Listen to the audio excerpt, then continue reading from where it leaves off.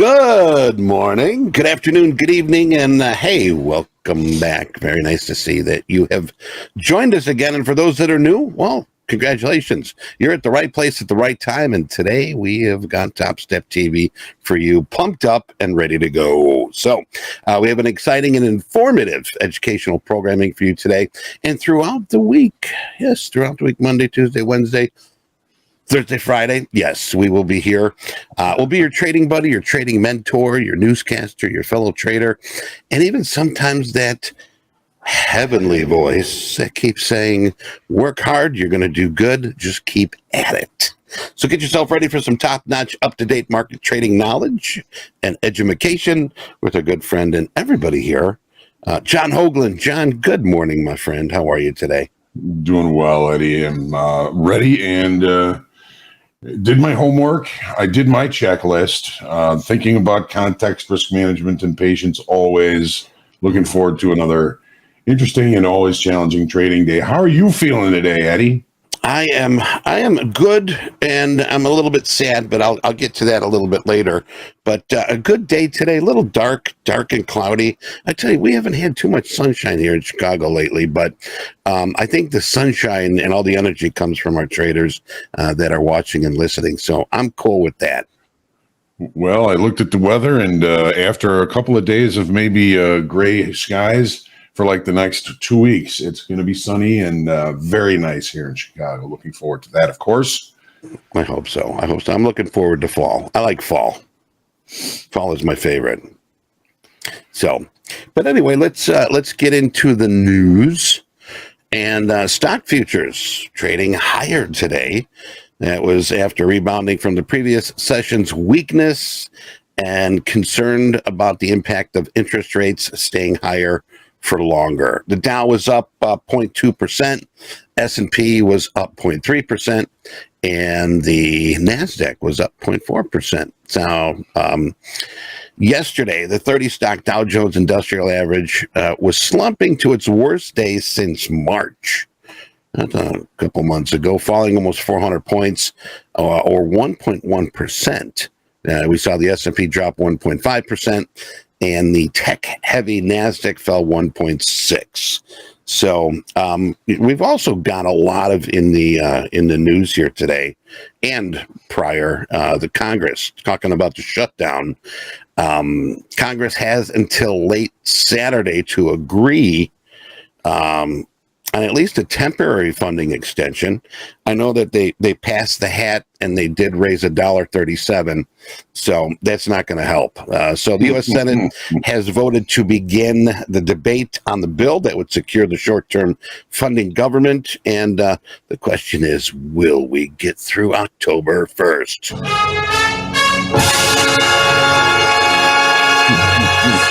All right, Johnny, what do you got for us today, my friend?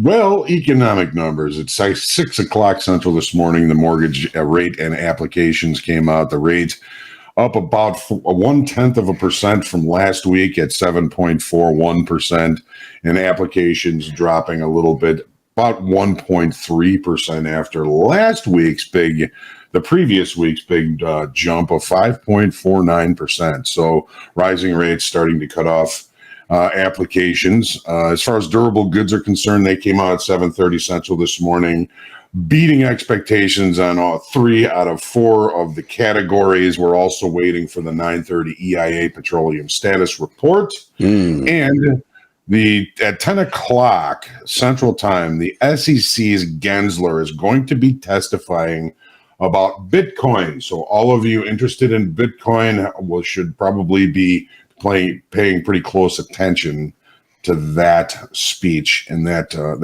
testification, whatever it is. A testification. Testification, yes. New word in 2020. It's an industry term. It is? Okay. All right. Well, John, we magically had oil prices rising. Magically, yes. As markets focused on the supply tightness following the release of the American petroleum status, stockpiles, lots of stockpiles. How do you stockpile oil? Well, I guess in barrels. Okay, just stock it over there. Put it over there. About 1.6 million barrels. And like you said, we'll keep an eye here today on our EIA, Energy Information Administration, EIA, due later today. The reason I'm wearing this Orioles hat is growing up as a boy, I had a baseball hero that passed here. And I think we were talking about him maybe last week, maybe it was this week here. Baltimore Orioles announced that legendary third baseman Brooks Robinson has passed at the age of 86. God bless. 86. Yeah. Gosh, if I make it to 68, I'll be okay. And then check this out. Talk about being the best that you possibly can be. He participated in 18 All-Star games. 18. Won 16 consecutive Gold Gloves, and he had the MVP batting .318, 28 home runs, and 118 RBIs. I had the opportunity to meet that gentleman and have him sign a bat for me. So I will forever remember that. Yes. Well, rest in peace, Brooks Robinson. Brooks Robinson, best third baseman I ever knew. So, all right. Now it is time to swing, baby. Let's take a look at Johnny's charts. Johnny, what do you got for us today? Well, Wednesday, September the 27th, VIX down 3%, but still higher than yesterday at this point.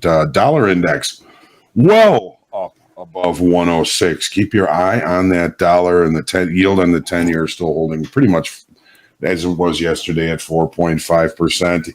This is the daily in the S&Ps. Let me get my spectacles on here so I can see what I wrote earlier.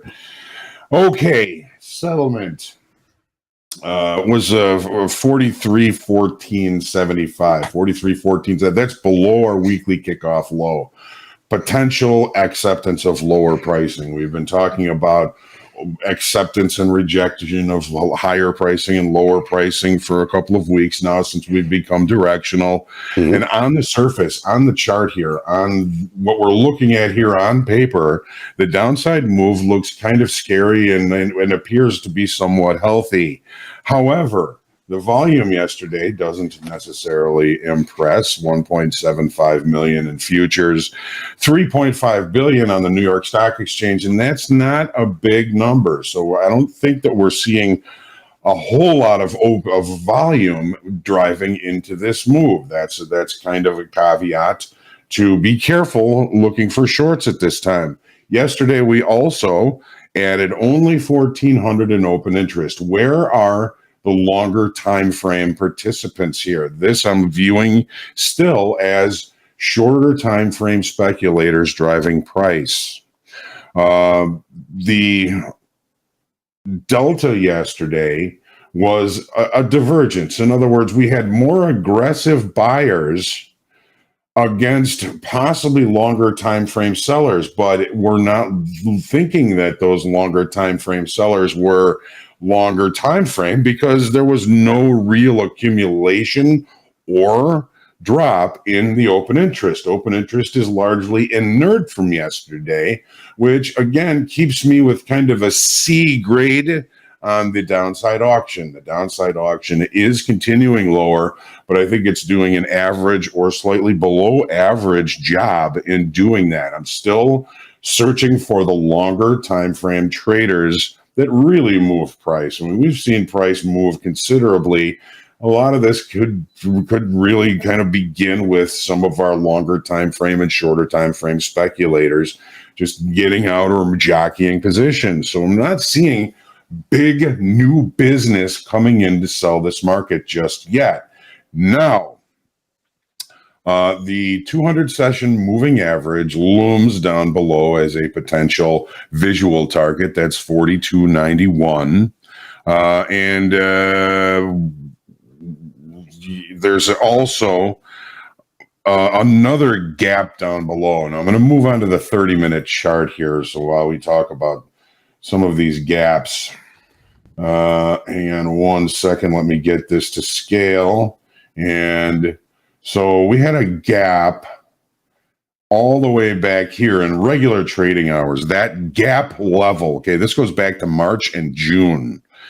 The gap level that we finished yesterday was a gap closed down to 43.25 half, basically our weekly kickoff low. There is, however, another gap in regular trading hour session. Remember, when we talk about gaps, we're talking about regular trading hour session. Now, I'm going to try and show you on this chart if it doesn't freeze up on me. There is another weak structure down below in the form of another gap. This is the gap that we just closed yesterday. We have another gap that's, I believe, largely, possibly in sight. And that gap takes us to 42.49 on the high end, 42.39.75 on the low end. So this little daytime frame gap is a weakness in structure that if the market continues to move lower, traders will target. All right. So that is, still quite a ways lower, not terribly, but looking on the 30-minute chart, what are we looking at? We're still looking at a market that is putting in lower highs and lower lows on a daily basis. It is still largely one-time framing lower. One-time framing meaning multiple time frames are acting in concert on price. We've got overnight inventory to the long side, which takes us back into the center of yesterday's range and inside of the value area. Look at what the market has been holding since basically the London Open. It's been holding that weekly kickoff level. The close of that gap may be starting to create a little bit of support. So if 43.25 is going to be somewhat pivotal for us today. And when I say pivotal, we're looking for continued acceptance below or over time rejection of price below and perhaps another pullback to the upside. Now, when we think about the auction process and how the auction process has played out, the auction isn't performing very well on the way down here. It's more of a kind of a drift lower, and I know that markets have a tendency to take the elevator down and the stairs up. I'm just not seeing the volume and the open interest that makes me believe that there's a whole lot of teeth to this downside move. If we manage to get some sort of an agreement on the on avoiding the shutdown, that's going to take one of our questions about the economy and the markets away. So one of the uncertainties will be pushed down the road for a while, and that may be enough for us to kind of put in a base here. Now, if we look at the bottom of yesterday's regular day session, is there a degree of excess down here? I'm not looking at it as a huge degree of excess, but the fact that we're going to be opening back above weekly kickoff high is a little bit encouraging for a potential opportunity back to the upside. What I don't want to create is in anybody's idea is that it's okay to fight a downside move. We're looking for evidence and structure that is going to tell us that, okay, the downside auction may have ended and now we start looking for opportunities to buy weakness. It's a bold thing to say. There's no guarantees for anything. We're just talking about overall market context and structure here. So this weekly kickoff low, yeah, we did close below it. We had a trend day to the downside yesterday. We closed poorly, but again, we didn't bring in a whole bunch of volume, and open interest was largely inert, adding 1,400 contracts alone. That's it. That's the most of this, new selling that we could bring in on this move to the downside. Is it long liquidation? Are we maybe getting too short time frame? All these questions will be told by the end of the session or by the end of the week, or it's a never-ending story, really. So we're going to have to watch the show as the market turns on a daily basis to see what happens to our main characters, the S&P, the NASDAQ, the gold, and the crude oil. Anyways, we're overnight inventory to the long side. If the overnight inventory doesn't see price get back down below this weekly kickoff level, it may be an opportunity for us to either fall into range or have a decent pullback to the upside. Acceptance, meaningful participation below weekly kickoff low, the market could continue to move to the downside. And again, I'm not suggesting picking a bottom here. I'm suggesting trading what you see using the context that we're talking about right here. The auction to the downside is in play, but is it doing well is always the question. Is the market performing well to the downside? And I'm going with average to a little bit below average. On the profile, we have a trend day to the downside, natural, kind of a normal variation trend day to the downside. We have a low excess low yesterday. So on the 30-minute or the market profile, we don't have a really good degree of excess on the low. It looks better than that on the daily chart. But again, we have to remember that weak lows, weak highs, they have a tendency to be revisited. So I'm going to be patient today because we're opening in range and in value. And I'll be looking for probably the market to set an early range. I'm hoping it's a narrower range where I can focus on those extremes for my opportunities. Let's move on now to the NASDAQ, which we talked yesterday. We've been talking about the NASDAQ has further to fall, and it did fall a little bit further percentage-wise yesterday, but really hasn't breached the weekly kickoff low where the S&Ps are testing it as we speak. So does that mean that the NASDAQ is holding up better? Is it holding up better, or is the downside auction actually improving a little bit better than the S&Ps? And I'm going with the auction to the downside, and the NASDAQ is doing slightly better. It's a little healthier than the S&Ps. We had a pretty decent volume yesterday, a pretty good increase from the previous day, although not huge.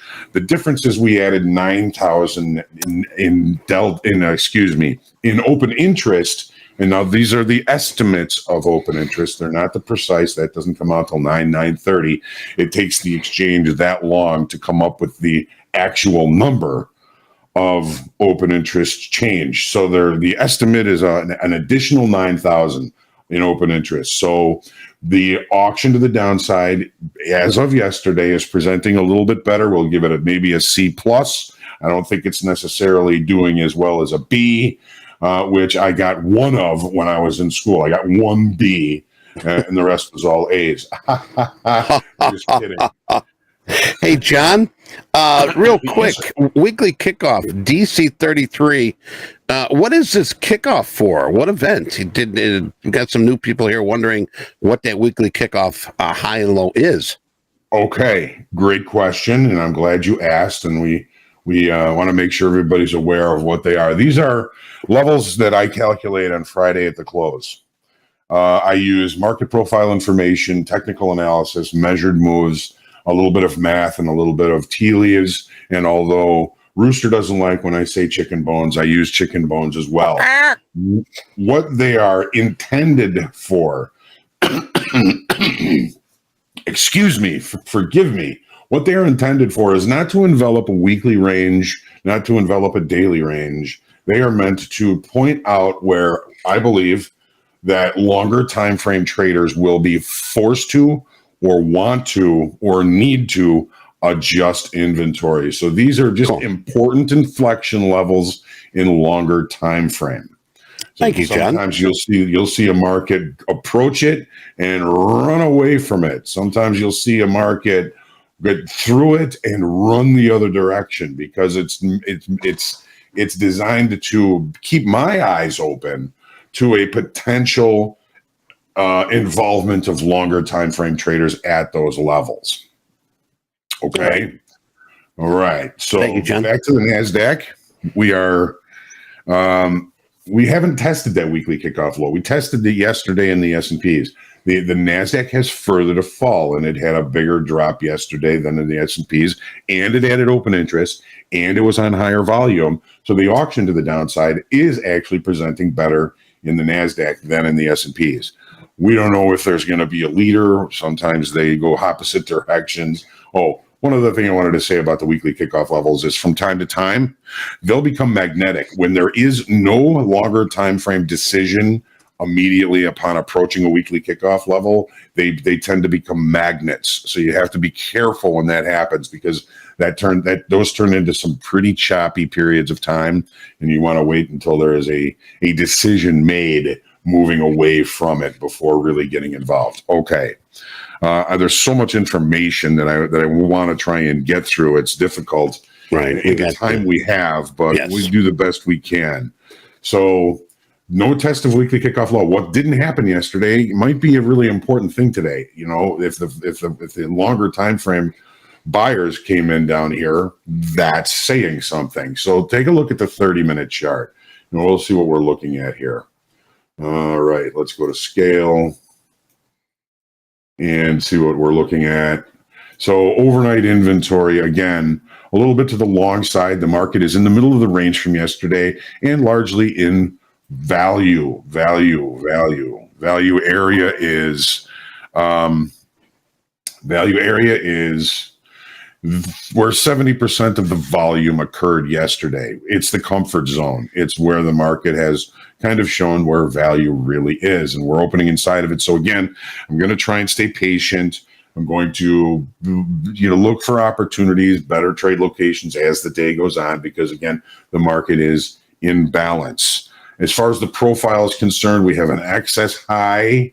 We have a kind of a normal variation trend kind of to the downside. No late spike. First lack of a late spike in like 4 sessions.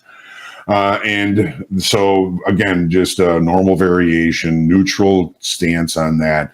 Opening basically at the point of control, which is the highest volume single price from yesterday.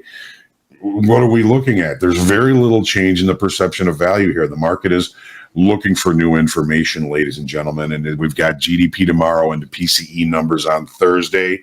We may fall into range and do a lot of balancing and repositioning to protect ourselves from the next couple of days. Now, the GDP tomorrow is the third stab at the second quarter. So it's going to be the final stab at it. Whatever it comes out, and we'll see what the markets offer for us there. Now, I'm getting a little bit long in the tooth here. Let's get to crude oil, because crude oil is also in an interesting situation. So weekly kickoff high. What is that? 91.80. 91.80 is weekly kickoff high. We've had an area of balance, a pullback, an opportunity for the market to even out inventories after a long upside move. We would call this an upside digestion. We are currently breaking out above that upside digestion. Do not fight a directional move. This market is opening and acting like a directional move above an important inflection level. It is testing last week's high of 92.43 as we speak. But if buyers continue to come into this market, the last thing you want to do is get in their way. We do have the EIA coming out. We're looking at the EIA is expecting a 1.3 million barrel draw. Shorter supply. Question as far as demand is concerned, but I just want to point out that this weekly kickoff level is intended to alert us to the potential presence of longer time frame participants. Here's what it looks like on the 30-minute chart. So we had overnight inventory considerably to the long side. We've opened with a gap. If we can't close the gap, we're still going to be looking for opportunities to buy weakness.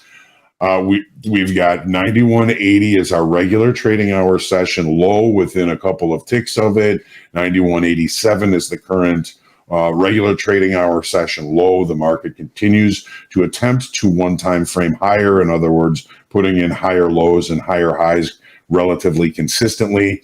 Don't try and fight this without some sort of structure, without some sort of excess, without some sort of reason and the ability to limit risk. So be cautious here. This market is primed to continue higher. And of course, it is EIA day. It may hold off and wait until then. And the EIA, of course, may change things considerably for us. Johnny, can we tag crude real quick? Got about a minute here. Yeah, we'll jump into gold here. I'm sorry. Gold. So, that's right. yeah. So gold yesterday, we had a breakout of a technical structure, a breakout below weekly kickoff low.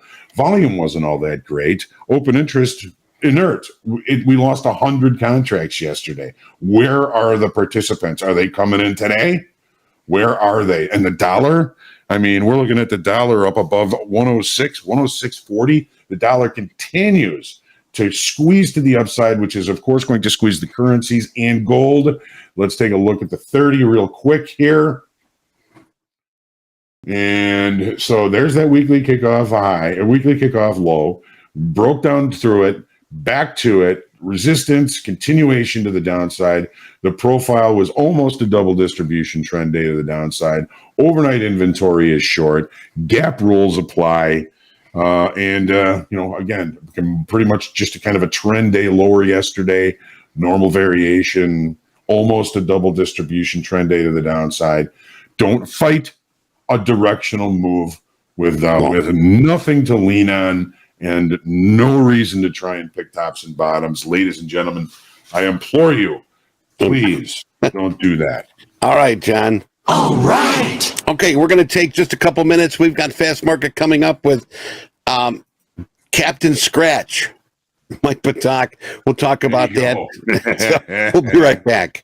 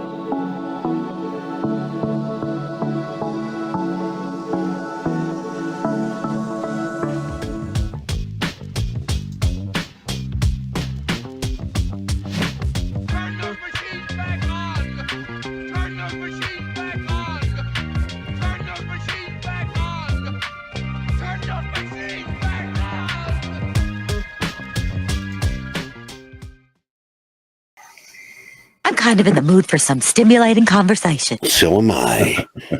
Welcome to Fast Markets. We've got Michael Patak and John Hoagland. And as I mentioned, Captain Scratch, the comeback kid.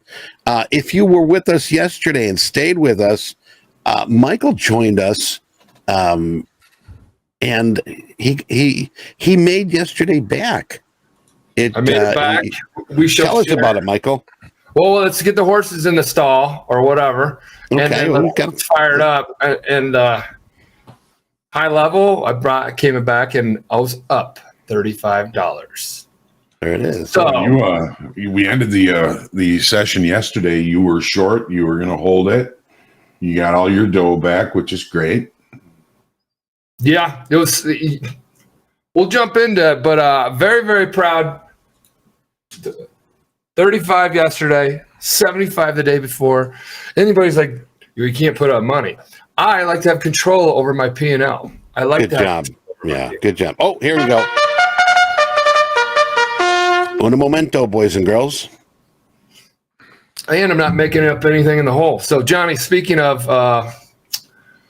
none of that, what do we got for NASDAQ? Give me some stuff. I got to get my notes out.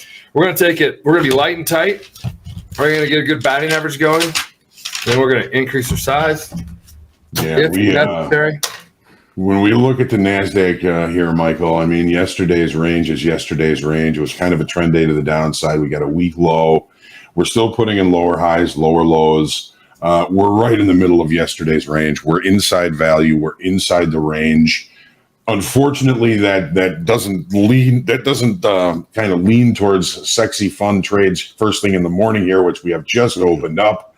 It leans more to let's see what happens because there's very little change in the perception of value. And they're off. Okay. So as we continue to kind of talk here, there's more things we can kind of talk about as far as context is concerned. The downside auction in the S&Ps, I don't think has been performing very well. It's been performing better in the NASDAQ, so I think we're still looking for opportunities to sell strength. As long as we don't take out yesterday's high, last night's high right here, approximately 14,796 might be an interesting opportunity for us. Settlement kind of takes in our overnight low as its own, so 14.7, 14.75. We're right in the middle of it, in range, in value. Stay patient. We'll keep an eye on the opening range here to see if there's any. Why 14.75? Why 14.75 again? 14.75 is the overnight high. Overnight high 7. Okay, 14. It's actually 7.75. 96. Oh, overnight high. Okay, sorry. Yeah, overnight. My bad. All right. So the opening range has been left at the low in the NASDAQ and in the S&Ps. Well, ICT trader coming in here saying, good luck. Good trading today, folks. And to you. Thank you, ICT. We got to be careful. Okay, I'm looking for the 96s, but the 80 somethings will do. Now, don't forget, at this time, we've got the opening range at the low of the session. Now, it's opening in the middle of the range. That doesn't mean as much, although ACH, anything can happen. Remember, Mike, we get the final GDP from Q2 tomorrow, and we've got the PCE numbers on Friday. Those PCE numbers are going to be watched very closely by everybody, including all the talking feds. Talking heads? Yeah. Right. Brian Ferry and the talking heads. Good morning, ICT. Good to see you. Can't wait to see what what our win streak is. Very proud of your son. I'm very proud of your son as well for having Yeah. I got a 2-day winner going. 3-day win streak. I'm going to try to get up on the leaderboard on winning days here. All right, that's your challenge. We challenge you, Mr. Patak. It's a good challenge. All I have to do is make more than 0. See, guys, like to scratch day. I'm going to say it over and over again. It's the second best trading day. It's so damn important. Yesterday, I traded for scratch. That's what it's called, trading for scratch. You're down in the hole, can't get out of the hole, I traded for scratch. All right. Now, what are we considering scratch? 100 positive, 100 negative? Yeah, yes, but both so far I've psychologically made them both blue days. I don't use that green day term. I've been blue on my positive profits since I started trading. That's always been the color. Well, I'm gonna, because I don't really get the opportunity to do much here, I'm gonna go ahead and take a long. Yeah, you know what? I'm looking at that too, John. I'm here yapping, but I like it from the long side up here. Hey, 60-40 NASDAQ to the long side, 47-48 to the long side S&P. And he's talking tilt. If you're not familiar with that, who's 60? Who's 40? Long 72, long at 72.50. Weekly kickoff low is 25 even. I'm going to give this just about 4 points of risk. 72.50? Oh, hold on. Yeah, 72. Yeah, 43, 72.50 is the long. I'm going to put a stop in here. That should take out the low of the opening range by a significant amount. And we're going to let this play out. John, just because we're up against weekly kickoff low here. Well, hold on. 42.70.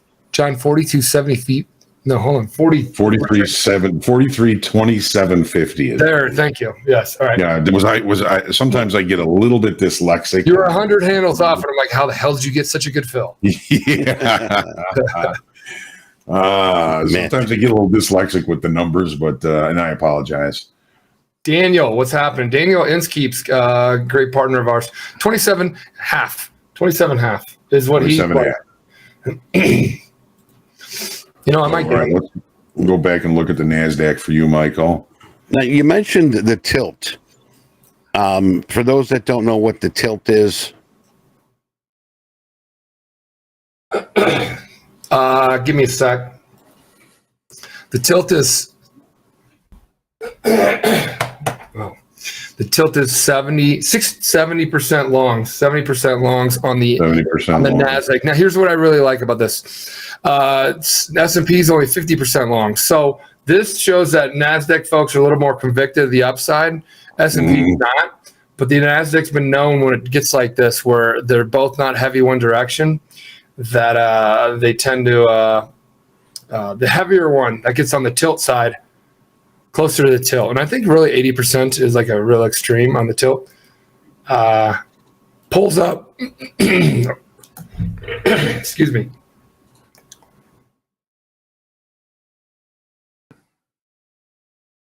All right. Oh, yeah. I'm dying a little bit every day. We all. Good to know. We all are. Oh, there's God right there. Coming out from inside my nose.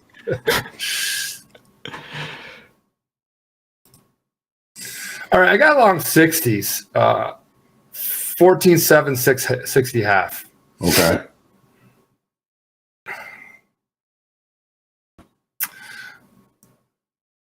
It is 55% short. So you got shorts matching up now.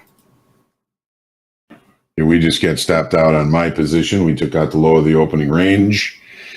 I haven't had the opportunity to take a trade in a few days. We've been focusing on the NASDAQ for Michael here, so I just wanted to get one out there, and it did not work, so we're out. Well, I got in roughly where you got out on the NASDAQ. Well, yeah, but you see, the thing is, the NASDAQ is still inside the opening range. It hasn't taken out the opening range yet.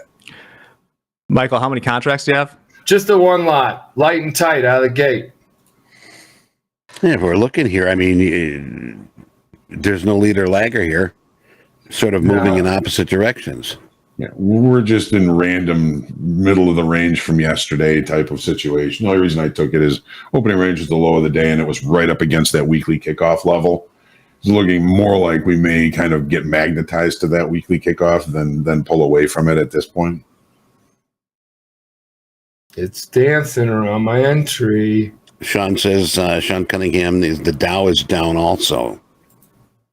So you might be seeing the NASDAQ here. NASDAQ pulling down there a little bit.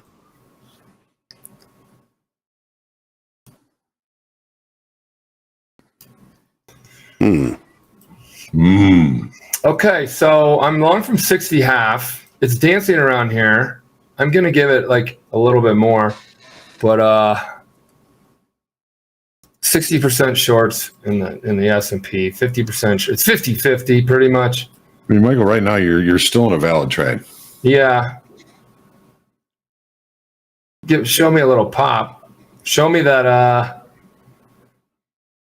we got some legs. And here we go.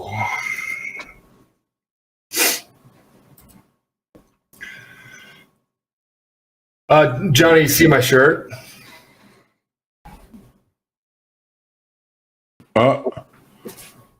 Is that the baseball game one? Yeah. Event of the game. Yep. Yep. Very nice.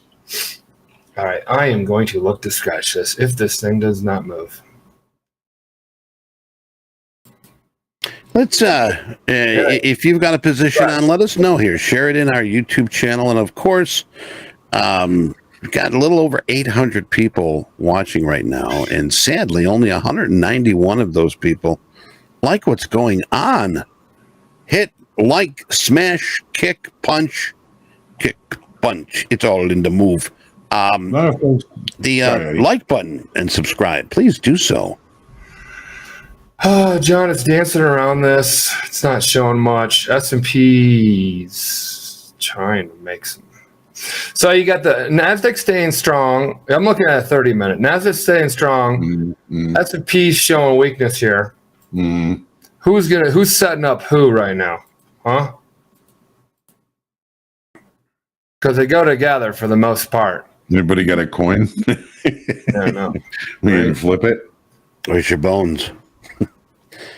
Oh, we got some people sharing some positions. A lot of NASDAQ traders here.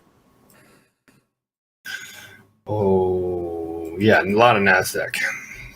Look for YM to continue. We got some YM traders. I like Dow. I used to trade in the Dow pit. Yeah, that's your home. That was my home, yes. Thank you, Jay.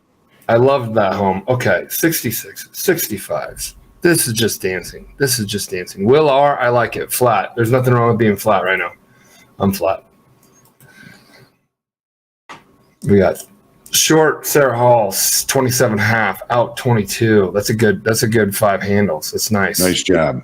Nice trade. He was fading me. Good job, Sarah.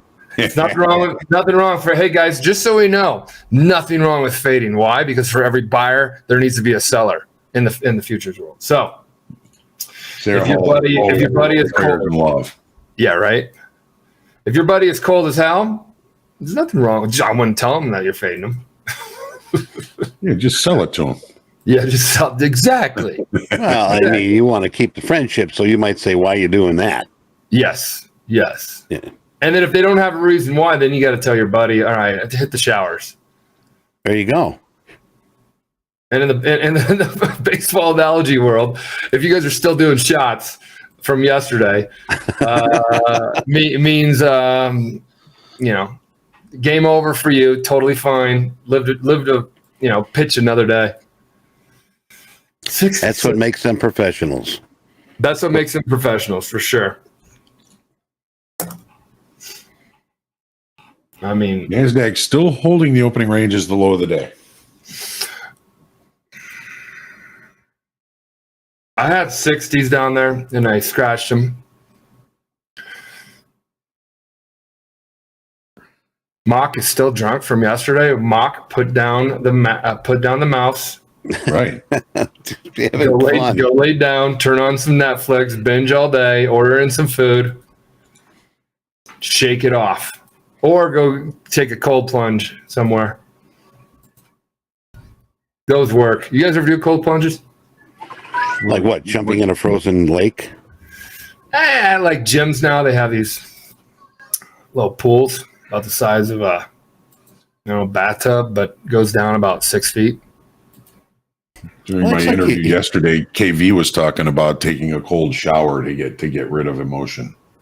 There you go. See, that cold shock is supposed to do something for you. I mean, you look at pro sports. There's a commercial too where pros after a game they're sitting in a bath of ice cubes.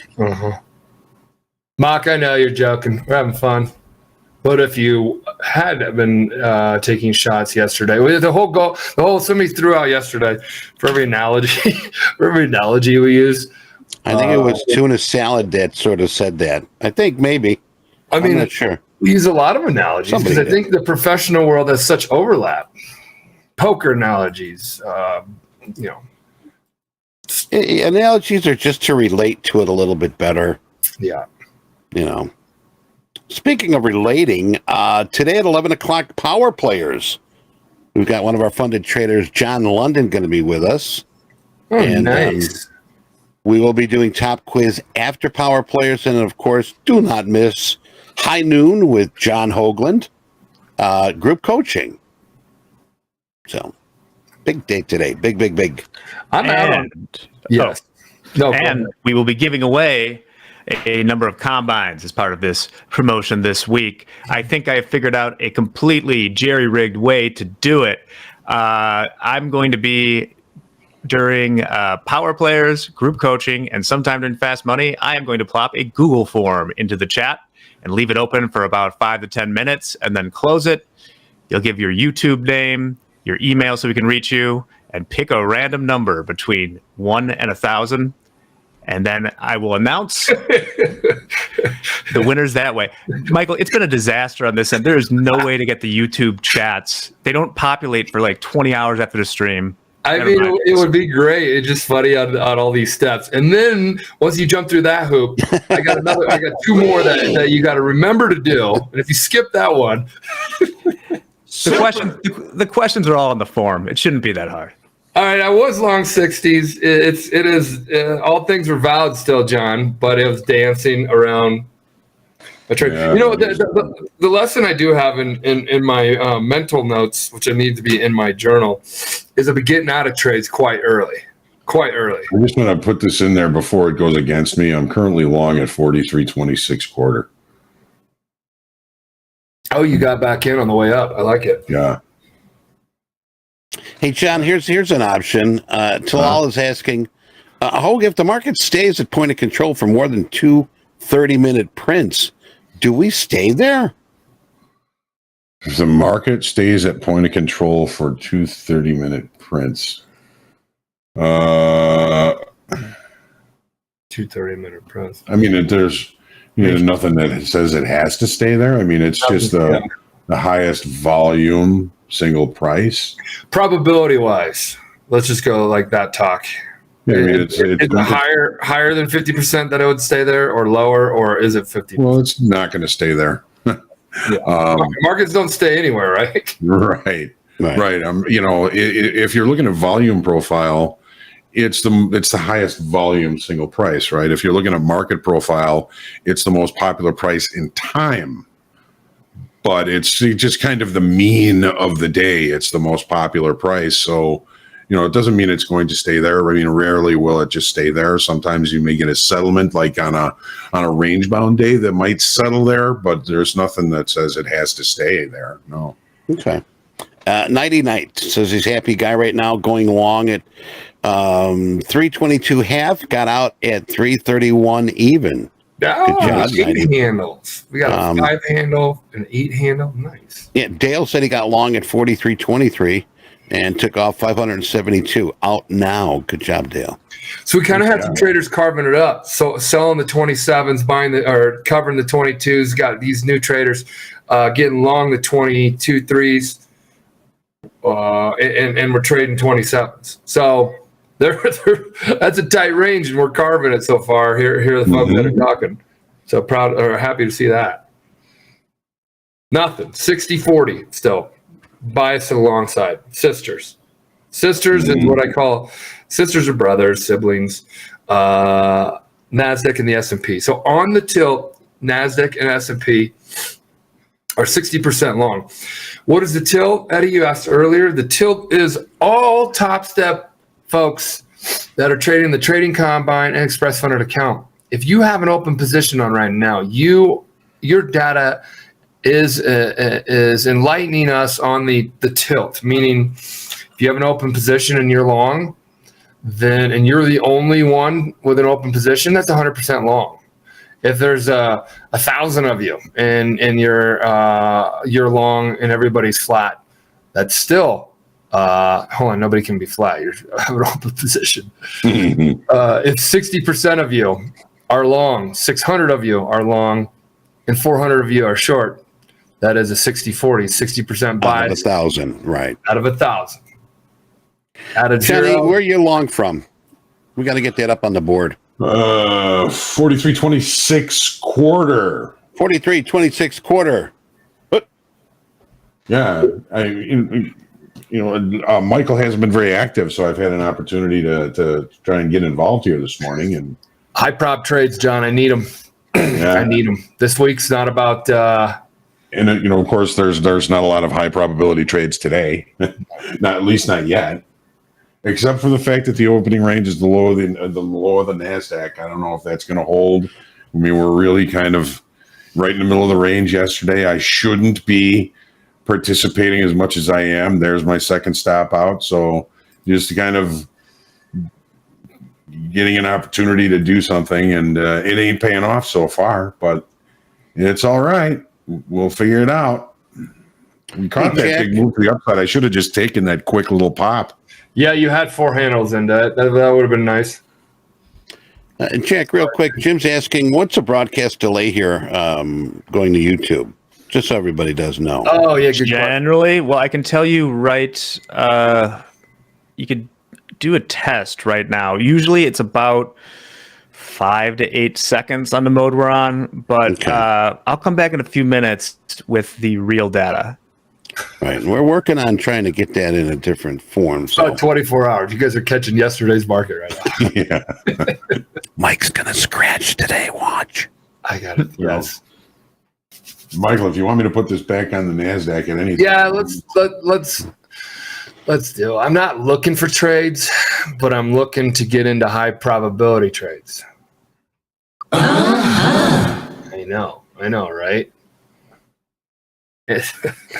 Oh, finding gold got a little heavy today again. 260s and on some lows here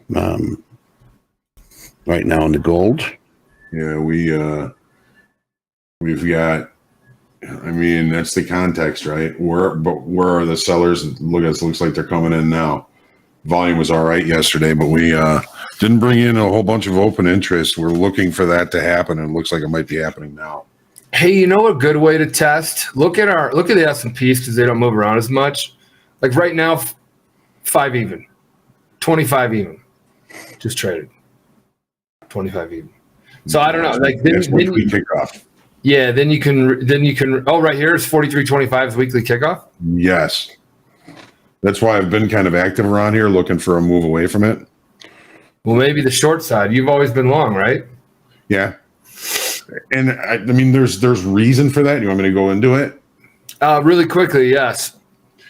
All right. So Well, hold on really quick. Before you do that, what other levels are around here? I got the 14,796s, but it kind of ripped through. It ripped through. It ripped through that one, but you would have only had to take not even 10 handles of heat if you would have got around the 96. So that would have been a great one. Right.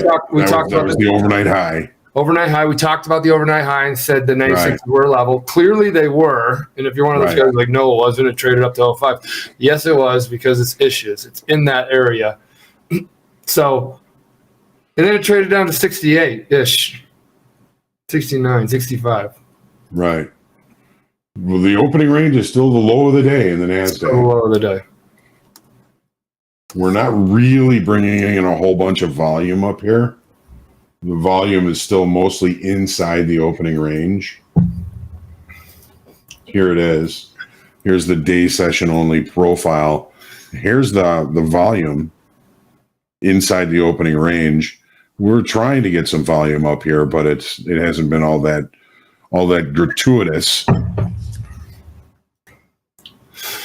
I got nothing. 50-50 on NASDAQ.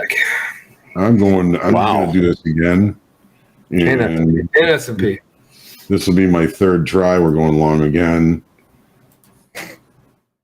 And we're going to give this one a little bit more room on the downside because of the weekly kickoff level. Call me crazy. Crazy Jenny. One more try, and then my rule is three losing trades, and I'm done. What's your price? You're not. Don't be done, Johnny. I got long with you, 77 quarter. 26 quarter in the S&Ps. I got long with you, 77 quarter. 10 handles in this really quickly. I like 10 handles really quickly because there's almost 15 and a 20-point move in the NASDAQ is pretty telling. But I'm going to cover the 96s up here because that's where we were looking at before. If it gets up here, because it is not showing a ton of follow through today. Yeah, it's not. There's not much going on. So all right, back to why I'm kind of looking at the long side. So we've got this big move, which we were kind of expecting, but I don't think it's been performing all that well, to be honest with you, Michael. Here's why. All right, yesterday, big down move. Volume was just okay. It was even just okay on the New York Stock Exchange, but we only added 1,400 in open interest. So it's not like there's a whole bunch of money coming into the short side here. I don't think we've attracted the longer time frame in any direction at this level, right? So how is the auction doing? Well, volume has been okay. we only added 1,400 in open interest yesterday, so I'm giving the downside auction more of an average grade, like a C, maybe a C minor. So thinking that the downside auction might be a little bit tired and I'm moving the opposite direction, or if a move into balance in this area might be likely. So I'm using the weekly kickoff low as kind of a go, no go level, long above, maybe short below. I've had this is my third long above it. One of them was okay profit wise, but I'm looking for more than that. And if this doesn't work, then I'll probably just have to step back, reassess, come back tomorrow and see what happens. Maybe, if I take a cold shower and cool off a little bit later, I can find something. But right now I just keep getting beat up around weekly kickoff low, which does tend to happen. We talked about this in the market prep in the opening call. Sometimes what happens with these important inflection levels, if the longer time frame doesn't show up, you can kind of get stuck magnetic to it while decisions are being made. So I don't know. We're going to see what happens here. The reason I like the long again is because I don't think the downside auction has been performing that well. We need a pullback. Maybe we're a little bit short in short time frame. Very difficult to read, but because weekly kickoff level is right in the area, that's the only reason I'm active now. Okay, yeah, I like that. John, did you realize you gave that grade a C minor? You're thinking music-wise? Yeah, C minor. C minor? Yeah. He is a musician. We're going to give it a G flat. Yeah, let's give it a G There flat. is no note between B and C. So there can't. Well, yeah, there is. That's okay, though. We understood exactly what you were talking about. Yeah, I don't think. Okay, it's a C minus, C minor. Sean saying, "Play Eye of the Tiger in C minor." Jen, and we'd have a call from YouTube going, what are you doing? Yeah, there's no note between B and C, so a C minor. Well, I see how I'm thinking of C flat. No, there is no C flat. C minor there is. Yeah, that's right. Do you even music theory, John? My stop just got hit. Just got touched to the T, 60.75. Dead low. It knew where you were. The market is watching you, Michael. My stop got ran. You could have C flat. You can have all sorts of things in music theory, man. Yeah, you C flat would be a B. Yeah.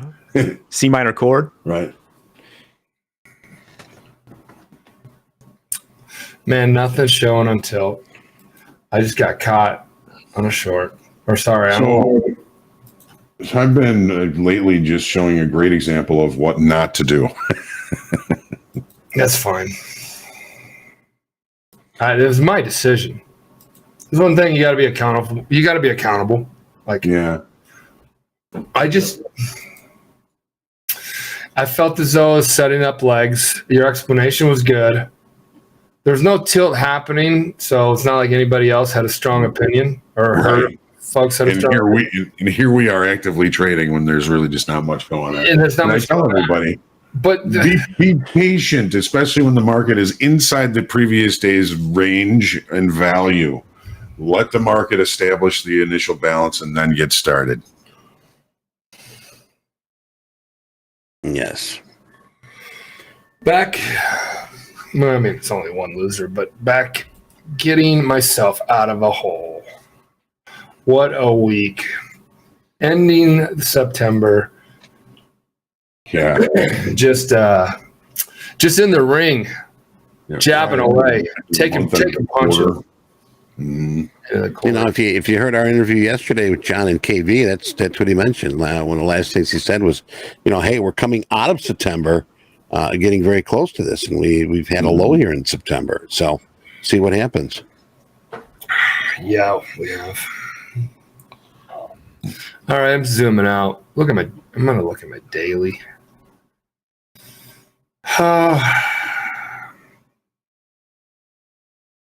I mean, we can't complain too much. The markets are moving.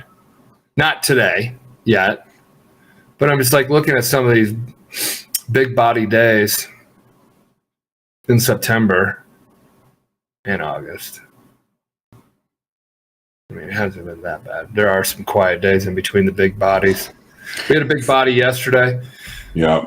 Big body yesterday. But if you look at all the big bodies on a daily, they do come with quietness a couple times here. That's fairly quiet. This is quiet. Freddie Elgin on his XFA caught 3 lots short at 96.25 on the NASDAQ for 25 handles. That's a nice, very nicely done. Yeah, on your XFA too. Good job. I don't think if I had these stories, I would feel as, oh shit, I got a working order. I don't think I would feel as optimistic during some of my struggling days. When what? When I don't have these stories that Eddie's sharing right there. Oh, right. Or when people share, the good trades. I mean, I always like when people share the trades that didn't pan out and then why. But I love hearing people, even if I'm not doing well, because it gives me optimism. It gives me, it inspires me to keep jabbing away. This has been something since I was a first day rookie trader.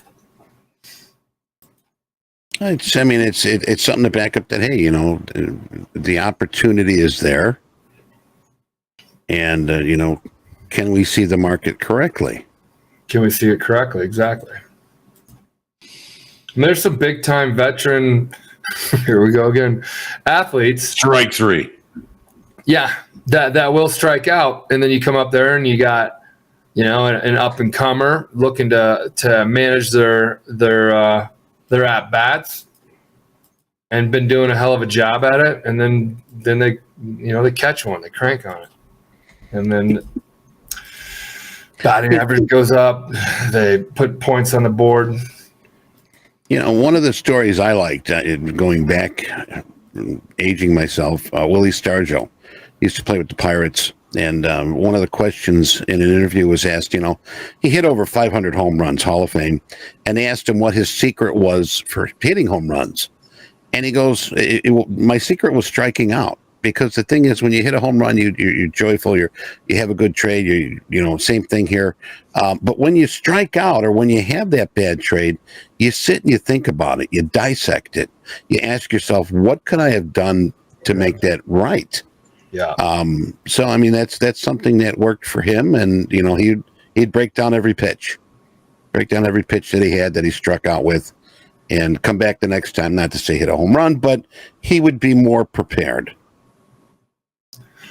And that's what we need to do, is be more prepared every day that we trade. Get better than the last. I'm going to take a long around here, the next little sell-off down here. Well, we've got Eddie, if you remember, we talked about in the S&Ps, we had overnight longs. We really needed the market to hold above that weekly kickoff level. Right. This, to me, is more of a overnight inventory adjustment than anything else, and we opened right here. Inventory adjustment achieved. What there. level? Yeah. What here? So right here, and that's then we're talking S&Ps. John, I need levels. I don't look at your charts. Well, in the S&Ps, 43.18 up a half approximately, but in the NASDAQ, let's take a look at where we're at. So overnight inventory started much lower in the NASDAQ. Overnight inventory is down around 14,720 for an adjustment, almost basically to settlement.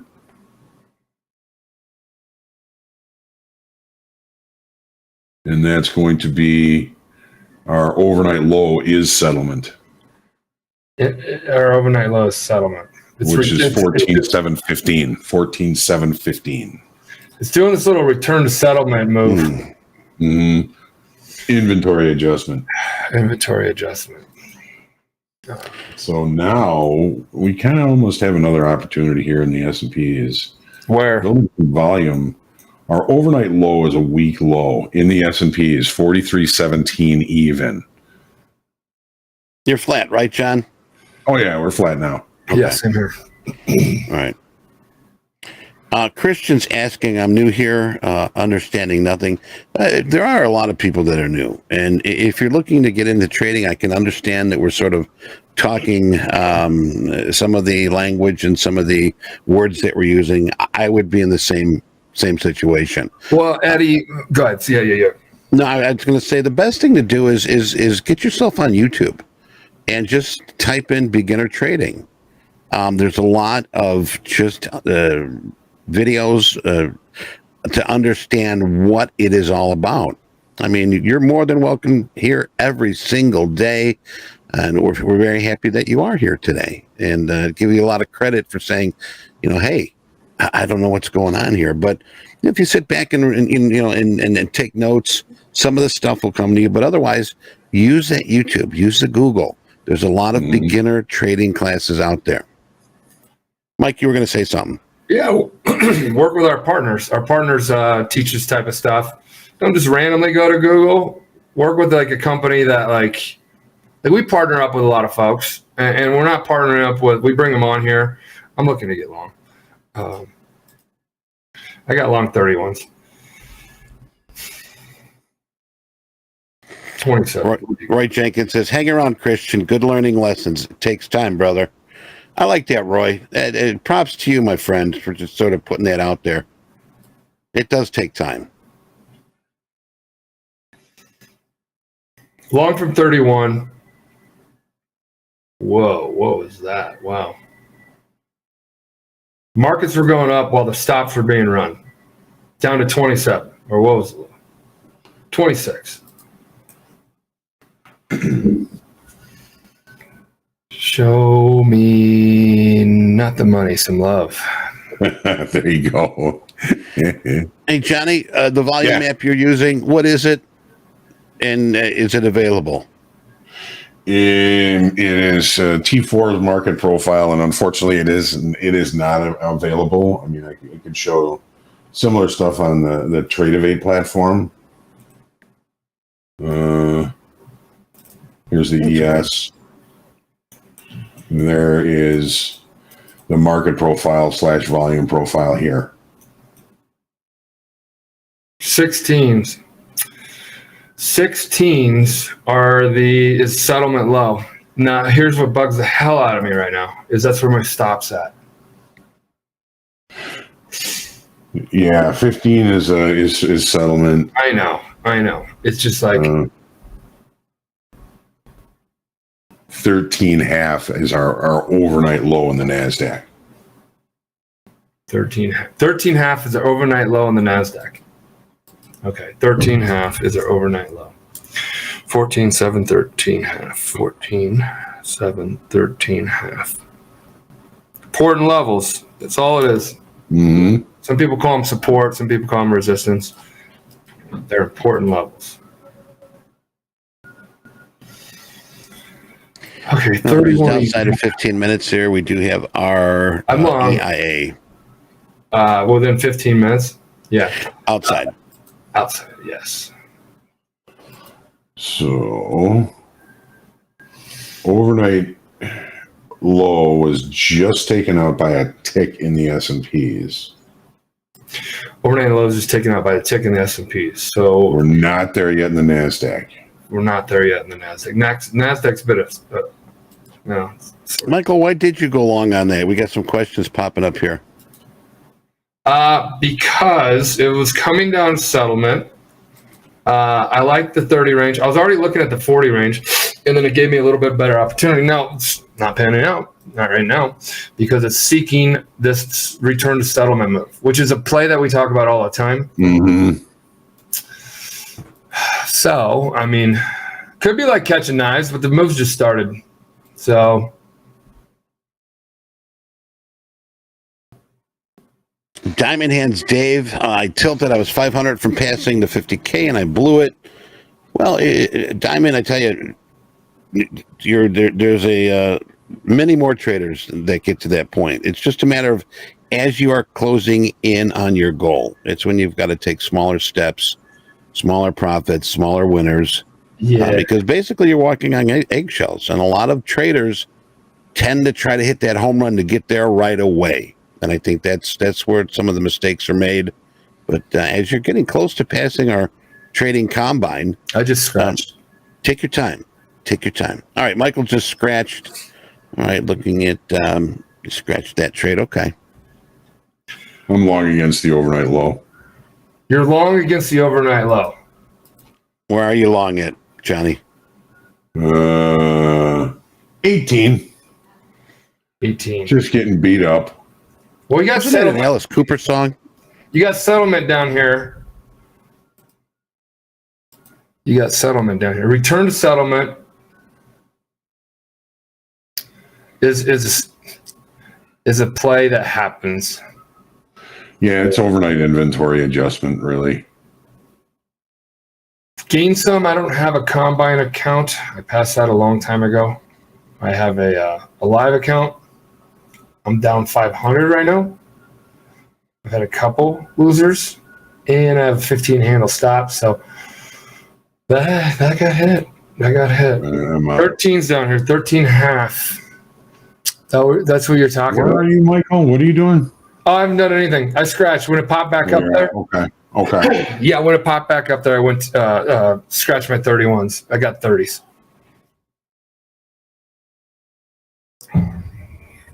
I would like it to test settlement, and then. Yeah, I'm out of that long, by the way. Okay, cool. Still Loki talking about settlement. We have S&P dropping, VIX rising, and y'all going long. Why fight the trend and try to catch the bottom? It's a good question. It's a great question.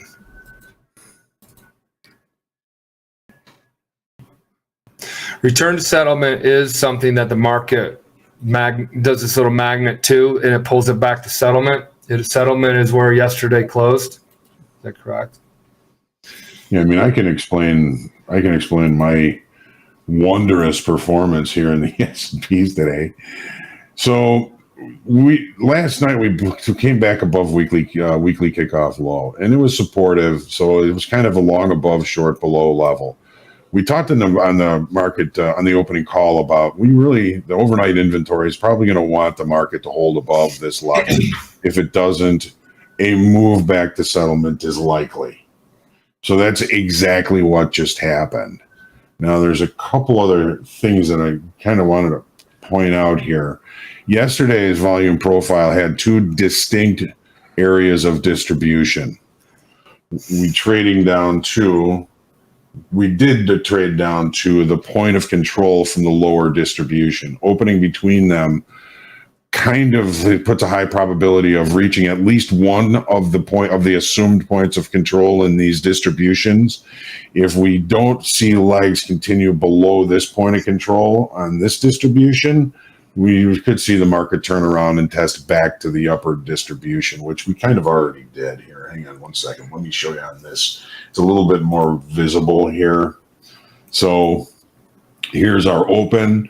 We traded to an assumed point of control in this upper distribution. Now we've traded to the point of control in this lower distribution. This was a repair. And I was playing, I pretty much kind of planned for it. We watched that 24 level to see if we could hold above. It didn't. It traded to the point of control in the lower distribution. Jay, one of our coaches, I saw in one of his comments was, "Why not wait until the initial balance forms on a day like today before getting involved?" Which was great advice.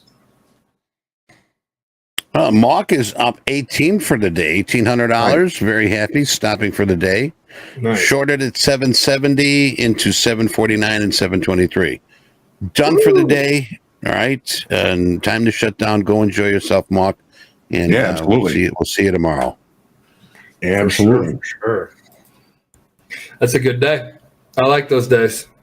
Well, Michael, hey, John, Michael, do you guys use stops to initiate trades at all? Andrew's asking. Sometimes. Depends on the situation. Yeah, if I'm adding to a winner and it's running, and it shows continuation. Of course, all things that got me in the trade are still valid. I will like to do that. You get slippage in a way that's I don't know that you'd be better on little if you really liked it to continue to the upside. Let's just say pullbacks would be better. Moves your Brother average. Rick is with us. Hello, Brother Rick.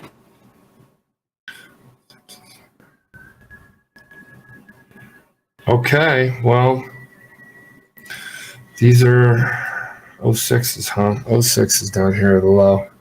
What do you got Brother down here, Rick, I think John? Brother John's a little too busy. What's that? What do you got down here level wise? Well, we've taken out the overnight low. We've taken out settlement. Sometimes if the market takes out the overnight low and can maintain below that, that can be a kind of a decent reversal. But I'm not stepping in front of this right now. No. Forged user up 1,500. Nice.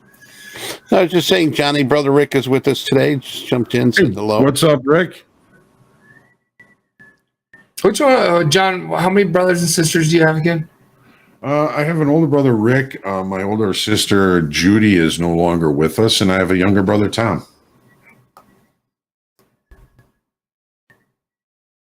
Three boys and a girl, huh? Mm-hmm. How many fights did you get in defending your sister? Not too many. She held her own. She was 3 years older than I am, so wasn't really. She probably came to your defense. Same circles, you know.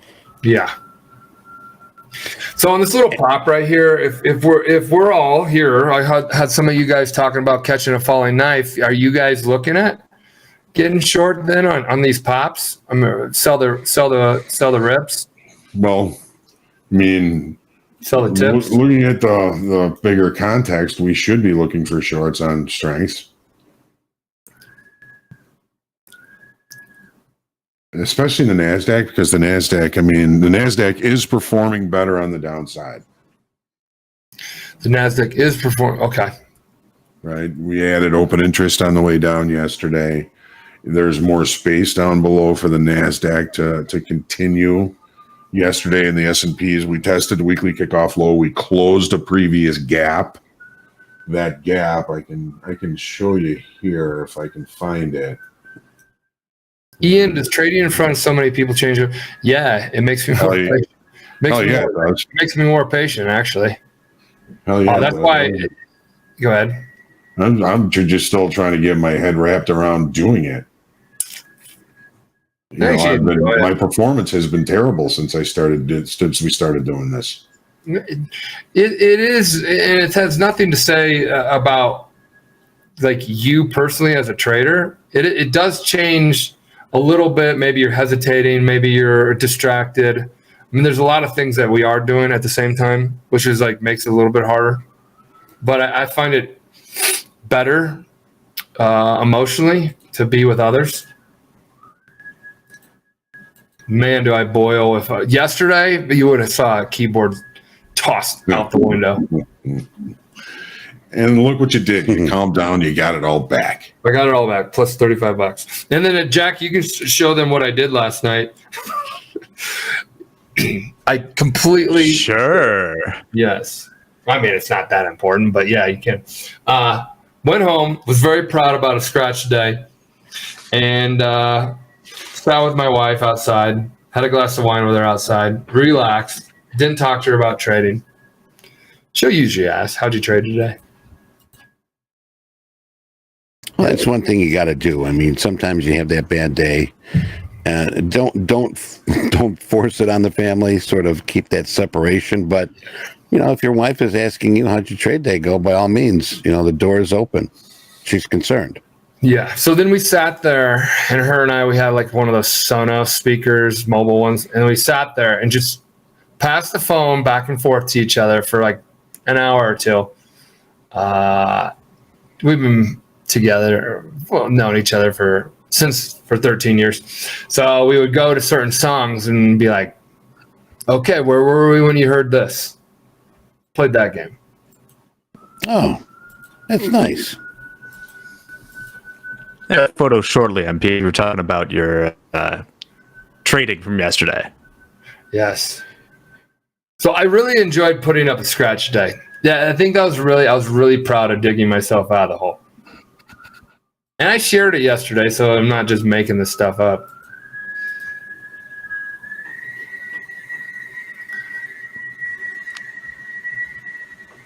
I have no clue what they're doing. Hold on, somebody's like construction. Yeah, someone's whistling back there. Either that or a dentist just moved in. Like a drill. Water's boiling. Hey.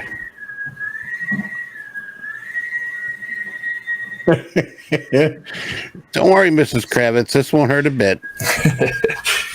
Leaf blower. Oh. That's a leaf blower? Yeah, I know, right?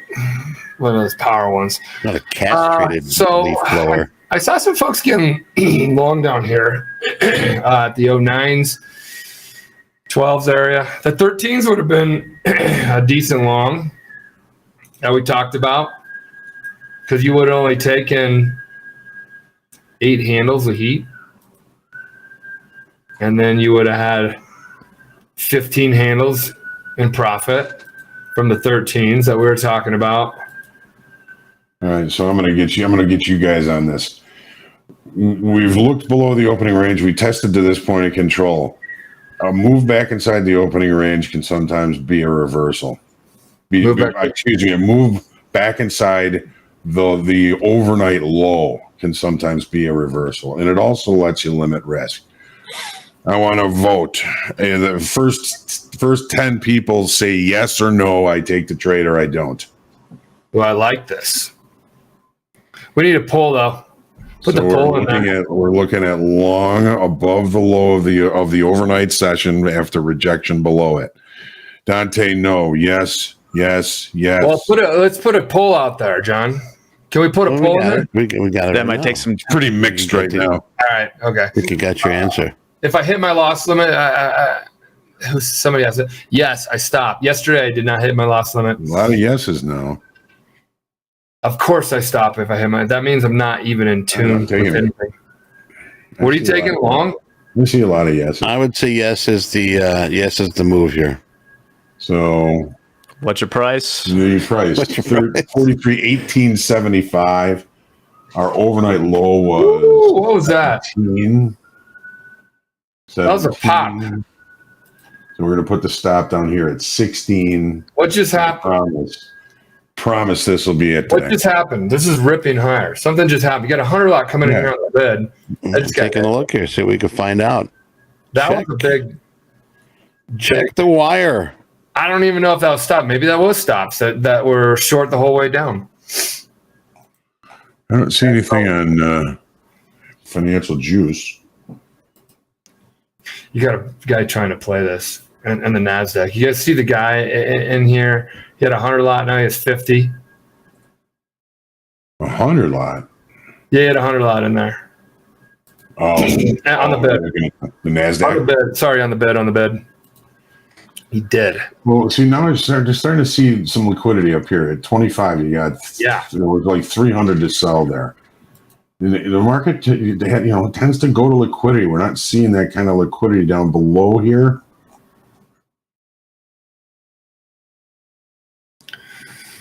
$500 on the bid here. Yeah, so you got 500 on the bid there, and then you had some big. You had some size on. Wow, see, these pops are strong. I don't know, like this is either news or just a lot of stops that were in there that were in the money. Tilt wasn't showing anything, so that's usually a good barometer of what all the active traders in the active trading, futures trading, S&P, NASDAQ world are doing, because thousands and thousands of open positions here at Topstep does kind of give you a signal of, well, if you're putting on those positions, you're probably going to put on those positions in your personal brokerage account. So you got to think like that. And then that helps you use that data on tilt to make a little bit better trade decisions. If you're like, okay, 80% of the people at Topstep are long S&Ps. And everybody's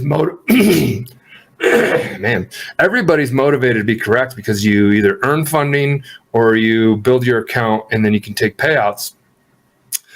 then I would assume those are the same type of positions they would have on if they weren't at Topstep and they had a personal brokerage account. So then you take that whole thought process and you go, all right, if it's 80% here at Topstep, maybe it's 80%. I mean, I don't think it's minus 80%. Let me ask something here, Michael. We're having trouble at that 43.25 level. Do I fish or do I cut bait here? Oh, I think you need a W, but it is running, but it's also showing its hand now. Fish or cut bait? Fish or cut bait? You're at 18s? Where are you? 1875s. Oh, yeah. Cut. 5 minutes remaining. All right, crude traders, you got 5 minutes on our EIA. Everybody now get long because I'm out of the long. Oh, Johnny, you are cutting yourself. You're the first one to cut yourself on that one. No. I'm terrible at it. I'm terrible at it. That was a great But move on quickly. Yeah. 6 handle. Move stop loss.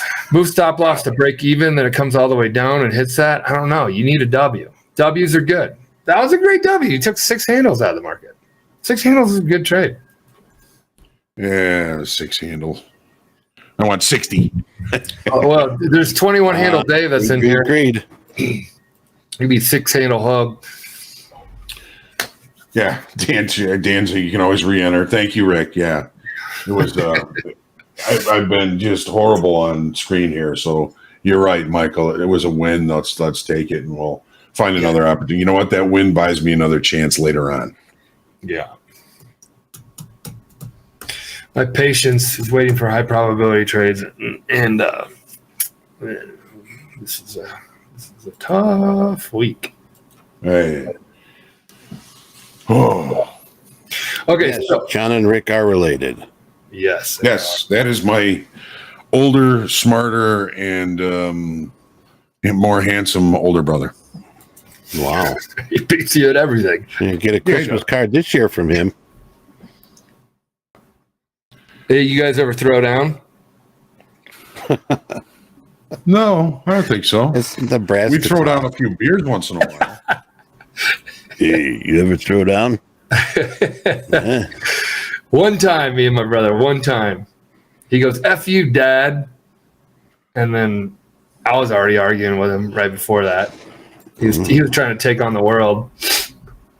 Took him down. I was 18. I didn't blast him in the face or anything, but I wanted to. You know when your brothers fight? Secondly, I just took him down. Yeah, me and my brother used to wrestle. We're about the same size, not throwing punches. And we did that till we were about, 27, 28. And then our bodies would be completely broken. So we stopped.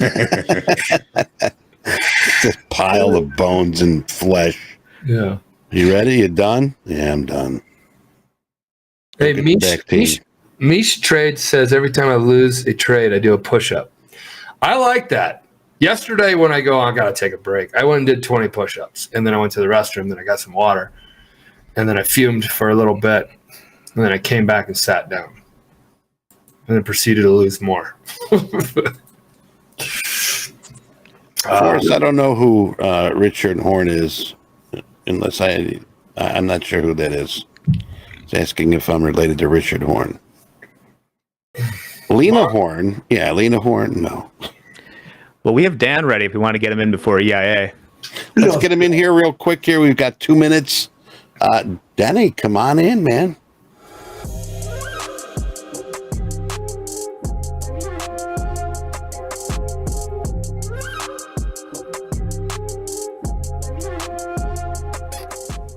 And we got Danny. Danny, good morning. Morning, hey, brother. good morning, How guys. are you, man? Pretty darn good. Happy That's Wednesday. Gross, gloomy, wet, rainy, nasty Wednesday. I like those days. I do if I'm not sitting at my desk working all day. That's why I like them. Hey, we've got inside a minute here. They run me down. Seasonal depression. It's that seasonal depression. I feel it right now. Like this morning, I'm looking at the market and I'm thinking to myself, I'm like, man, I'm really questioning a lot of things about what I want to do today. thinking about headspace, and I'm like, man, well, yesterday API came out with what was that? 1.5. Hey, real quick, crude traders, make sure if you want to be flat, make sure you're flat. Check, double check. Number's going to hit here in just a few seconds. Yeah, so API came out. Market continues to rally. We got crude. The EIA inventory is about to hit right now. They're calling for a draw of 1.3. We'll see what happens. Coming out at negative 2.170, negative 2 million. So deeper than they thought. Yeah, so pretty much not too far off the expectations. The expectations have been so off lately for like the last couple months. So that tells me, what does that fundamentally mean? It looks like this market wants to press higher. We're sitting right at last week's swing high, actually a little bit above right now. Last week's swing high was 92, just above 92.40. So we'll see what happens here. But to me, I'm looking at this. This is a Wednesday morning. The last thing I want to do is make dumb mistakes. I won't lie. I did take a short earlier this morning as we approached last week's swing high. I was looking to see, okay, if we touch and break really quickly, let's see if there's an opportunity. I took a short. Within about 12 seconds, 15 seconds, it popped against me really fast. So I jumped out because I said, I want to see it touch and break. It touched and pushed higher, so I stayed out, and this market continues to rally on up. So for me, again, it's got to pay attention to the reaction to this emotion right now. We're in the emotion. We got to pay attention to the reaction. Once that reaction starts to come into play, that's when we're going to start to look for some opportunity.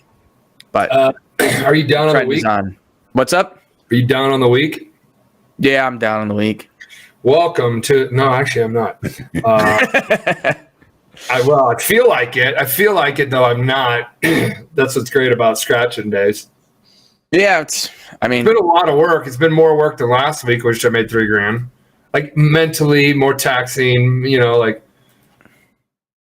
More managing my emotions and controlling my behaviors the best I can, because I just wanted to go off my rocker yesterday, tilt-wise. Yeah, you were not in a good mood when I talked to you yesterday. No, I wasn't. I about slam the keyboard. Then I'm like, I don't know if that's like a good show of a trader has been trading for a while.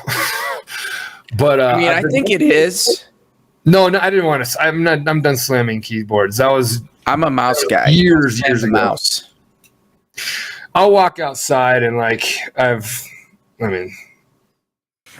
back in the board of trade days, I would walk outside and literally the top of my lungs yell, F. The old primal scream in like the alleys, the alley of the board of trade. And it sure is Smokers Alley. Smokers. It was actually on Financial Street on the other side. Oh, you'd go hide. You didn't want people to know. Yeah, and then a lot of the office workers or that smoke out there would look at you and they had no clue. They're like, you guys are crazy in that other building. What's this nut job doing? Yeah. It felt good though. And then penting it all up. That's why a couple traders in here were talking about doing push-ups, going for, any workout or anything, cold plunges. I'll tell you, there's there's a lot you can do for like the head game, right? Like you got to have your routine. You got to get up. You got to work out. You got to like burn some energy a little bit. I'm gonna misquote this, but I listened to an article or a podcast recently, and a guy talked about like self-manifestation and some things you can do to like mentally reset yourself and slowly change like your daily mentalities, which I now do every single day, and it's made a big difference. And I'll share some of these simple little things. Like my brother made a comment to me, Michael, you're just talking about beating up your brother. My younger brother and I have gotten into it a number of times. But he was saying the other day, he's like, you seem always a little bit happier lately. And I was like, well, I changed up my morning routine. It's all about like breathing, brushing your teeth. If you like brush your teeth normally with your right hand, brush your teeth with your left hand. Tell yourself you love you in the mirror like 10 times in a row. 25 deep breaths, followed up by light calisthenic workouts. And I do it every single morning. And I don't know, it's making me feel like a happier, easier, less. Are you like 30 seconds to a minute on all the other ones except the half an hour telling yourself you love you? You don't need a half hour of it, just 10 times in a mirror. No, I know. I like that.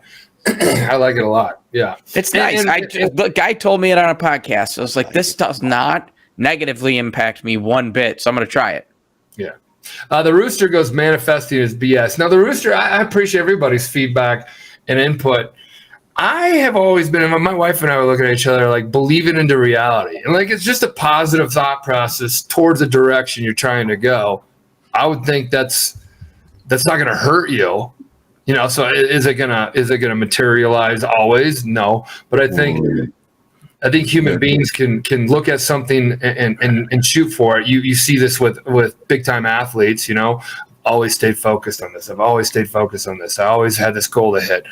I see other athletes win the Super Bowl, and I always wanted to win the Super Bowl. Now I did. I'm It takes hard work and routine, like Danny said. Belief in manifesting if there's action behind it. Yeah, you have to have you can wish for anything. There's wishful thinking and wishful hoping and self-manifestation. You know, that is believing a reality of something and working towards it. Believing you can get there by putting in the work and the effort. So, okay, yeah, we're on the same page. I think so. Even Rooster's on the same page with that one. So, okay, cool. Yeah, I think if you have a goal, you work towards it, and you know, trading's one of those things. You gotta kind of believe that you can be successful at this and put the work in. Because I can tell you, if I'm not thinking positive about my trading, I'm not going to trade well. How about this one, guys? Michael Jordan tried out for the varsity basketball team during his sophomore year in high school. He didn't make it. He chose somebody else. That sort of puts something under your little hot coal.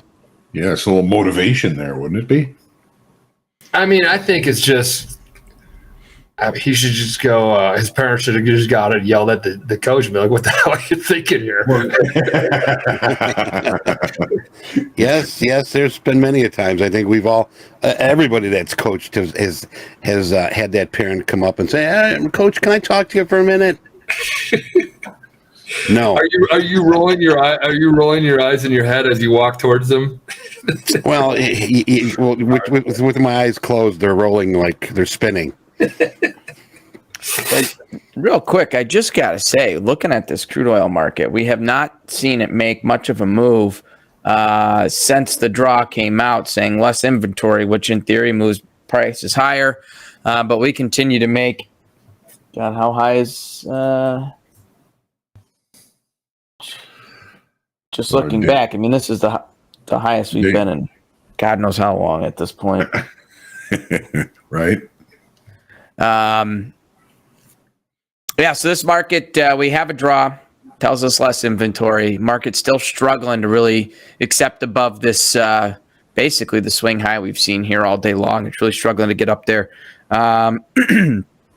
And so for me, you know, I need to see this thing bring in some new volume to the upside if I'm going to take along. Otherwise, you know, it's going to be sit on the hands. So I'm going to be patient here on this market, continuing to pay attention where volume comes in. If we see volume coming and pushing this thing up, we're going to take it. If not, I'm going to be really, really slow to do much more than that. We got settlement price all the way down at 90.39. I cannot envision it getting down there with the news that comes out today.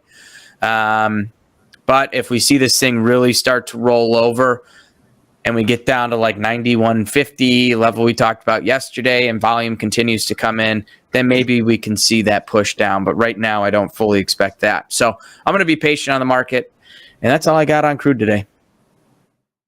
All right. Do you see the low, regular trading hour session low to 7 ticks above weekly kickoff high?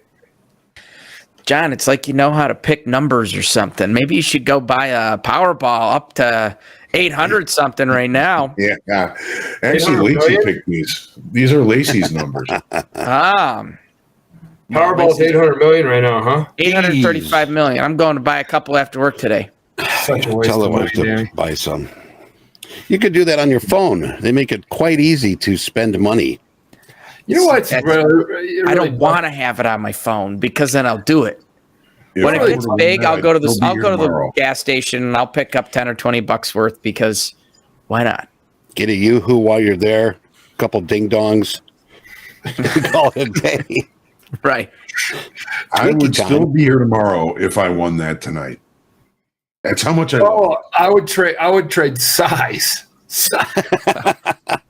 I'd be sitting on my But who's my that? lanai down in the Caribbean with my laptop, managing my hedge fund at that point.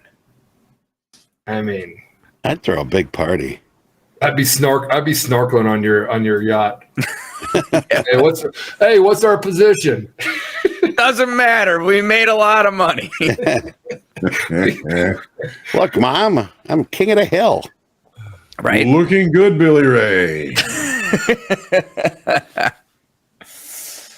Oh man. All right, guys. Well, I'll let you get back to it. Crude's really not much excitement here after this number. Look at, this range just on the numbers done nothing. So I'll let you guys get back to your wild and whippy NASDAQ. Danny, thanks for being with us here today, partner. You have a good one, man. We'll see you guys.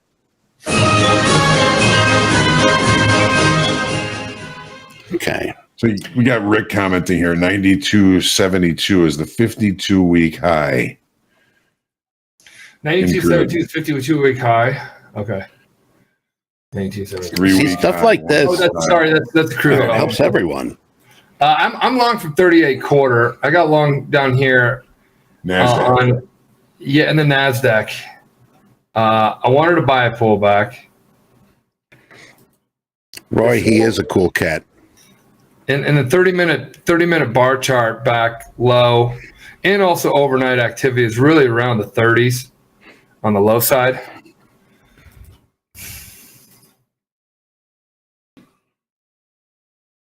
So, speaking of lotteries, Two lot, JD.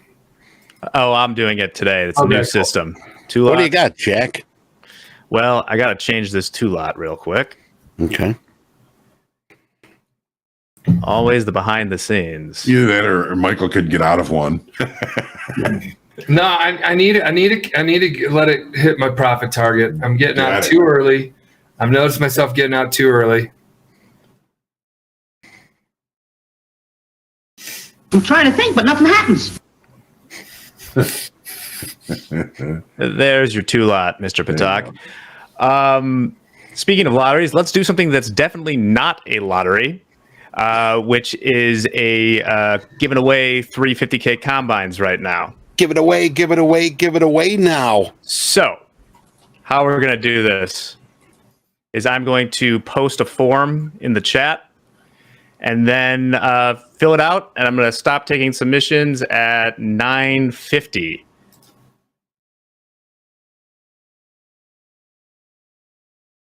Here we go. All right. Okay. What is the? Here's the form. What are we doing with the form? Or what are we answering? What they're answering is their YouTube chat name, their email, so I can contact them, and picking a number between 1 and 1,000.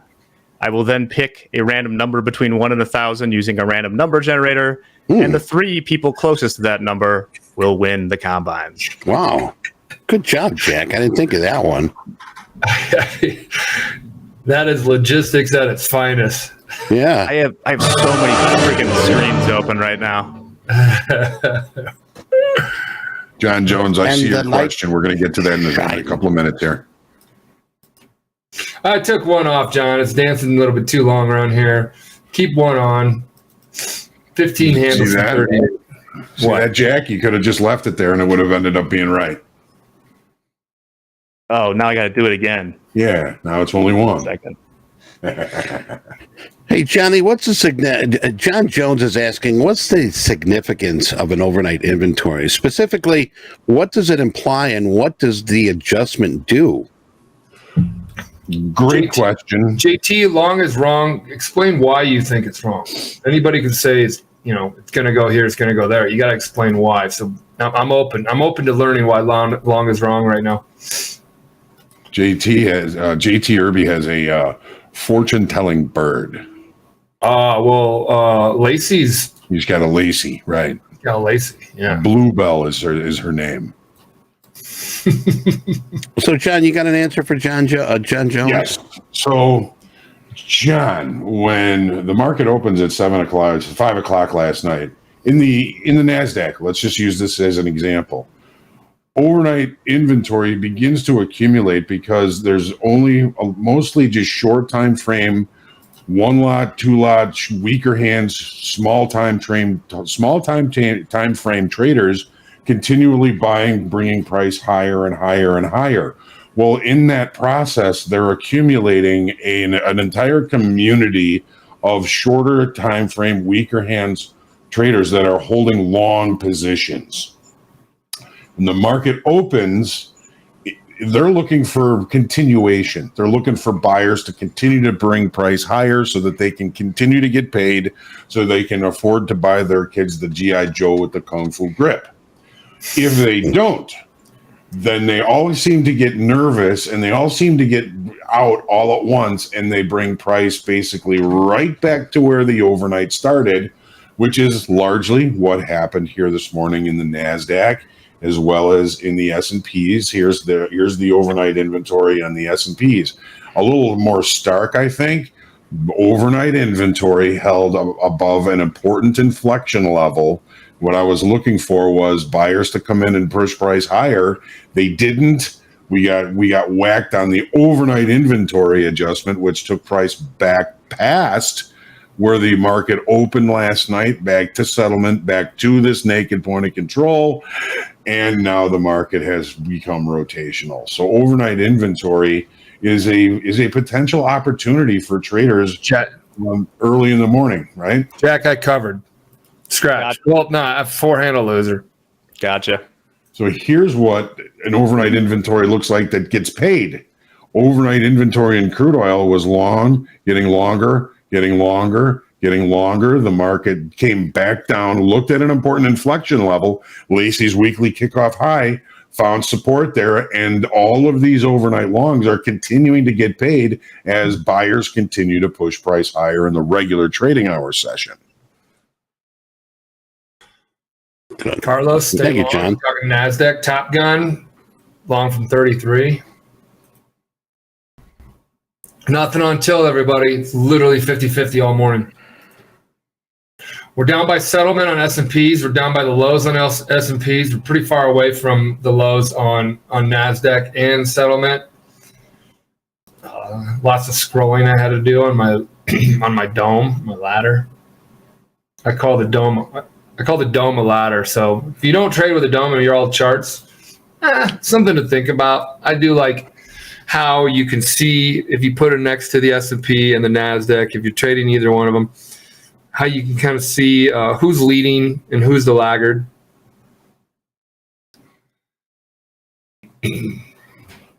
So it's a good thing we took that profit when we had it in the S&Ps. Take a look. The market went right back to weekly kickoff and was unable to sustain anything above it. It's been struggling to do that all day. The market is still showing lower highs, lower lows. Jeez. Just by monitoring the auction process, though, sensing a potential change. And that can change in a heartbeat as well. This getting out of early shit's real. It's wearing on me. Well, I see the question. Sorry, Eddie. No, I was going to say, I see the question again. Why doesn't Eddie trade? Well, it's I'm like Chekhov to Spock and Kirk. I'm like keeping the ship running, moving forward, and as those two sort of figure out what the next theme of the next episode is going to be. So I'm like the Chekhov. I am like Chekhov, keeping ship captain moving forward. You're not playing the harmonica, the drums, and juggling. I am working board for sound. Chekhov.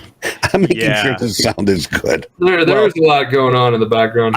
I'm also talking to Eddie a ton in the background, so probably not the best environment in which to trade.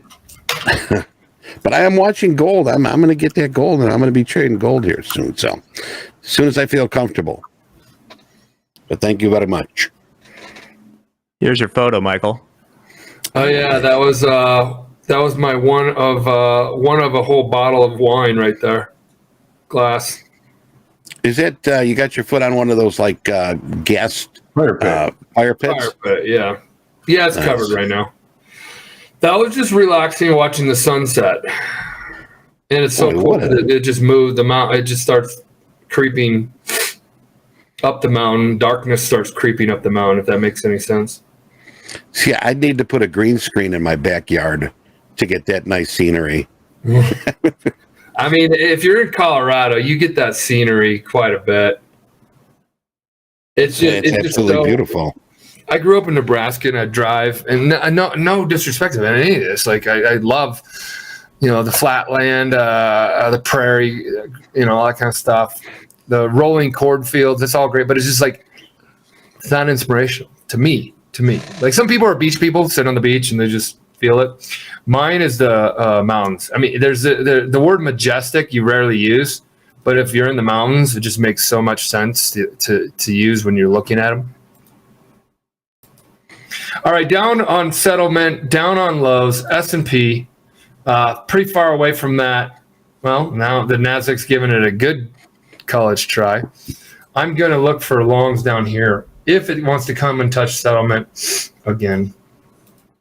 Well, you kind of did the same thing. I mean, it tested below the overnight low, rejected, back up to where we opened, and now.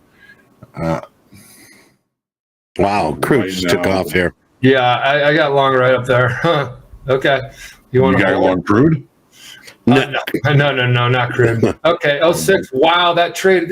Screw that. That just like in markets, it was still bid 5-6 deep, and it got me out.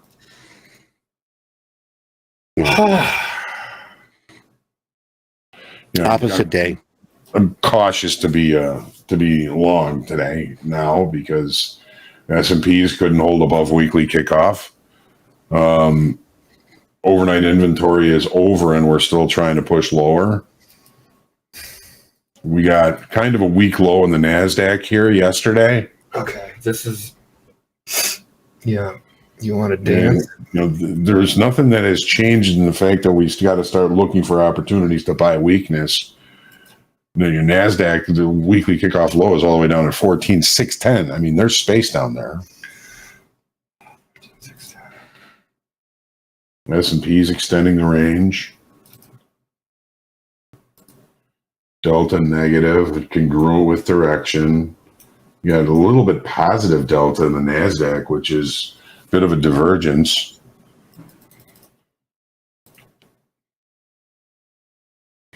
Mountain Rock says, "Hey Michael, we're in Colorado. Where in Colorado are you?" He's in Colorado Springs. Awesome view of Pikes Peak.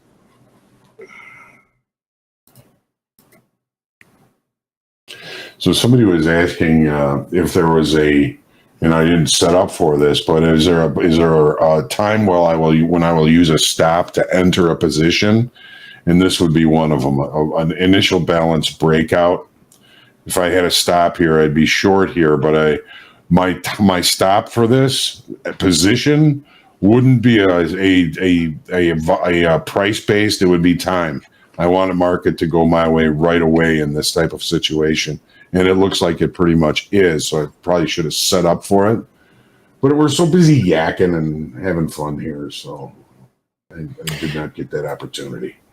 Goat says he's done for the day. I'm going to trade my practice account. Okay.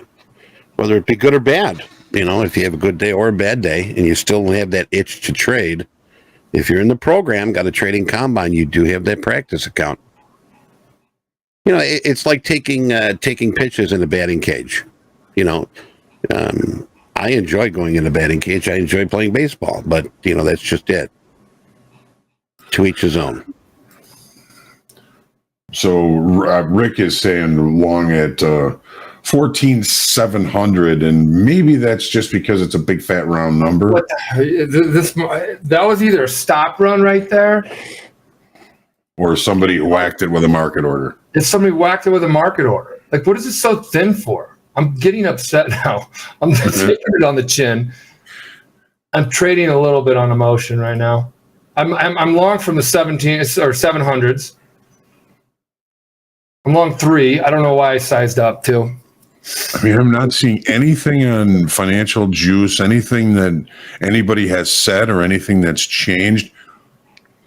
Gensler is speaking at 10 o'clock Central, but that's going to be about Bitcoin. God bless it.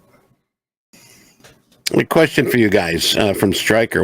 How much do you think about this government shutdown affecting these markets? I think that has anything to do with what we're seeing.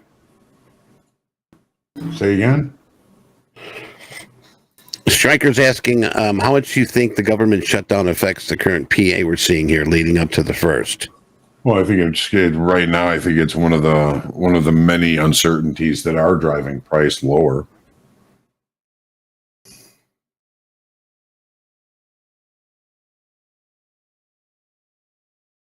All right, it's above 700.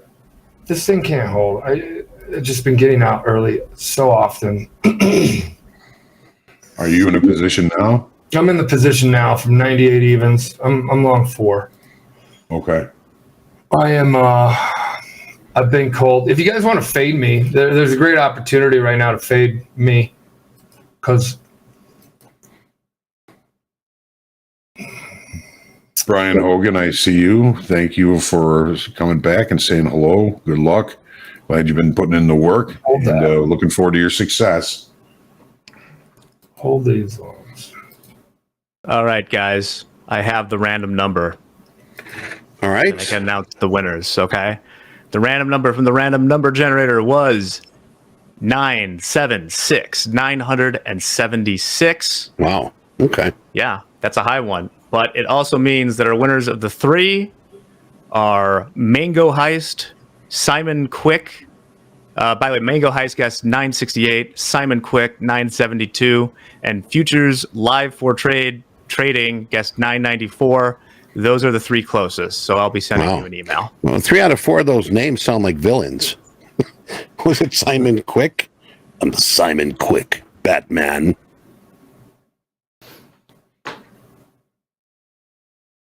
Good job. So what did they win? They won £1.5 of honey baked ham. What was it again?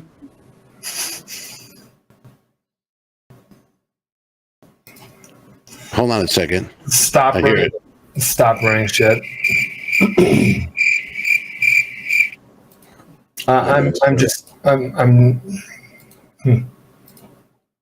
You want to run stops on me, you're going to bust me out today.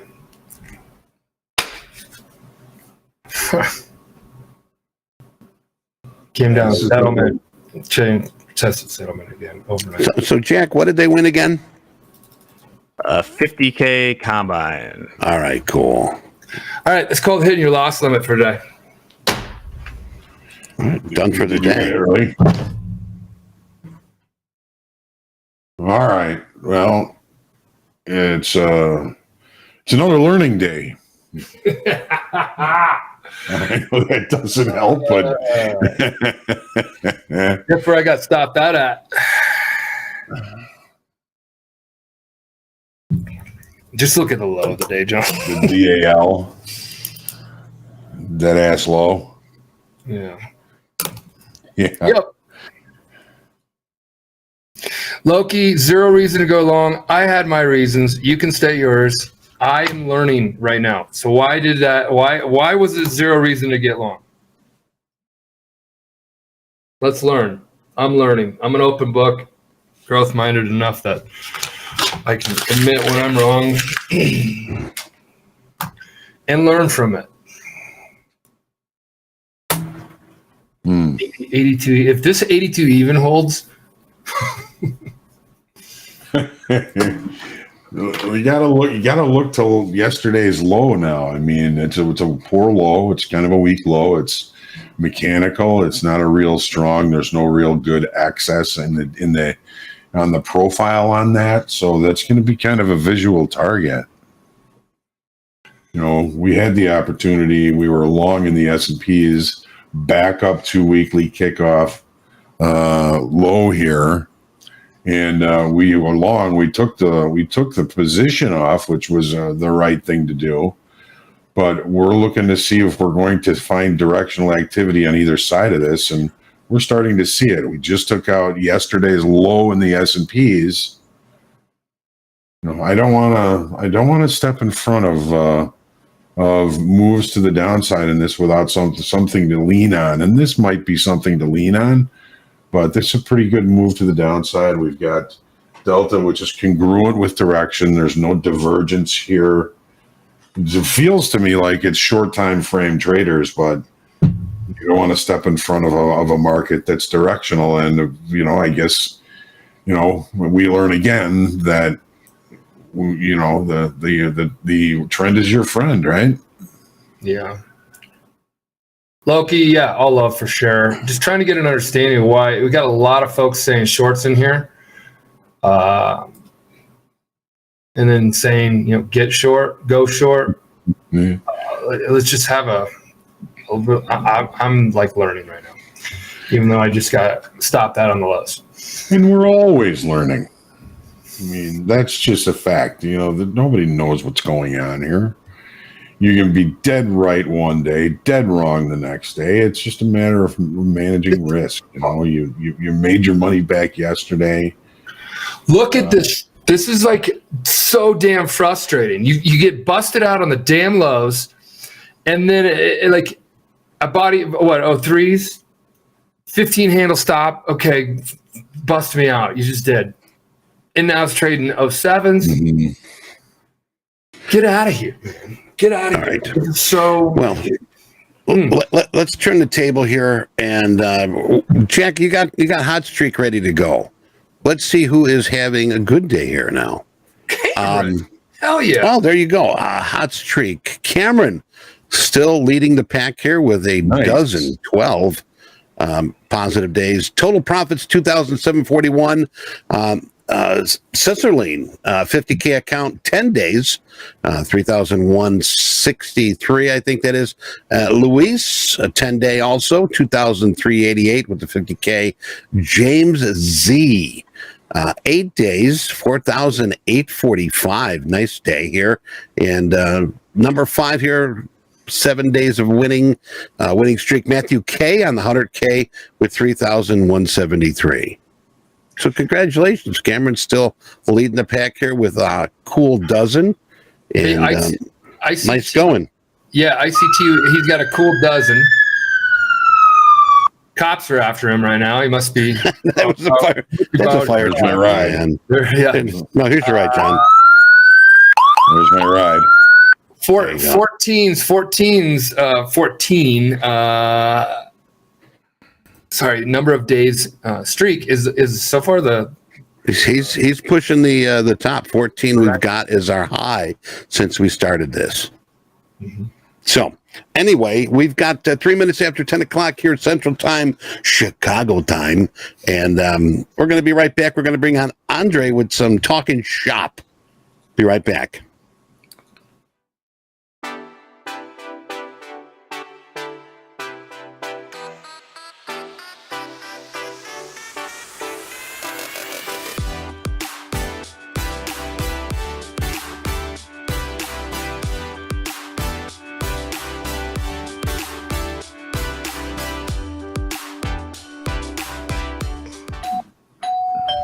Oh, who is in at the door? It is Andre. Trick or treat. Hey, Andre, how you doing, man? I'm all right. How are you guys doing? Oh, it's better than the machine gun. No, where's the machine gun? No, the door. I like the doorbell. Almost The like you, what costume you wearing today, Andre? Somebody's still at the door. Must be my Uber food. Okay. No one's listening. No one's here to pick up. No one's here to answer. I'm gonna take a break here, guys. I'll be back here for Power Players. Don't forget, we've got our funded trader John London going to be with us, sharing his journey and sharing his winning ways. So I'll see you at 11 o'clock. Don't forget, we got Top Quiz at 11:45. Jack and Bonnie. And Hoag's going to finish it off at high noon with his group coaching. So I'll be back in a little bit.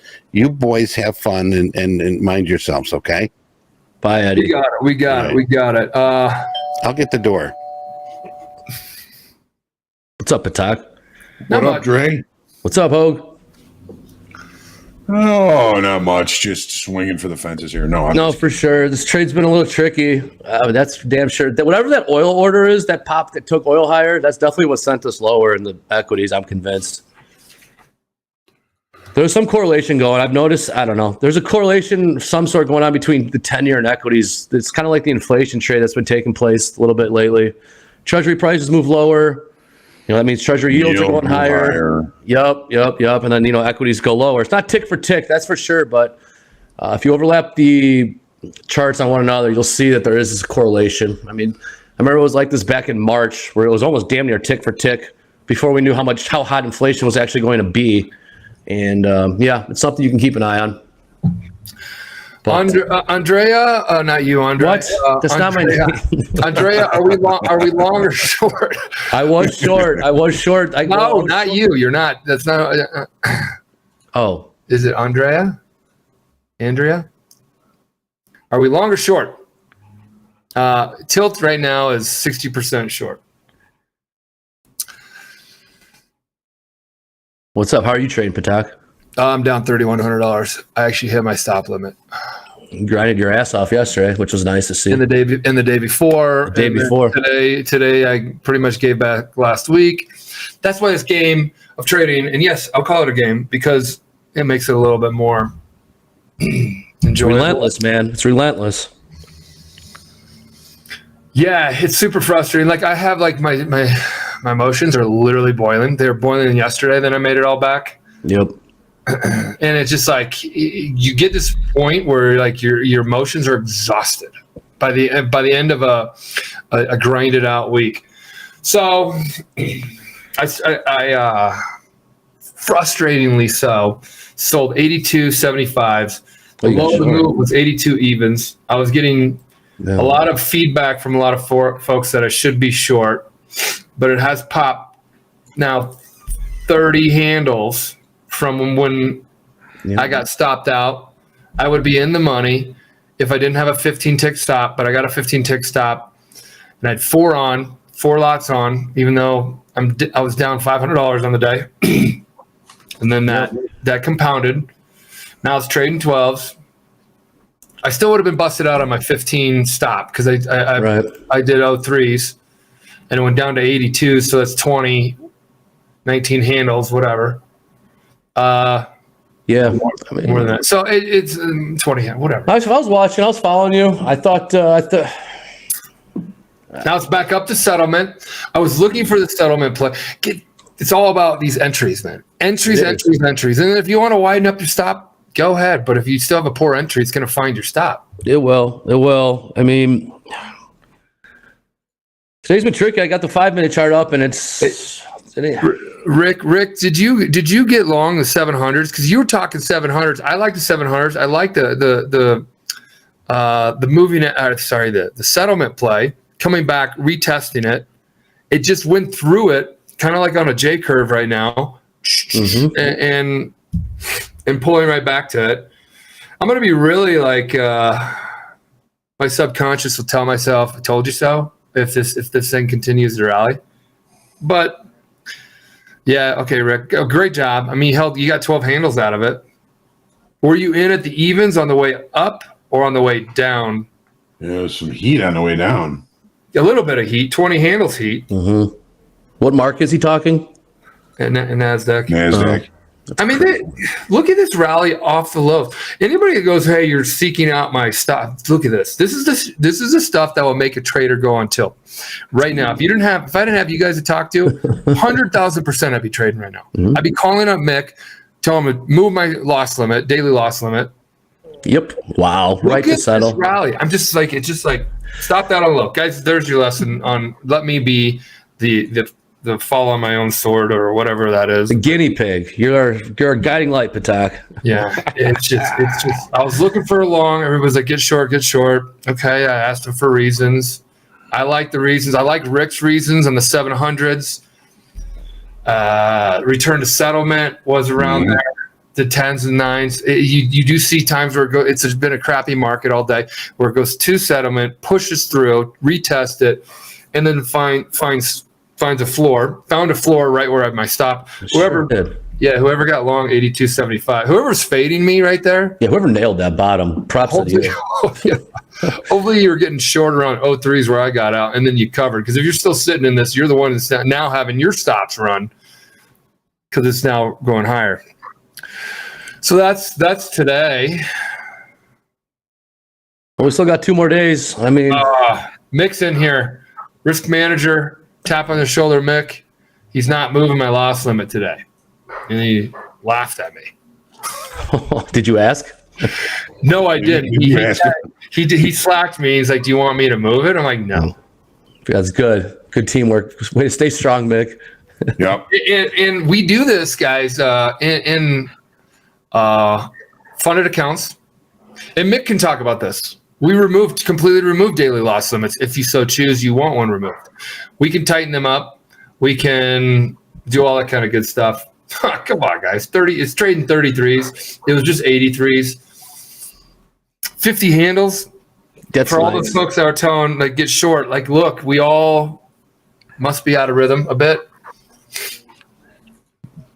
One of the kind of well, I don't want to say too much, but the auction process to the downside has not been that healthy. This might be kind of a bit of a sign that we're getting a little bit too short for our own good here. What are you seeing, Johnny? John, what are you seeing that makes you think that or say that? I'm short right now.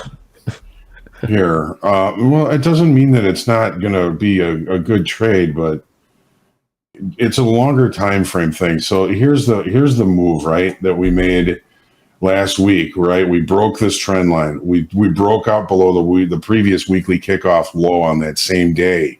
So we look for a directional move, but then we have to monitor.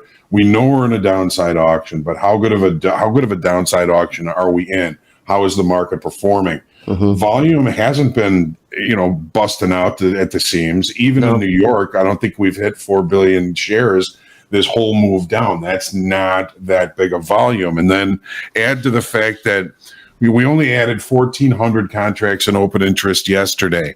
The day before, I think we added about 18,000. So open interest has been coming in on this day. The opposite direction is where it came in. So it's not saying that the market is doing a very good job of continuing this move to the downside in the longer time frame.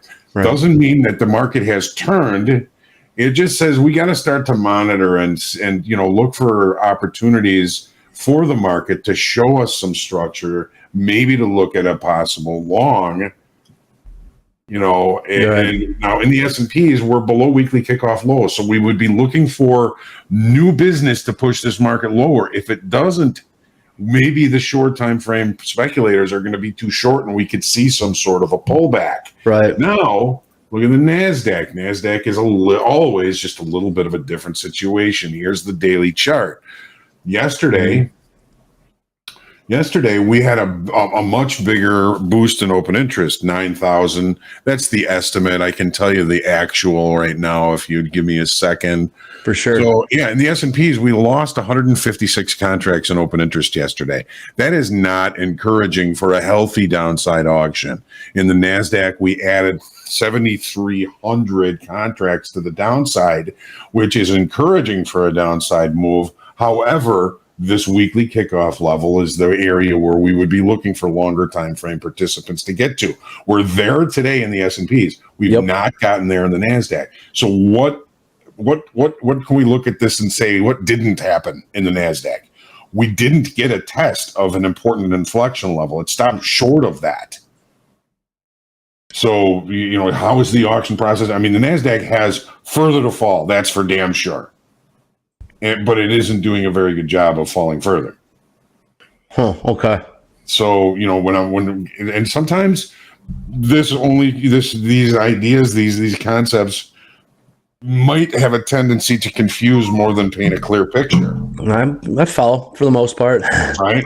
Yeah. So here we're back to the NASDAQ.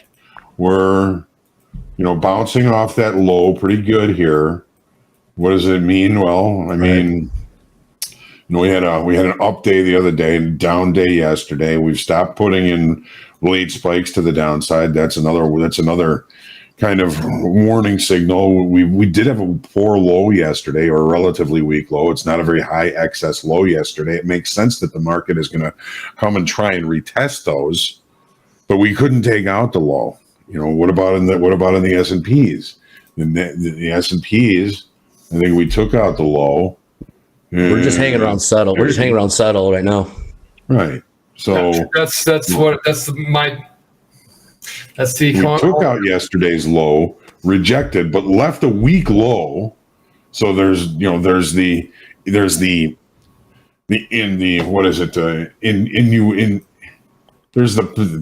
potential of going to reject this poor low, this weak low. There's only one tick difference between this low and this low. Right. There's no excess there. The downside auction doesn't show evidence of finishing and then showing excess at the low here. There's no excess on the low here either. So if I'm looking for excess and we want to see excess on a reversal, we don't have that yet in the S&Ps, nor really in the NASDAQ. So, I'm not in the frame of mind that this downside move is over, but it may be nearing an aging, near its end. It may be tiring to the downside, but it may not quite be done yet. Now, all of that can change if something happens and longer time frame, bigger traders decide to get into this market. I don't think that we've seen longer time frame, big time traders making any real adjustments in these markets since we've come off this high. We had been discussing, Andre and everybody, the fact that seeing a lot of articles, a lot of speculation that the longer time frame traders, the longer time frame funds, banks, all of those have really been underinvested on this move to the upside. They're hoping for a 10-15% retracement so that they can reinvest all that cash, and then we can start to see this market moving higher again. I have no idea if they're going to get that opportunity, and if they don't, at some point they're going to have to say, screw it, we need to reinvest, and pow, you're going to get a good up move. Right. This is all hypothesis speculation, and there have been times when watching open interest volume and delta, all that stuff has painted such a clear picture. Right. And it's painting a picture. It's just not in clear focus here just yet. Makes sense. No, I really agree with your point about the big players being underinvested, waiting for that 10 to 15% pullback, which is why I think we'll get, I don't know about 15%, but I do think this pullback may have some more legs to the downside, all fundamental things considered. I mean, right? Fed speak, oil prices, like we always say, like pretty much like I'm a broken record, same shit every day, same story, nothing's really changed. I mean, new Minneapolis Fed speaker today came out and said rates aren't high enough. I know we got more speakers tomorrow. Gold's when did he say that? This morning. When? It wasn't. I know what you're talking about. It wasn't that. Kashmiri. Yeah, that guy from Minnesota. 7 o'clock this morning, right? Yes. Okay. It wasn't that. You're talking about the break or the big. I know you guys were looking for a headline with that pop. I couldn't find one either. Pop back up here. I was short there. I got stopped out. That sucked. Especially when you can't explain it. That's why I kind of got back in, got short to the downside. Didn't think the move was over. Just like you said, some market order came in and took it higher. Michael, what do you think? I think I should have taken a walk. Trades by Chatab. Michael, taking a walk around sound good or no? Yeah, it does sound good. It sounded really good, but in hindsight, but at the same time, I still liked that position. I forget who said it in here. The real frustrating part is, for lack of a better word, every trader could probably say this depending on how much heat you want to take. But like, I was right. Yeah. Quite a few times, both today, yesterday, other days. And I just said it this morning, Hope. I'm getting out too early. So when I said that, I left. That's the one I left on. That's the one I left on. Only one I'm like, oh, it's dancing around here too much. I'll jump out. And I could have got a better entry, but I stayed in that one. Rick, your brother, was talking about 700s. He got it. I had a 15 handle stop. I'm not moving it. And then I, of course, loaded up too much. 4 or 5 lots I had. Nice. And then big boy trades. But then it hit. Don't get me wrong. Like I 15 handles of heat. I got hit to a tick off the low, to two, 3 ticks off the low, not points, ticks. And then it rallies all the way up to 30 something. And then I didn't want to take out any frustration. Low key, I'm cool as hell with you. That's just me. And just no different if Andre said something and be like, well, okay, Andre, why do you want to get short?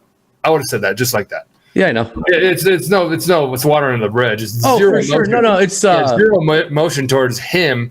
I'm just more frustrated with what happened with me and my process, how it didn't play off, but yet it did play out. Well, yeah, you're frustrated at yourself, and when someone says they had an opposite view of what you were looking at, you kind of snap at them a little bit unfairly, like I do too. Well, you're not doing it to them. No, you're doing it to yourself. Is what it is. It's like, why didn't I see that? What did you see that I didn't see? I still felt good, even when everybody was saying, "Hey, short." I'm like, yeah, but why? I liked how Rick explained. I liked it was pushing past settlement, so I was on a day like today, it snaps back, which it did. A T. And I just timing, man. It's all about timing. Great traders, besides managing risk really well, they know their timing is just incredible. Well, don't forget we have more Fed speakers tomorrow. I'm sure they're going to have the same tone. We also got GDP tomorrow, so there could be some opportunity there. I mean, if GDP comes in hot or better than expected, I think that gives the Fed more wiggle room to cut. The only predicament I want to say is if we really start seeing the economics, growth slow down too fast, now the Fed's in a pickle, and now they got to figure out. Hell, I even saw they're in a pickle already. They're already in a pickle for sure. And I saw a headline yesterday. Is it time to start thinking about QE again? I go, what? Isn't that what got us here in the first? Isn't that what got us here in the first place? Yeah, that's not going to happen. Yeah, I think this was in the afternoon. CNBC was running out of ideas, so they got to fill air. Talk about this. They got to fill air with something. So right. Is it time for QE? I'm like, wait a minute, QE. QE. Brian Pennington made $2K the last 3 days each day and gave it back. Still learning. Yep, I've been there.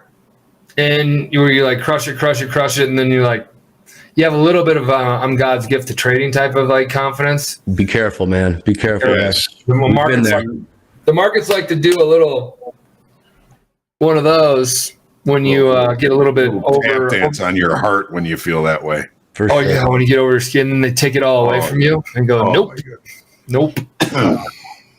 Yeah, so there's that. I'm up 5K right now. Brian Pennington. Whoa, hold on. You turned it around. Nice work. I'm reading about people up money right now, making me feel better. So what's up? You trading the rest of the week? Oh, yeah, tomorrow. Oh, yeah. Jack, I'm out on Friday. I'm going to go do a little bit of less thinking trading, a.k.a. I'll be in Vegas. Oh, wow. Not going there to gamble, though I might find myself standing at the craps table just for a little bit. But there's a trader meetup group. Isaac Saffron was on here a couple weeks ago, right? With power players. Just keep rallying. Go ahead. I just saw that shit. You got me kidding me, man. I want to just give it the bird. There's a little bit of a buoyancy that I don't know that we've really seen that much in recent days. Couple hundred people are going to be at this meetup group in Vegas. So if you're around Vegas, or if you just want to go to Vegas this weekend, Saturday, it's only for 4 hours. I think it's drinks. And if it's not Topstep, I'm sure I'll throw down a card and say, let's just have some drinks. But I'm there. I know. Yeah. So that's where I'll be Friday. Tomorrow you can make that worth the plane for the flight. Tomorrow I will be trading, and then Monday, Tuesday I'll be in Chicago for the FIA event. This is the Futures Industry Association or something like that. We're now members of that. That's a good thing, guys, that we're members of FIA. Somebody can drop the link in for FIA. Definitely. No, that's good stuff. If you don't know it, just reach out to Danny. So we became members of that.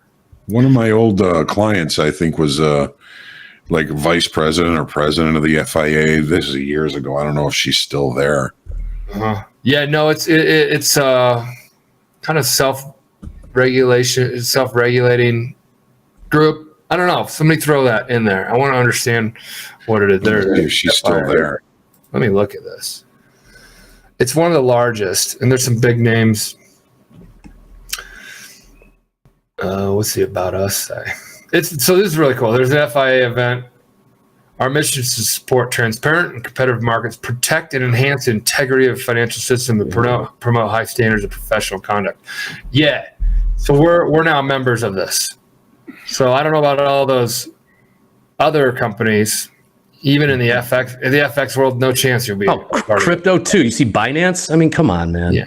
So again, I mean, just kind of know who you get in bed with, so to speak, as far as working on your trading career, longevity wise. So it's just something, to each its own on how you want to live your life. But so that's what I'm doing. But yes, I'm trading tomorrow.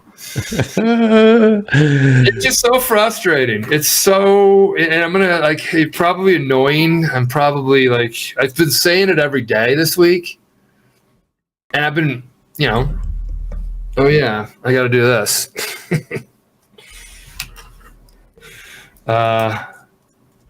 Yeah, so real big bummer. Yeah, so I can't. I can put this up here right now because technically I'm done. According to my risk manager Mick, he won't move my loss limit. So what are you going to do then, Michael? What are you going to do to occupy your time? You gonna watch these markets still? Well, somebody in here goes, "We're gonna go to driving range again, guys." I went to driving range yesterday. Oh boy. Yeah. And here's what I do because a buddy of mine told me to do it. I hope they're not watching. So the Snowmass Club is what I belong to, and at the driving range, they have Titleist Pro V1s in the driving range. So I took a handful of those because I'm losing balls all the time, and I think it's give to the golf course, take the golf course. So I took a handful. I was out of those by the sixth hole, man, and I didn't finish 9. Man, and I had to go through that frustration as well. But then I got home, and my wife and I listened to not old music, but music. I reconstructed, built my playlist. You know how we've always been talking about that, Andre? Like that. Yep. Spotify playlist. You got to keep up with it. Yeah, I get sick of my playlist lately. Yeah, you got to kind of spend some time sitting there, listening to new music, and then adding in. So that's what we did last night. That was enjoyable. I watched Civil War documentary. That was enjoyable. And then I just got busted out on the lows. That's wildly unenjoyable. Oh, baby. The lows. Yeah. I'm not done talking about it. That's brutal, man. Like we said the other day, it's not the first time this happened. It's definitely not the last time it's going to happen either. It happens.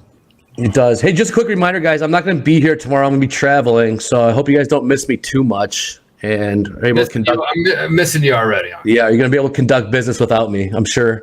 It's going to be a struggle, but I'm sure you guys will find it. When are you not going to be here? Tomorrow. All right. Are you available Friday if we need you? Tomorrow, Friday? Perhaps. I have to establish a reliable internet Wi-Fi source. I'm going to San Francisco, which is Silicon Valley. So. Oh, so you're going to be out of town. Forget it. Well, I mean, there's still time in the mornings to get on, but I'm actually going to help my brother move in. He moved out to San Francisco and needs a helping hand. So help move some boxes, put some stuff together, and things of that nature. But if I can find a reliable Wi-Fi source, I'd definitely like to jump on and check in with you guys to see how things are going. Yeah. I'll definitely talk to Jack about it, and we'll do a test run because I don't want to be on here with crappy, No, right. with latency and stuff. Check in. Yeah, check in. For sure. Would love to do that. Hey, Jack, go to my screen real quick because I just want to show. Sure. I got to speak one more thing about it. Get in there, Patak. Get it off that chest, damn it. It just, there. Okay, just a 5-minute chart. And you can see my orders right here. And there's your 96s. There's 98s, 98s, 98s, 91s, bust out. And I was kind of floating around here because I was dancing there. Then here's technically the blue line right here where I got long. And people are like, oh, it's a falling knife. Sure, but falling knives do slow down and they do turn around. So like there's an entry in here somewhere. A great entry, but if I would have had 20 handles in it. Oh, stop. Yeah, sure. But I mean, I took that heat. So from 03s down to 82s, got busted out right here where the yellow line is. So from the blue to the yellow, it was very like everybody was the easy trade probably was a short conversation because there was like, hey, get short, get short, get short, because it was a falling knife. But as it was coming down here to settlement, I thought it'd slow down around settlement. So settlement's 15. I didn't do anything right there. And then I laid off and I waited down to these 03s because that was a round right here, the old low that we made early when we broke new lows for overnight. So I thought I would just kind of stick around there. And then I got 03s down here, which I thought was an excellent fill at that moment in time. I thought it was an excellent fill because I passed whatever, 5, 10, 15, 20, 30 minutes ago. Past 30 minutes ago, yeah. So I'll show you my 30-minute chart. 30-minute chart. So. Yeah, hindsight, man. Monday morning quarterback never gets. It never gets old. We'll be doing this to ourselves forever. I guess with that being said, I'm gonna jump out. I'm gonna jump out, guys. Keep this day moving. I mean, if there still is opportunities, you got to get in there and seize it.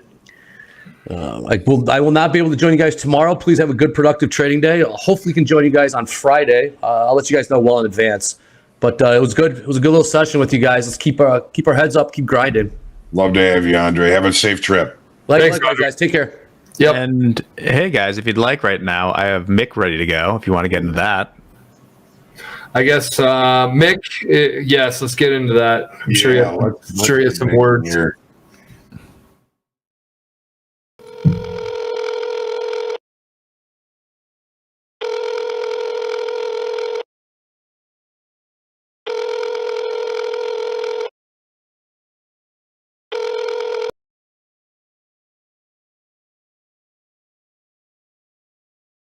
So, Mick?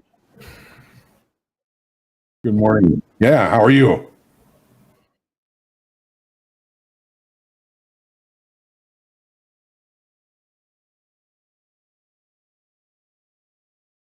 So far, you sound good. Hey. Hold on, you got a rat that just, or what is that, a dog? Something just walked behind you there. How about now, Mick? Can you hear him? Mick heard us talking about Lacey calling out trays, and he just went to the dog pound and picked up a dog. See a dog joking. Oh, nice. Hold on, they can't hear Mick. Hold up. I can do this 1 second.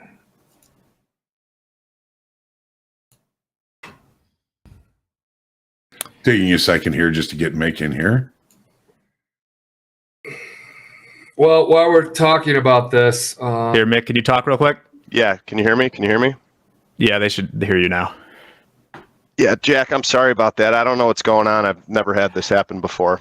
That I will fall on the sword. That was my fault. All right. Okay. All good now. Thanks. I've got it cranked up back here. Brett, sorry if that's bothering you. Thanks for having me on, guys. I got some exciting stuff. Michael, I know you're down a little bit on the week, about 3,700. What? 3,700? No. Not trying to rub any salt on the wound, but it's okay. 3,100. Okay. No, is it 37 commissions and all that stuff? I always look at the commissions. I look at the commissions. It's part of the cost of doing business. I'm adding those up. You've been a busy boy, a lot of round turns. Those commissions add up. They do. It's more about not the commissions, everybody. It's more about the clearing fees. And Topstep's working really quickly. Topstep's working, which will be a little bit change here coming up here. Topstep's working to get more like memberships. So then all of our live traders and then also all of our traders getting evaluated in XFA will have lower clearing fees. Clearing fees are like $1.50, right, Mick? Aside non-customer clearing fees. I don't think he's hearing us. Yeah. Sorry, guys. I'm struggling to hear right now. Yeah, no problem. Why don't you just go through your? Well, he can't hear. Yeah, let me rattle off some stuff. So since we've been having the technical difficulties, I'm just going to share the shout outs, make it less of a conversation and more just sharing what I'm seeing out of our traders. Today's an exciting day. We've got a ton of green on the board, way more winners than losers. Shout out to Sean and his live account. This is someone that we called up from XFA to live last week. He's up 3,200. He's having a good week. Shift on and his XFA up 2,400. He's got a $16,000 balance that he strung together in just a matter of days. So really excited for him. He's actually been one of our members here at Topstep since 2011. Wow. Who's that? Since almost the very beginning. Michael, did you say something about it? Yeah, who is that? If you can't hear me, then I'm just going to let you go. I'm struggling. It's Shift on. Shifton. He's one of our traders. He's been with us for a while. Hopefully he's watching because I'm happy to give him a shout out. He is. He's been a loyal trader. Lavani and his live account up 4,200. If you remember, Lavani was one of the guys that put up a massive day last Friday, north of $25,000. Jonathan and his XFA up 8,200 today. Giami up 7,100 in their XFA. And then Derek is up 6,200. He's been trade copying. So that's 6,200 between the two of his Express funded accounts. And so just some shout outs there. If we could pull up a trading card for Bao. Bao's one of our traders in an XFA, Express funded account, trading multiple accounts. So what you're seeing here, double this, average daily P&L 2,100. It's technically 4,200 because he's trading in two XFAs, 80% winning days across two XFAs. And let's see, he's up 2,100 today. And he's over 10,000 in both of his accounts so that's 20,000 total after just 5 short trading days. So really exciting for him. He's been knocking it out of the park. And the only advice I could give him would be don't swing for the fences because that's what he's doing. So when he's having losing days, there are big losing days. He's in a 150K account. So those large losing days with the 3,000 daily loss limit can sting. And then next person I want to talk about today is Wanbing. 1 second. Wanbing got called up from his Express funded account to a live account yesterday, trading out of California. Second person we're talking about from California today. Wanbing is putting up very, very large winning days. He's been on a winning streak, and some notable days for him: 7,000, 10,000, 4,500, 2,900, 2,300. And we hope he brings that streak over to the live account when he starts in that later this week or early next week. I would say consider slowing down a little bit and limit his size because, again, those losing days can be large. However, average P&L takes care of the losing days. He's consistently winning at 63% winning days. Next guy I want to talk about, Drew W. Drew W. is also on a win streak, trading out of Florida. 85% winning days, 5-day win streak. I will say, though, that he's got some big $3,000 losing days in his account, only a couple of them. But when you're averaging $1,000 a day and you're losing $3,000, one losing day is wiping out 3 days of hard work. So something to consider. We should really be positioning ourselves where it takes me multiple losing days to wipe out a single winning day. So something for Drew to think about. But we do have his eye on him, or excuse me, we do have our eyes on him, and really like what we see. So nice.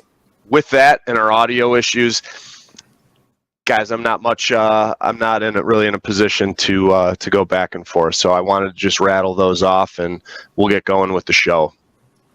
Thanks, Mick. Hey, Mixter is on here, a different Mick. What size? We're going to start at, hey, Jack, can we ask Mick to start providing some average size that they put on these? That's probably helpful for folks to also learn. Yeah, we can do that. Yeah. When they're trading 10 to 15 contracts, where the heck are their stops? Yeah, well, we can always ask about that one. I mean, maybe these live traders are much better traders than I'm trading, or I am right now. They're active. They're every day. And they're reading the markets extremely well. I don't get the luxury of like that. Neither is John. Neither is Andre. And neither is anybody here at Topstep, because we also have another outside of trading to Topstep stuff to do. But and what platform they use? Shorts just passed first trading combine ever. 150K account. Great job. Yeah. Hey, Trepidity. Clearing fees per contract or per trade? Each contract has its own clearing fee and commissions. Now, we get our commissions, we just pass through. Whatever we pay at the brokerage firm, we pass through. So I think it's like 50, 60, 70 cents. I don't know what it is.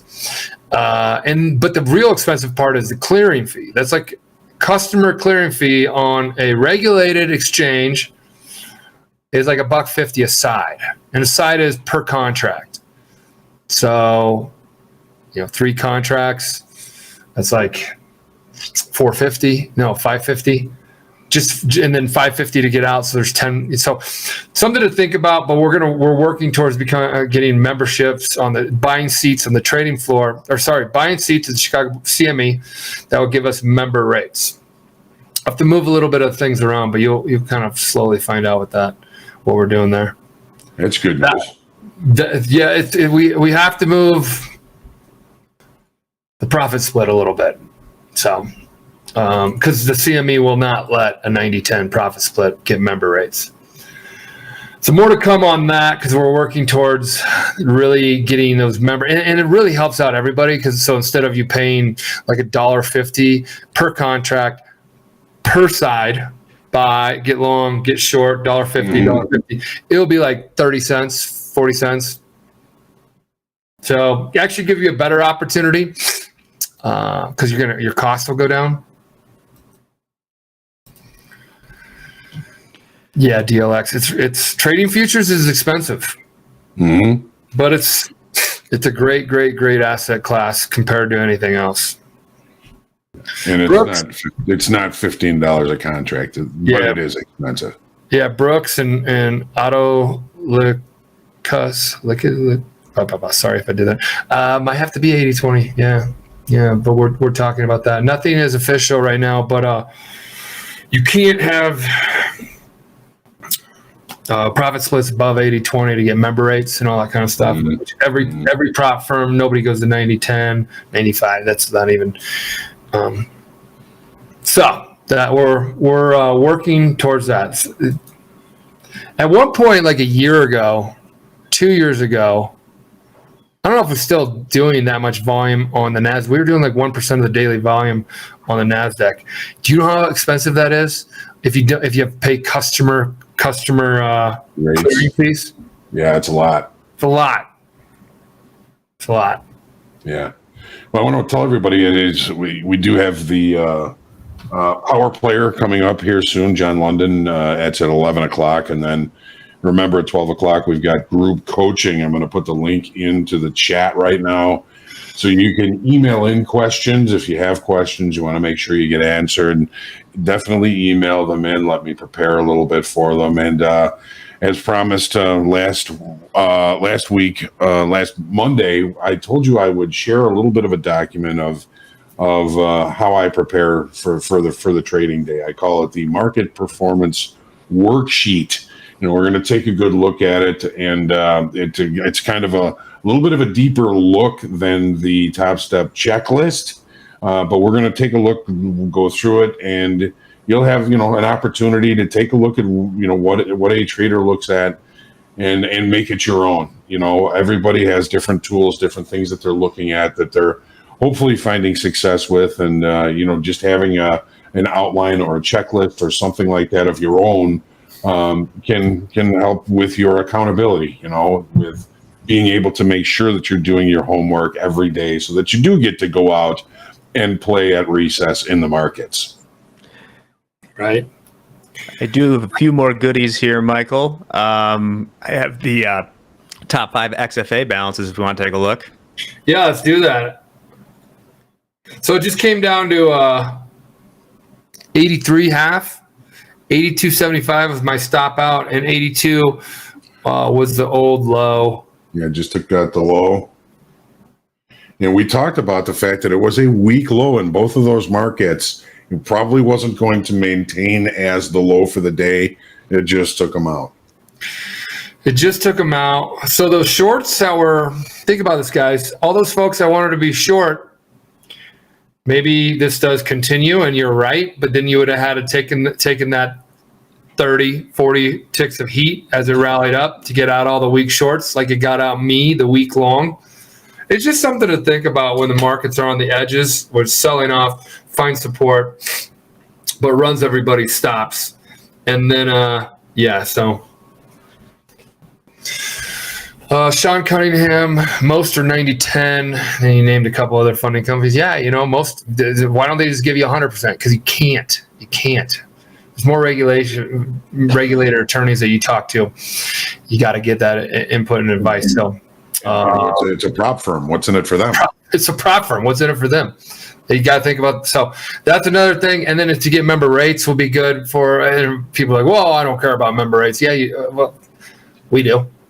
So there'll always be options in this industry.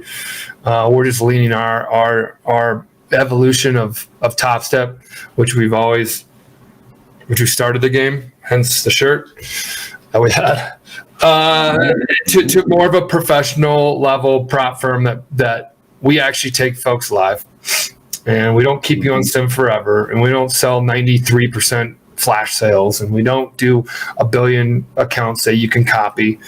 It starts to be like, what are you doing here? Not my game.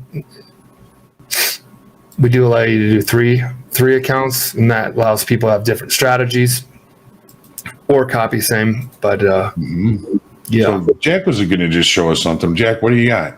Yeah, I could throw it back up again. It was up there for a little bit. Oh, I'm sorry. We didn't go through it. We'd take another look. I kind of missed it. I want to see. Oh, yeah, Jack, I'm sorry about that. Oh, that's cool. That's a cool little design. Did you guys just do that? Well, see. There's some fun stuff we can do with the overlays now. I like it. Mel C up 20.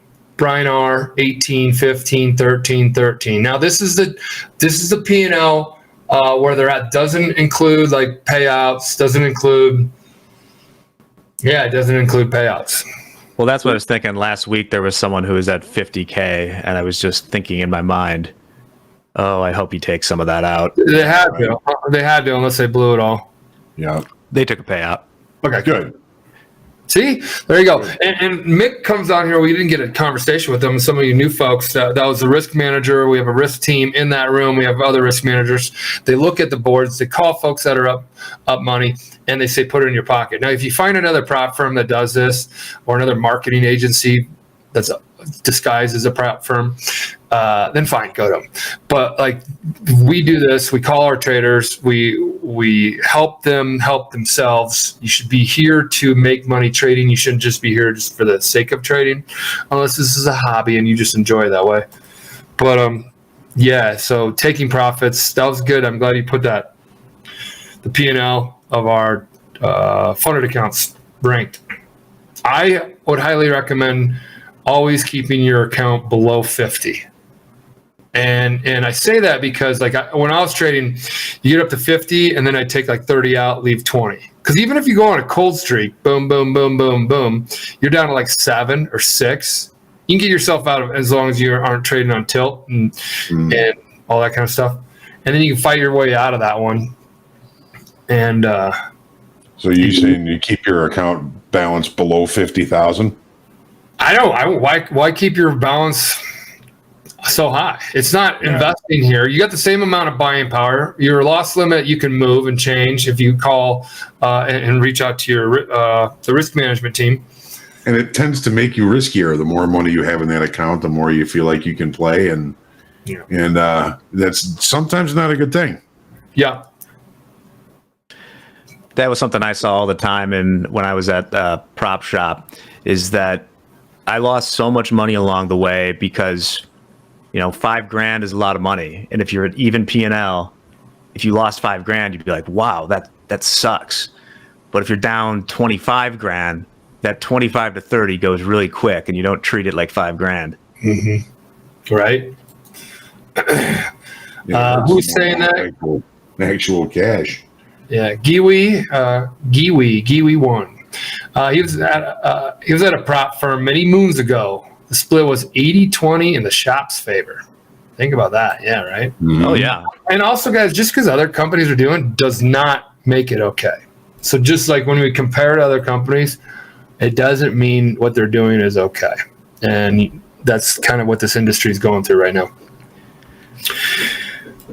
There's a different model too for some of the big professional firms, but I know when I was there, I was paying a little over $10,000 a month in desk fees, and then my cut was probably 30 to 40% from there on. Mm-hmm. That's tough. Well, there were a lot of technology advantages and staffing and stuff like that, but it's not unheard of. Well, Jack, we're coming up, and Hoag, we're coming up to the time that I leave you both. But I actually had a good trading day, and I say that because I saw a lot of these comments in here, and they're actually pretty damn uplifting. Mm-hmm. I see slow-mo. We can't have different profit things for different levels. Again, just because somebody else does that doesn't mean you can do it. And again, we're always going to follow the advice of we have regulatory counsel. I know some of these companies don't have regulatory counsel. Corporate attorney is not going to help you in this space. May help you set up your entity, but hey, just leave everything the way it is. You're great. We're evolving as the industry evolves. We had to remove one-on-one coaching. We do group coaching now. We do one-to-many. You want to make sure that you are following certain guidelines. This isn't the Wild West. You cannot do whatever you want. It is a regulated space in an unregulated world. So, Michael, which is good. If you want to jump off, Hoag, maybe you and me can stick around and tackle questions for a few seconds. Sure. Because we got Eddie and John London coming on at 11. I'll probably queue up one of those forms for a giveaway 3 combines as well. Hey, Jack, quick question. We should do a bring your friend to the broadcast day, or bring your friend to community day, and then figure out how to your logistical nightmare, how to figure that out so everybody gets a pair of socks. I got hundreds of pairs of socks over there, and they're actually pretty damn. They're actually fairly damn cool. So pretty sick. Yeah, I like them. By the way, the quiz will be today at 11:45. We're going to do 11:45 for the quiz from now on. We ended up with a few extra minutes here because Mick couldn't hear the audio. Yes. So we didn't get to go back and forth with him. But we're here hanging out. So, this is great. I love the fact you guys are up money today. A lot of folks are up money. I love the fact that Mick shared a bunch of the live traders that we call up that are up money. It's another piece of the game too. As a prop firm, we want our traders making money because that helps us then make money. The ones that are on the live account help us make money. The one on the express funded account, we pay you for your data. That's what we do here. We deem your data valuable enough that we're willing to pay you a portion of it. That's the prop firm side of everything. And that's kind of your transparency. Anybody's on here on Topstep TV, we will be kind of always giving you guys a little bit more than you probably know from reading stuff out there, because that's our way of hanging out with you guys. And we're building the business with you guys in mind. You'll be seeing that here in the coming weeks. Some cool stuff, wildly cool stuff that we've been working on. So I'm out of here, Jack and Hoag. I appreciate everything. I know you and I took a little bit of a couple gut punches, a few of them today. Well, nothing we can't handle, nothing we won't put behind us before tomorrow's trading session. That's exactly what we should do. And if you're learning anything from the day, you should be journaling and you should be talking with other traders that you're doing right now. And if you busted out today, I know there's some people who hit their DLL, then, learn from it. Because if you didn't grow your account, you should at least grow your think tank, or fill your think tank, or whatever you want to call it. But low key, love you. I do like our conversation, and I did not mean to go off on you. It was more a matter of whatever, but you and I had that good conversation. I appreciate it. Everybody else, I do appreciate everything you guys are doing here. And I'm going to go take a break today. All right, Michael. Have a good day. We'll see you tomorrow. We'll see you tomorrow. All right. Awesome. Okay, Hoag. MP's gone. We can talk all the shit we want now. Yeah. He's still here. It was interesting day. Every trader has a day like that, and we'll get it straightened out tomorrow. Certainly will. So what I'm going to do now, ahead of the power players, is I'm going to throw an other form in here. All right. Form. Same deal. You go to that form. I'll keep it open until 11:15. So throw it in there. Pick your number between 1 and 1,000. And at the beginning of group coaching, I'll announce the next 3 winners. Awesome. You want it now? Oh, yeah. I put the form in there. Oh, okay. Cool. I'll just keep spamming this form in there. Go wild. Trying to see if there's any other questions in here we could hit on real quick.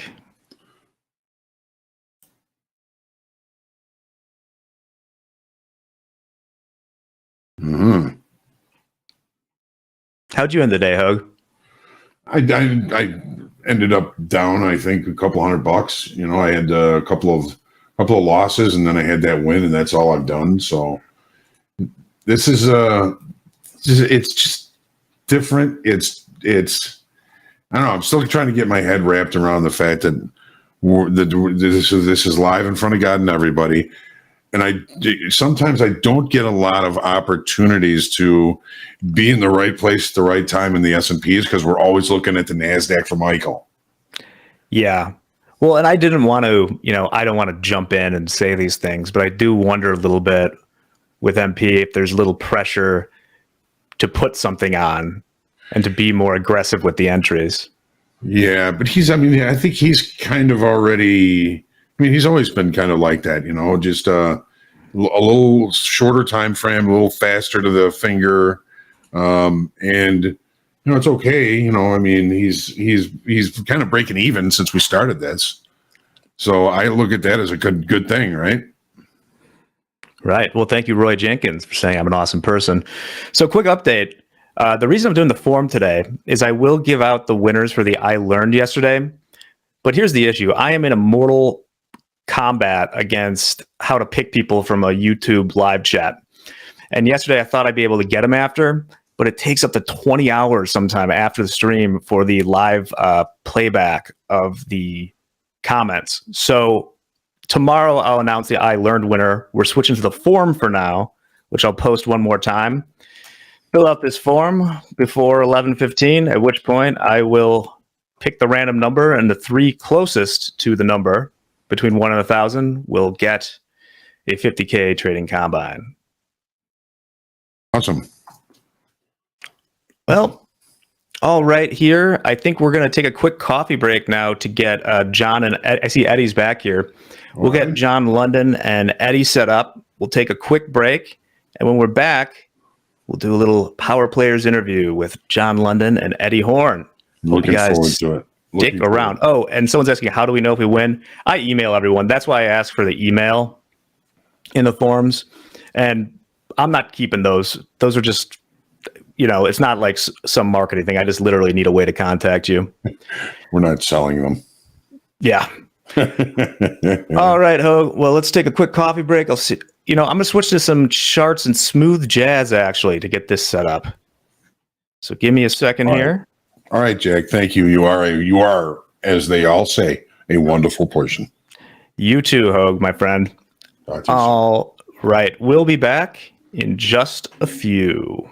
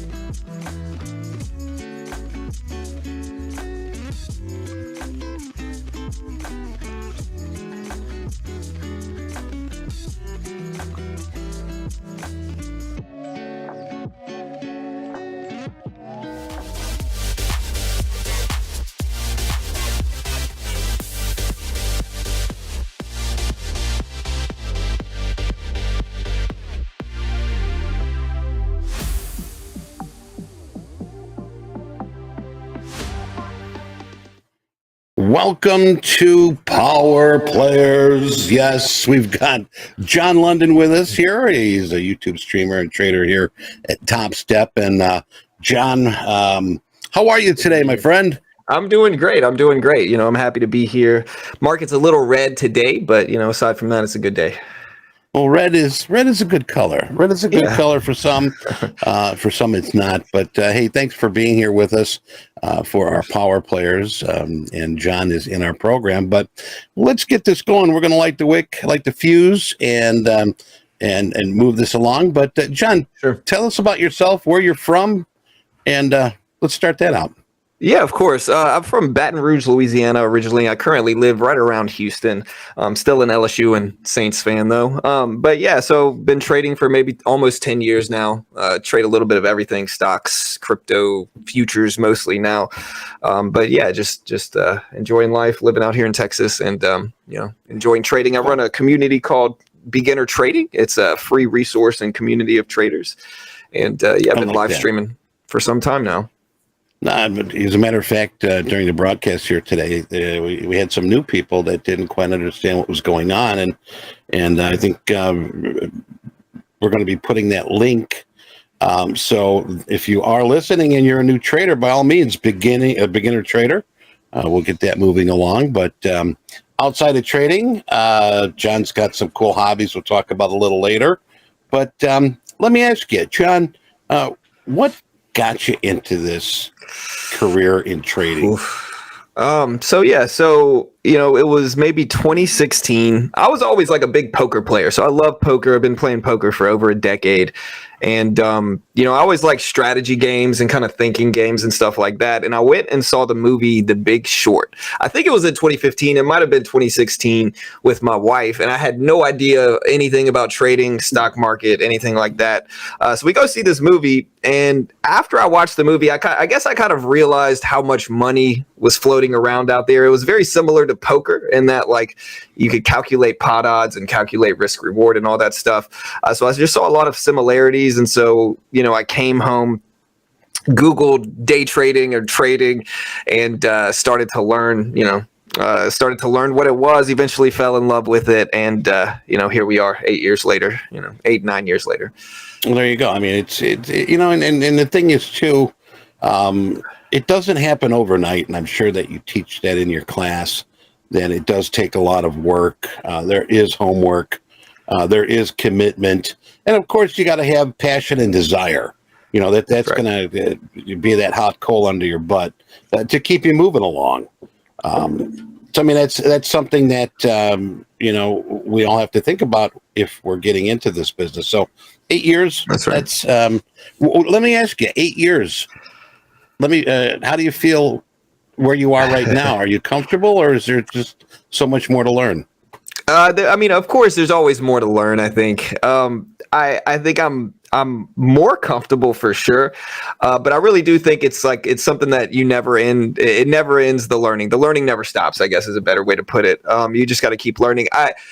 I love day trading, and I do a little bit of everything, but like my channel also, like, I don't claim to be an expert. I don't even claim to be a good trader. We just kind of put out, like, we cover a lot of economic data, like CPI, FOMC meetings, jobless claims reports. Today we had durable good orders came out, which were a little bit higher than expected. And so I think the market is fearing inflation. And so the market's dropping, maybe partly because of that. But yeah, my big thing is, I just don't want any pressure. I'd like to just be able to live life and not worry too much. And so we just we help new traders and just try to help traders learn and grow. And it really just does take time. I think with trading, you have to learn how to lose before you can actually win. And I think it takes it takes time losing before you really start to become conditioned to win, because it's like Pavlov and the dogs, you got to do it over and over and over and over. And really, to a certain extent, you have to lose over and over and over again and get used to losing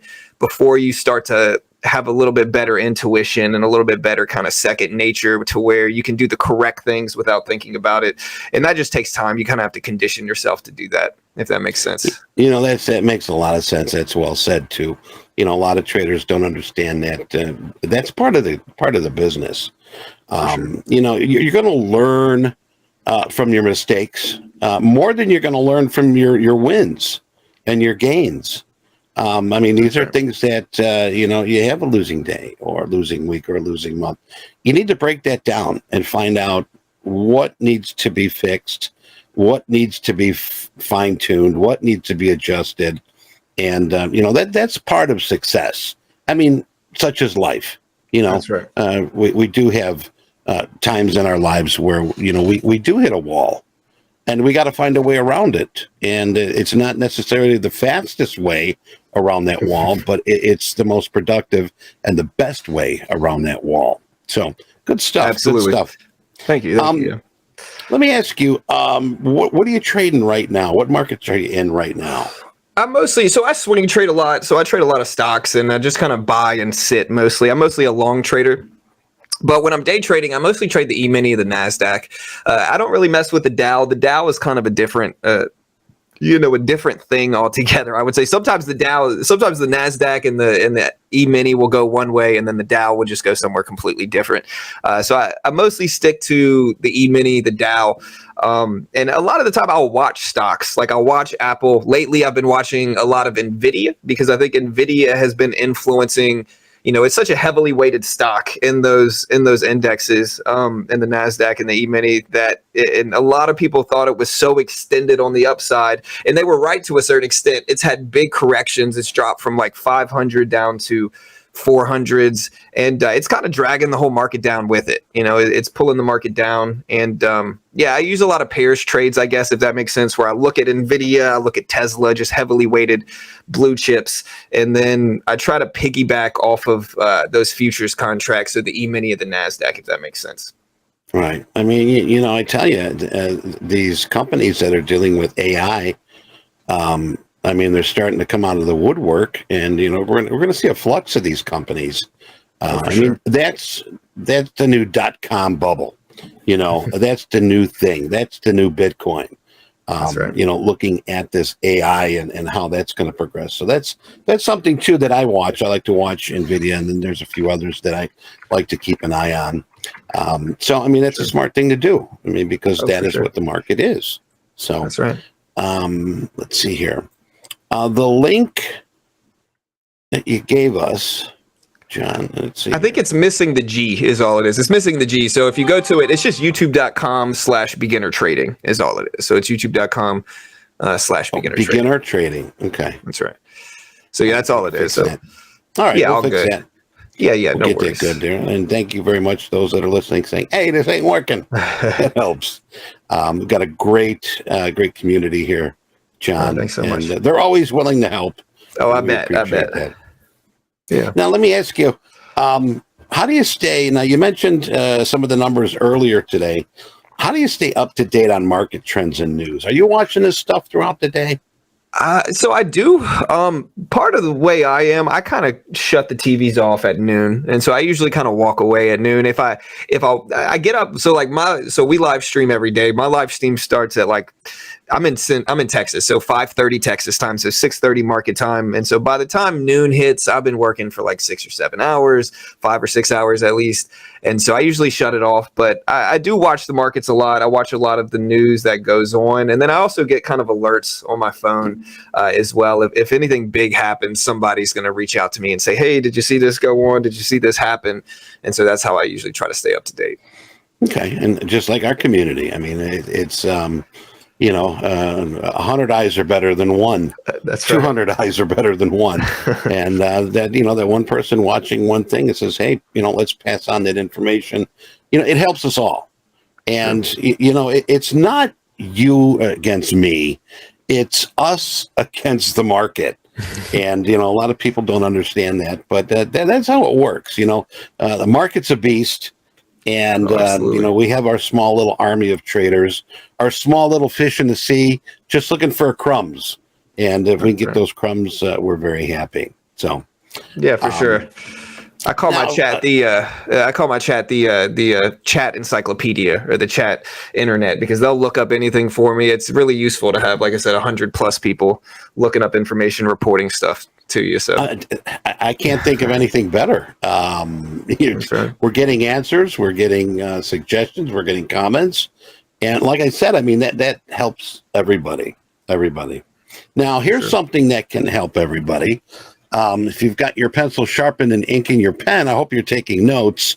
John, can you walk me through your typical trading day?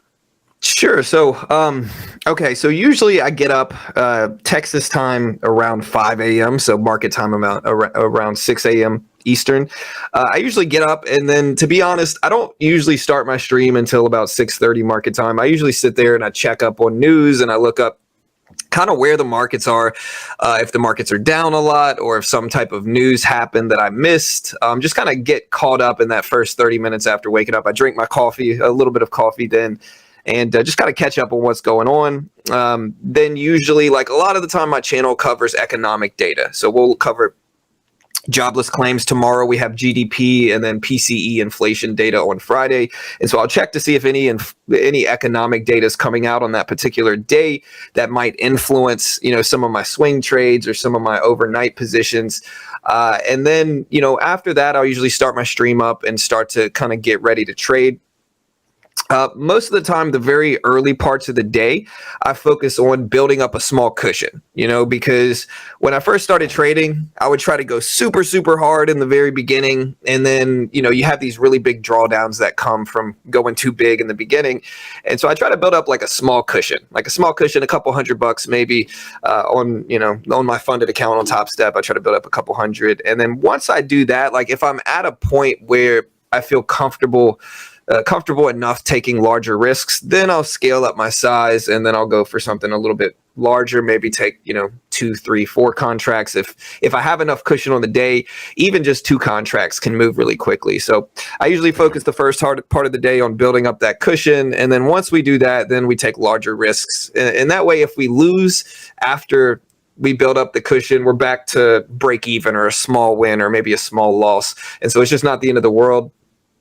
Because those big drawdowns are what throw off your emotions, where you when you're down 500, I think it's human nature to say, hey, well, I'm down so much already, I might as well take a little bit more risk, and then you lose more, and then you take more risk, and then you lose more, and then it kind of spirals out of control.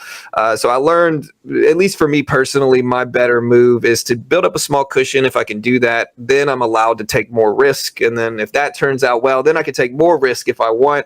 Or I can just kind of, ride off into the sunset green on the day. Right. Well, I mean, it's about that. I mean, it's about, completely risk. And, what you're doing is you're building that cushion, which is smart, just in case you do have that bad trade. And then, a lot of traders, they dig that hole and it becomes a little deeper. And then they put another trade on, hoping to get out of it. And it's getting deeper, and then panic sets in, and then you're trading reckless, and before you know it, it's out of control, and you've put yourself against a wall very badly. So I mean, it's something that you have to recognize before it gets to that point. Now, that's right, John. Let me ask you. Sure. You're in Texas, right? Is everything big in Texas? They say that everything in Texas is big. Is that right? I mean, I'm thinking cheeseburgers, are they bigger than the ones here in Chicago? Food wise, definitely. I would say the food wise, definitely. Great food in Texas. I'm from Louisiana, so it doesn't really compete some more great Louisiana food. Right. Better food in Louisiana for sure, in my opinion. The tacos here are great, though. They really are. But aside from that, Texas is great. The stereotypes are kind of true to a certain extent. You see a lot of horses. We were at Chick-fil-A the other day, and my daughter took a picture of, there's actual police on horses where I live, right? So there's these police officers that ride around on horseback, and we saw one in the Chick-fil-A drive-through the other day, and so she took a picture. Very very stereotypical, I guess, is the best word for it. But yeah, Texas is great. I love Texas. The weather is hot right now, so a lot of times, we'll go up to Michigan, and I have some family in Canada that will go visit, during the summers. But yeah, Texas is great. I mean, I wonder where, here in Illinois and so forth, you order breakfast and they go, what kind of toast you want? White, wheat, or Texas? And I'm always getting a Texas toast because that is a big, thick toast. So it must be true to what we're hearing. So, but let me ask you, John, it's How long you been with Topstep? So I started using Topstep, to be honest. It's been, I would say, at least 4 years. Maybe not 4, maybe 3. I know I've been using them for a long time. I trade other accounts too, and so I started trading on them, kind of just experimenting with them at least a few years ago. And so I know it's been at least 2. I want to say it's been 3, possibly longer than that. Okay. All right. Now, let me ask you, how'd you hear about us? So really, okay. So when I first started trading, I traded, in order to really day trade, before I really knew about futures, I would have to go overseas to overseas brokerages for stocks, and it was really frustrating because they gave you leverage and it just didn't turn out well. You didn't really trust that you were okay at these overseas brokerages. And so I really think I started researching ways to get around the PDT rule and learned about futures eventually, because at the time I was mostly trading the SPY and the Q anyway. So the SPY and the QQQ. And then somebody told me about futures. And so when I Googled futures, I think that's where I stumbled upon Topstep. And I think I've been using them. They're my only Topstep's my only futures prop firm or funded account program I've ever used. I've never used another one. And I just think Topstep's the most legit. I think it's been around the longest. I think the rules are the best. And I just think it's the easiest. I think most day traders lose in the beginning. And so I think people have to understand that you're going to lose in the beginning, at least probability wise, it's up there. But you learn so much, and for the price, like the base one's like $50, you're going to learn so much, and you're still going to have some pressure, and you're going to learn how to trade under pressure with generally much less risk than you would putting the money up yourself in stocks or, putting up the money yourself in futures even. There's just a lot of risk that comes with that. And I think it's a good way to just kind of limit your risk. Well, it's the thing is, you hear people new to trading and they're doing very well. And, it's time to get humble. I think it's best. Now, if you got the passion and desire, I mean, that's definitely, like I said, the hot coal under your ass. But if you start the process losing, okay, I think you're going to learn a lot more and respect winning much better, because if you start trading and you're winner, and you're like, well, this is so easy, which I've heard hundreds of times. Trading's easy, and how long have you been trading? About 3 months. That's right. Well, you know what? Sit down, son. I got lots to tell you. And I think that the approach is much better. I mean, it's like with anything, if there's something, a sport or a hobby where you're right away, you go in there and you're kicking butt. Eventually you're going to hit a wall, like I mentioned before. And this is where you got to figure out, how do I get around it? So, I mean, that's part of it. Not to say that we want to see losers right away, but if you get that understanding that, this is part of what's gonna happen or what's gonna be, I have to understand this before I can move on. So that's good stuff. Good stuff. That makes perfect sense. How about strategies? What strategies, if any, do you use? So I mostly am a VWAP trader.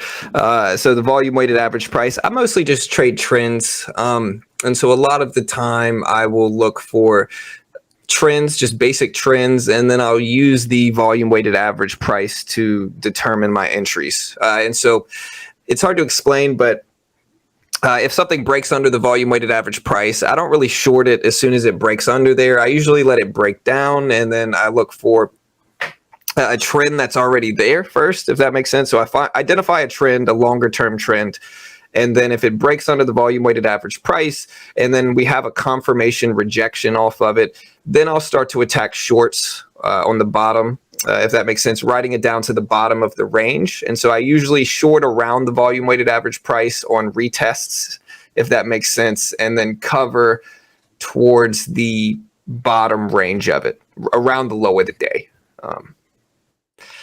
So it's kind of hard to explain. I think a lot of the time traders take high of the day breakouts and low of the day breakouts. And when I learned to trade, those just got me in so much trouble. I would get faked out there. I would get rejected there. And I think a lot of experienced traders are taking profit at those lows and highs. And so I usually just try to trade the range, trade the trend, and cover around the low of the day or cover around the high of the day if I'm long, if that makes sense. Kind of trade the range. Mm-hmm. Okay. How about risk? No, we all have to take risk here. Right. So how do you manage that? So with risk, I usually my risk reward ratio is usually like 1-to-1. And so I don't go for a crazy reward to risk ratio. I'm usually trying to make my money on the accuracy side, and you'll hear people say things like, you got to have really good risk reward and really good accuracy rates. But I think they play off of each other. I don't know if you're going to be able to have a really high reward to risk ratio and really high accuracy rate consistently. And so I think you got to sacrifice one for the other. And in my case, I'm sacrificing risk and reward. I'm usually having about a 1-to-1 ratio. If I make 20 cents or 20 ticks in one specific trade, I'll cut it. If I'm up 20 ticks, I'll cut it. If I'm down 20 ticks, I'll cut it. So it may be a 1-to-1 ratio. And I usually try to keep my accuracy rates over 60%, over 60, 70% is usually what I shoot for. Okay. How about entries and exits? Share with us what you see to enter and what you see to exit. So going back to what I said before, usually when I enter something, it's on retests of the VWAP. And so I look for something to break the VWAP first, but I don't just buy it or short it right at that level. I usually look for confirmations before I enter. So if we get one rejection off of the volume weighted average price, and we move up to it to test it again, that's when I'll be a little bit more likely to attack the specific entry with depending on where it is. So if we get a lot of confirmations in a downward trend and we break under the volume weighted average price, the next time we move up to test that level, that's when I'll enter short, or vice versa. If we're going long and we break over the volume weighted average price and we get confirmation in that upward trend, then when we pull back to it, I'll buy it and just kind of plan to cover it around the high of the day. Okay. All right. So taking profits, taking losses, whatever it may be. It sort of brings out some emotion, whether it be a good emotion, bad emotion. John, how important is emotional control in trading? And share with us how you maintain it. Oh, it's the most important thing, I would say, because there's some days that are just not good. That no matter how hard you push, you're not really going to make money on certain days. Like I said, the way I control it is just. Again, I think the concept earlier about building up that cushion first really helps, because when you enter a trade, even with a lot of experience, you're always going to be somewhat emotional about it. But it helps to curb that emotion, knowing that even if you lose, you're still break even on the day, and you can either stop after that and figure out what you want to do after that. But it really does help with the emotion, because you're able to kind of understand, hey, even if I lose here, it's not the end of the world. And I think just repetition. I think one of the reasons new traders fail is because they just haven't done it very much. They're brand new. They haven't been able to get used to the swings, if that makes sense. And so once you get used to the swings, it becomes easier. Yeah, you get calloused, and you almost expect it. Emotion, whether it be good or bad. I started back in 1985 in this business, and it took me a long time to recognize when emotions are sort of slipping in to hijack your thoughts and your trades, your account. But I keep asking myself questions throughout the day. If I'm trading, when I'm trading, if I'm going through my game plan, is this the right thing to do? Should I be doing this? And if the answer is not agreeable, or the answer is not yes, you should be doing that. There's when you've got to tap the brake, or sometimes even slam that brake on and say, okay, wait a minute, what am I doing wrong here? And just applying that is going to help you catch a bad emotion. So leave those emotions at the door. You don't need those. Now, how about a significant loss. Have you ever experienced a significant loss in trading? And if you did, what did you learn from it? Of course. The biggest thing you learn from big losses, and again, usually my big losses that I've had over my trading career usually go something like I lose a little bit, maybe I lose $100, and then I say, hey, well, I'm just going to try to make that $100 back, and then you lose 200, and then you're like, oh, well, I'm going to try to make that back, and then you lose 400, and then the mindset switches to, well, I'm down so much on the day, I might as well just go really hard and try to make that $400 back. Before you know it, that snowballs into just a huge, like, debilitating drawdown. Yeah. It happens so much. I think for new traders, it happens more. But what helped me stop that is mostly just you got to learn to step away. A max loss is incredibly important, and you have to be really, really, really rigid in that max loss on the day. I think that's why like people complained about the Topstep $1,000 daily max loss, but I think it's honestly great for Topstep traders. I think it's incredibly important. And I think it's something that's going to help traders. I think you have to be really rigid with that max loss, because if not, you can lose everything. All right. Now, everyone here, hopefully, is looking to grow, continue to grow. What are you hoping to continue to work on the most right now? So for me, I start my stream so early. So I start my stream at like 6 a.m., 6:30 market time. And so a lot of the time I'll get into, I'm building up a cushion. And so it's somewhat justifiable, but a lot of the time I get into trades a little bit too early. And then by the time like prime trading hours happens, I'm like emotionally spent. And so I either don't trade that much at all, or I would love to be able to continue to focus on just optimizing the time of the day where I trade the most, and try to take advantage of that a little bit more. Okay. Now, you are funded with us, correct? Correct. All right. What platform are you using? I'm using Quant Tower. Originally, I was using Tradeovate, but I've kind of grown to love Quant Tower. Quant Tower is really nice. I was in stocks. I'm a Thinkorswim TD Ameritrade user, so I'm kind of going from there in the stock world. But love Quant Tower so far. Cool. And a lot of us as traders, we do see some highs, and the highest of highs and the lowest of lows. Once we are starting out in the funded account level.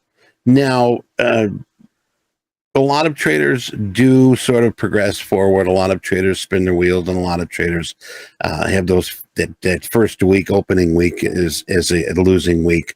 What would we need to do as far as adjustments? Let's just say that you're funded and your first week didn't look very well. As far as a mindset goes, John, what would you say to a trader that needs help?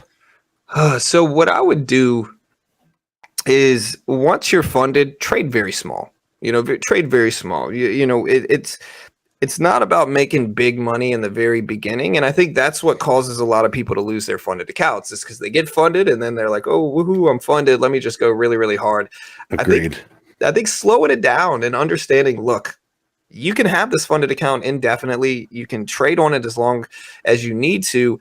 Build up that cushion first, build up a couple $1,000s in cushion, get out of the scaling plan, and then you can try to take a little bit more risk. And I think if you do that, you're going to have much more longevity on the funded account, and it's just going to be a lot easier to work. It's going to be a lot less stressful to work as well. Mm-hmm. And that's one thing too, is we want to avoid as much stress as possible.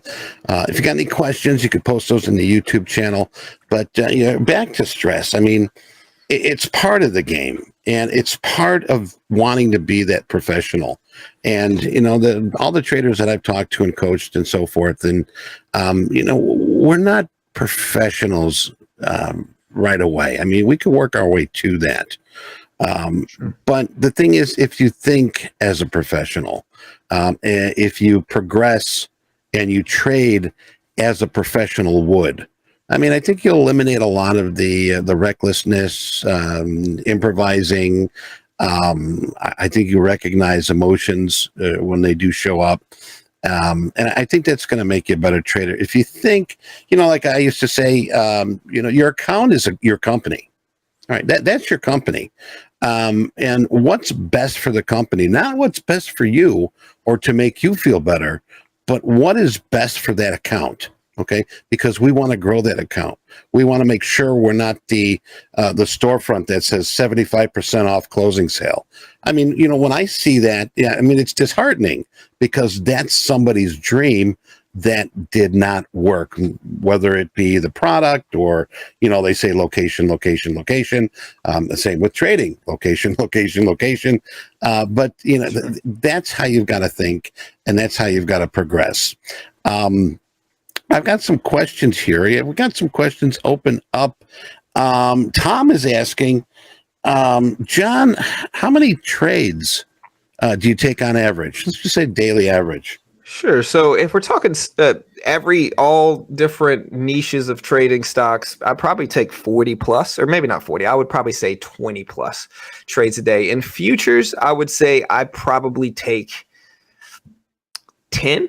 Maybe 10. I've got a couple accounts that I play with. I've got some combine accounts, and then I've got some actually funded accounts that I play with. So I would say maybe 10 to 15 in futures.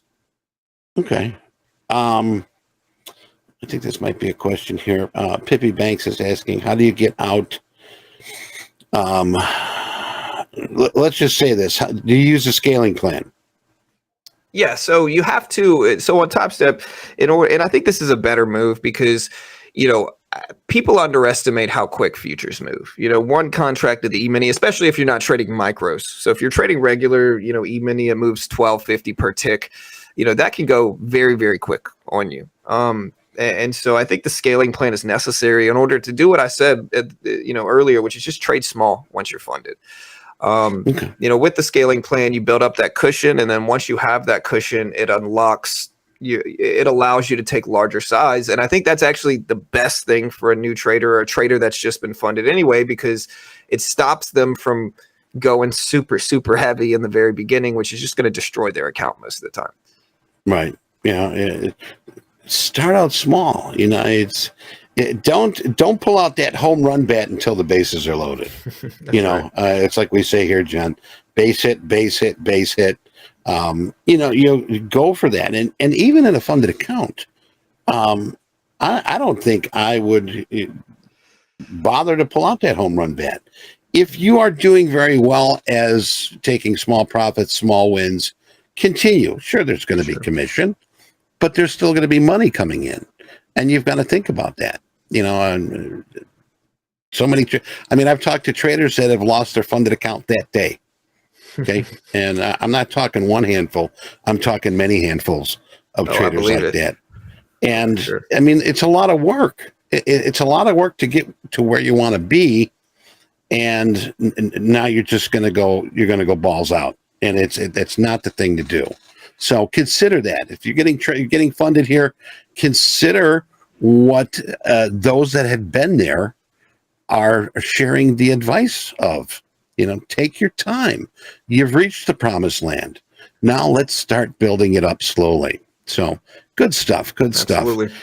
Let's see here. The Dragon's asking, John, preferred time frame to execute day trades and scalps on the NASDAQ futures. What's your time frame? It depends on which type. So I do a couple different types. I scalp occasionally as well. Usually if I'm building up the cushion, I'm scalping, right? So very short term, 1 minute time frame, but that's going to be incredibly difficult for most new traders to do, to be honest. And so when I'm building up the cushion, I'll take a 1 minute time frame. Once I have the cushion and I can let it work a little bit more, then I pivot to mostly 5 minute charts, maybe a 15-minute chart if it's like a longer term time frame. But most of the time I pivot to a 5 minute chart and look at broader, longer range trends. That's great. Let's see here. Any other questions here? Okay. Let's see here. Let me go back to this. Now, I know that you had a real cool hobby here that I was sort of like, oh, wow, he does that. Tell us about this Brazilian Jiu-Jitsu. Oh, Brazilian Jiu-Jitsu. It's abbreviated as BJJ is what they call it. It's been my hobby the last couple months. I'm not an expert or anything like that. I'm just a white belt. But but yeah, I got my kids in it. So I have a 14-year-old and a 9-year-old, and so I got them in it. I've always been kind of a MMA fan, like a UFC fan. And so I started training in that maybe 3 months ago, and I love it. It's really addicting. It's grappling mostly, so it's mostly like submission. Your job is to tap the other person out, submit them, right? Like choke. Royce Gracie, right? Remember correct. Royce Gracie. That's correct. And I go to a Gracie gym as well. That's where we train at one of the Gracie gyms. Yeah, see, I'm a big MMA fan too. I was back like UFC 1. With Dan the Animal and Tank Abbott, and I mean that was like when they had 3 rules, but now there's a lot more that's going on there. But it is a very tough sport. There is a lot that you have to work through, the grappling of jiu-jitsu is, if you know who Royce Gracie is, who did he take on? He could take on Kenny Shamrock or one of the guys. It was somebody really big. Dan Severn, I think. Dan Severn. That's who he took on. And this is sort of the championship. And the Royce Gracie did Brazilian jiu-jitsu, was maybe a third of his size. Oh, he was a tiny guy. He was a little bitty guy.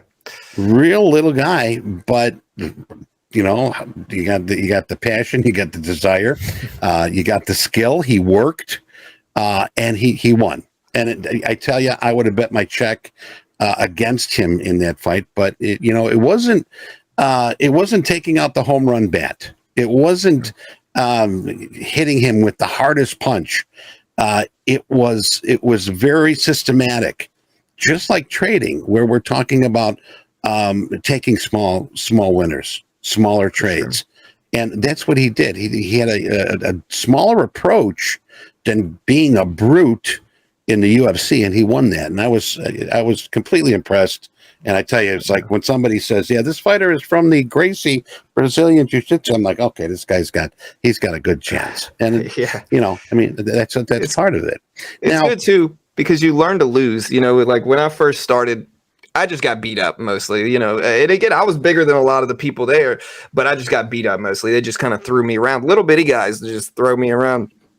But once you go and you keep going, and just like trading, you get that consistency and you get that repetition, and eventually it starts to click. You start to get a little bit better. You start to get a little bit more confident, and it kind of spirals from there. So very similar to trading in that regard. Right. It's brain memory. And this guy's got me in this crap right now. Or this hold. Okay, what do I need to do to get out of it? And the time before that, you had no idea. And it's like trading. You get yourself in a situation, trading. Okay, what do I need to do? I remember, because it happened to me before. I didn't know what to do before, but now I know what to do. Journal. That's a good thing about journal. But John, I appreciate you being here with us here. Before we go, I want you to break down beginner trading again, because there's just so many people out there. We'll have this on video, and I want to make sure that people know where to go for this beginner trading. I'm really hip to this. So break it down. Tell us again. We're going to post the link again in our YouTube. So John, what's this beginner trading? Sure. So again, I started it years and years ago as just a free resource and community. And so I don't even claim to be a good trader. I don't claim to be experts. Most of the people there are not going to, say any of that stuff either. We just we're just a free resource and community. So we don't sell any courses or anything like that. It's all free, no paywalls behind anything. And we're just kind of reporting market news, covering economic data, trading live every day. We put out video content occasionally as well. And so we're just a resource for traders. I'm not a new trader per se. Again, I've been trading since 2016, so 8 years now almost. But we're just a resource for traders. That's cool. And you're helping people. If they have questions, can they ask? Of course. Just want to make sure. All right, well, John, it was awesome being with us here. And if I can, I'd like to reserve another time where you come back and join us again. I would love to. Yeah, I would love that. This has been great, for sure. We appreciate you coming up and swinging the bat for us. John London, have a great day, a great week, and let's keep in touch. Okay. Thanks so much. It was great meeting you, and you all have a good day. Hopefully you all will be green today. And yeah, I'll see you guys next time. All right, cool. All right. Stay tuned. We've got Top Quiz. Yes, a lot of you have been waiting and asking, when's the Soup Kitchen going to open up? Well, it is opening up. We got Top Quiz with Jack and Bonnie, and don't forget also coming up here, top of the hour, high noon. No, not with Jackie Cooper. We've got it with John Hoagland, aka the Hoag, and that'll be our group coaching. So stick around. Stay tuned. We'll be right back. See you, and John. all right, everyone, it'll take a couple minutes here for us to get set up for the quiz. I will post the link. In the meantime, enjoy the jazz.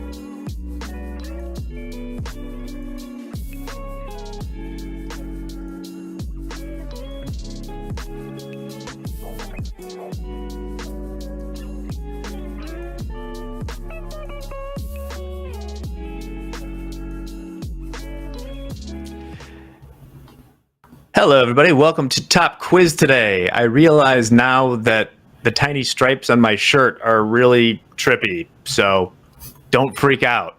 It's not moving. You're okay. You're in a safe place. I am joined today by Bonnie.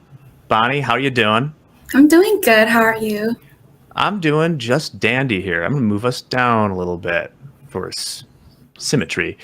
Okay, well, Bonnie, I believe that the record to beat is 4 questions correct for the guest on the show. For those playing for the first time, we're giving away 150K combine to the top finish, and I will give out 2 random 50Ks as part. My internet seems to be a little bit slow. Hopefully I'm not breaking up too much. So that's what we'll be doing. Answer the questions right, answer them fast. You get more points that way. They'll be covering everything. But from the chat yesterday, I heard there were too many questions about football and films. So today, there will be no questions about football or films. There might be a couple questions that you like, Bonnie, too. We will see. So are you ready to take this on? Yes, I'm ready. You'll have 10 seconds once the clock starts to answer the questions. We're on a 6-second delay or something like that. So answer them as soon as the questions pop up on your screen, which should be shortly. Let's see who the last one is. I saw some interesting names that they're trying to get me to say. Baby Jedi, Owen, maybe it's my brother. We'll see what it is. Okay. Who's going to be in last? Jaqueline Mako, Trader, Hank. Let me check YouTube, make sure I'm not missing anything. Okay. No math today. We'll see what it is. All right. We got 260 of you in here. It's time to start, though. Casey, maybe in last. Nope. Okay. I'm going to hit it in 3, 2. It doesn't matter because you're on a 6-second delay and you won't do it. I'm doing it right now. Mickey Trades is the last person in. Kahoot! Top quiz. Let's get it on. Question number 1. From 1309 to 1376, 7 consecutive popes resided in this city, not Rome. Is it Florence, Avignon, Milan, or Venice? Venice? I have no idea. It was actually in Avignon. The popes were in France for a while. So take that for what it is. You didn't want football, so now you get history. I hope you're happy. Okay, next up, the standings.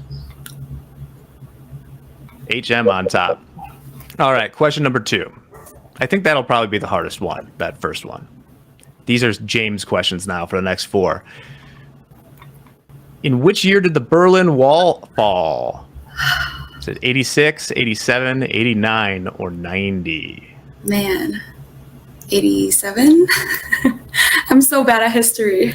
Well, David Hasselhoff is upset with you because it was 1989 when the Berlin Wall fell. Yeah. It's okay. There's a few I know you're going to get. I hope. No, it's good. I commend so much people that will go on and be subjected to this. Coco and First, Zeb, Drew, Brooke, Lax. We got a Lax bro in there. Look, Mom, I won. Well, maybe you will. We'll have to see. Question. In which Italian city was pizza first made? Was it Naples, Rome, Palermo, or Florence? Rome? That's a good guess, but according to James Harden, it was Naples. Dang it. Yeah, sorry. We got double Italian city action already in the quiz. Checking the comments here. Beautiful. Naples. We got some Sicily fans. Let's see who got it right. Oh, look, Mom, I won is getting up there. Rachel, Zeb, E-Trading. Nice. Okay. Let's focus on business here, Bonnie. We got a few more. Question 4. What is the hardest natural substance on planet Earth? Is it gold, platinum, diamond, or boron? It's diamond, right? Diamond. It is definitely diamond. You are correct. 193 you guys knew it, guys and guyettes. All right. Bonnie's on the board. Look, Mom, I Want is there. Fullerton, top quiz. Our fan account is playing as well. Okay. We got 5, 6, 7, 8. We got 4 questions left. Dolly, the first cloned mammal, was what type of animal? A rhino, lion, bat, or sheep? Oh God, rhino. It is a sheep. Dolly the sheep. And what a cute little clone it was. In the comments, give your thoughts about cloning. Let's get into that. That'll be weird.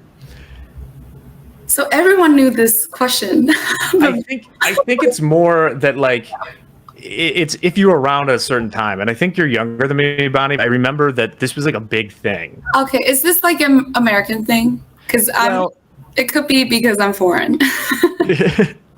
Did they clone Dolly?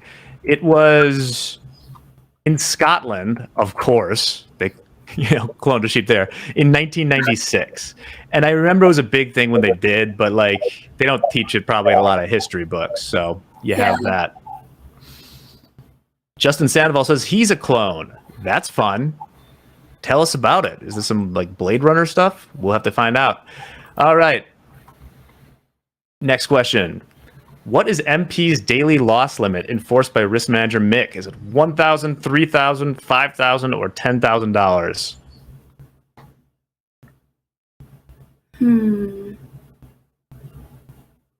They were watching earlier. Bonnie, I give you a pass on this one because you have a job to do. So you can't, or maybe you have this on your background. I'm not saying y'all don't have jobs.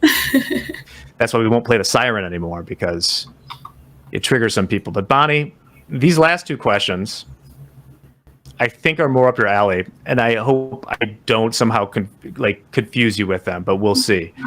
Look, Mom, I won still in first. Yes, Mongoose. I know y'all have jobs. I understand it. I was saying it to be funny to Bonnie, but she hasn't watched the show, I guess. All right. Bonnie, you ready? Yes. Question 7. In accounting, a company's assets equal its liabilities plus what? Debt, equity, depreciation, or cash? Finally. Do you know it? Yeah. I think everyone should know this if they've taken an accounting class. I didn't take it until business school. But yeah, it is equity. Bonnie, you'll have to say it out loud too, because Bonnie's playing with us as well. So it is equity in that case. See what we have in there. Okay, one more question, which once again, Bonnie, I think you'll like. As soon as we see a change here, look, Mom, I won. Zeb, Caprice, Fullerton, and Coco. All right, here we go. Last question.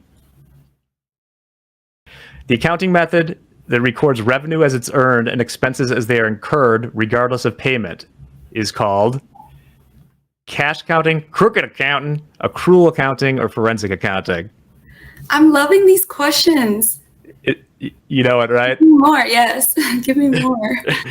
It is accrual accounting, which, Bonnie, I'll ask you, accrual accounting is the standard used across legitimate companies these days. Yes. Okay, well, great. Well, I'm glad to do that. Maybe sometime I'll make it all accounting. All right. Great. You'll see me on the board, hopefully.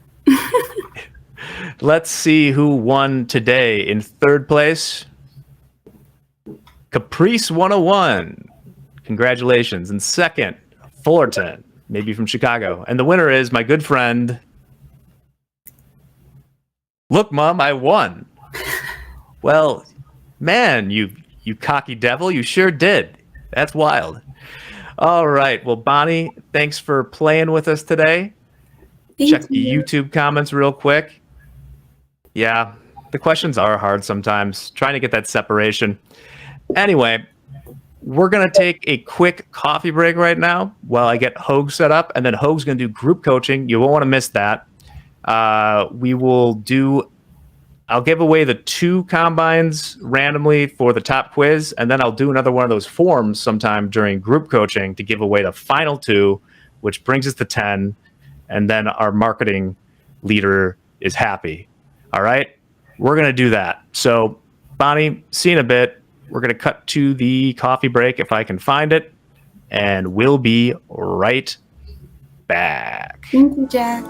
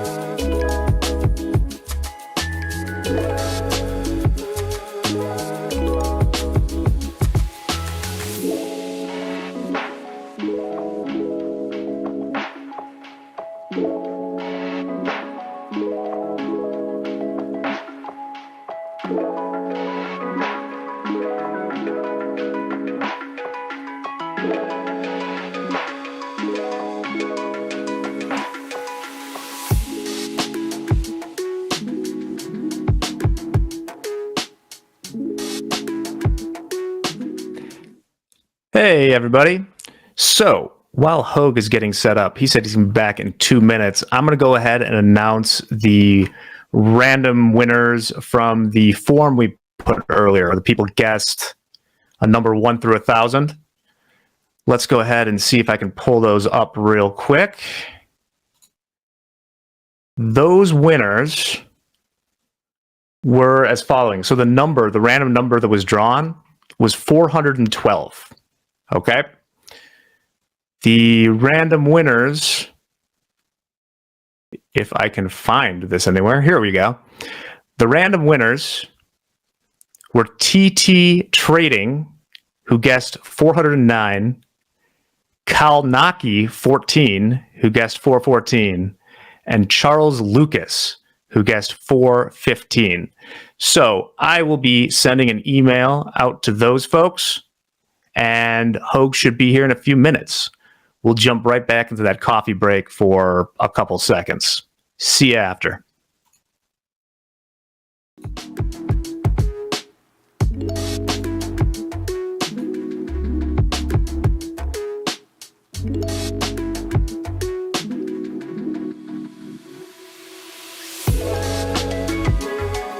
Yes, yes, yes. All right, I'll do the group coaching thing right now, and then we'll...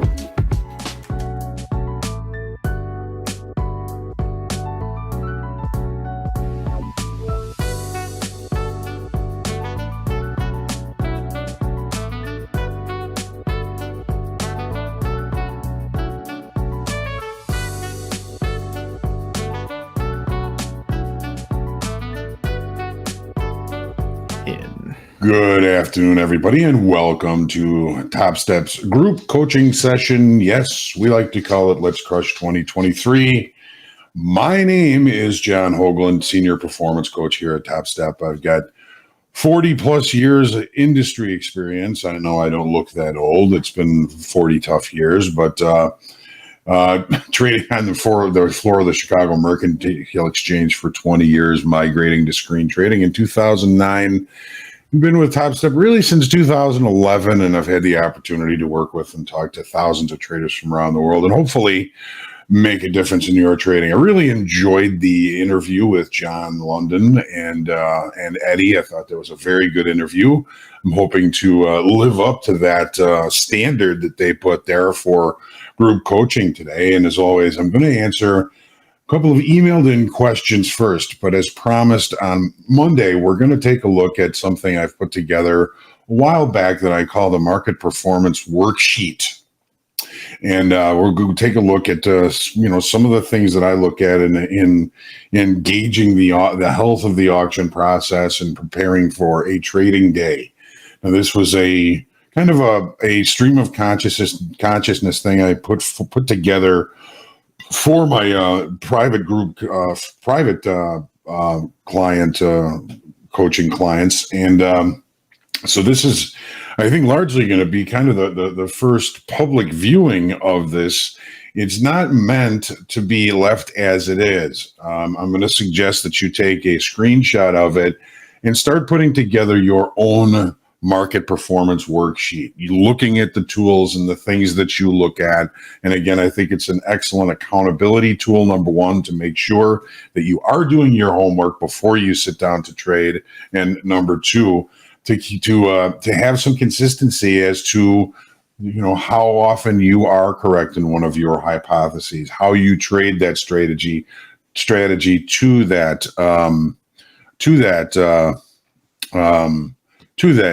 hypothesis, to that market state, to that context. It's all about context, and then trading a strategy that fits that context. So getting into the CFTC disclaimer, I'm just going to look at this for a couple of minutes while I pull up the questions. Now, we got two great questions from Fred, and they're largely in real time relating to the markets here today. And as we get through these questions, there's usually a few levels to them.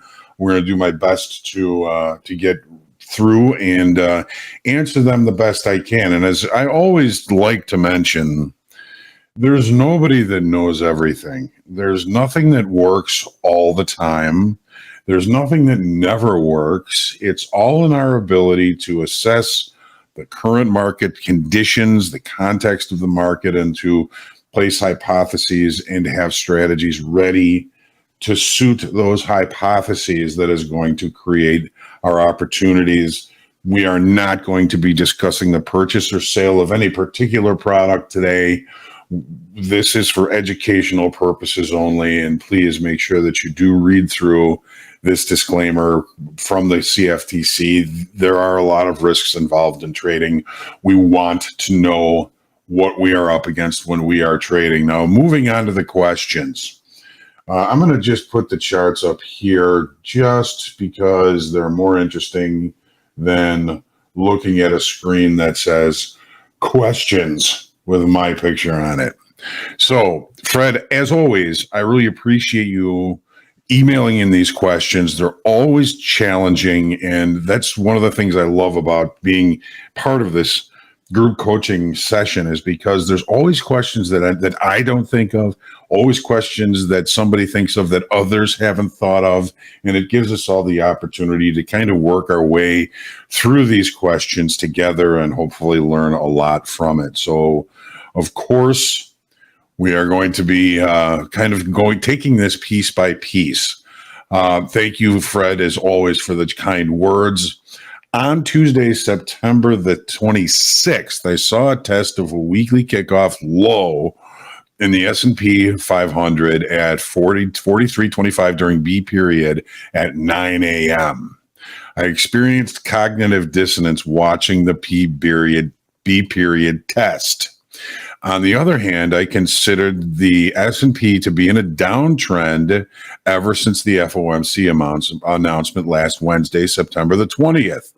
Tuesday's open was below a late spike. The downtrend seemed to be continuing on Wednesday. So I'm going to put these profiles up so we can really kind of get a better idea of this was last Wednesday's FOMC meeting.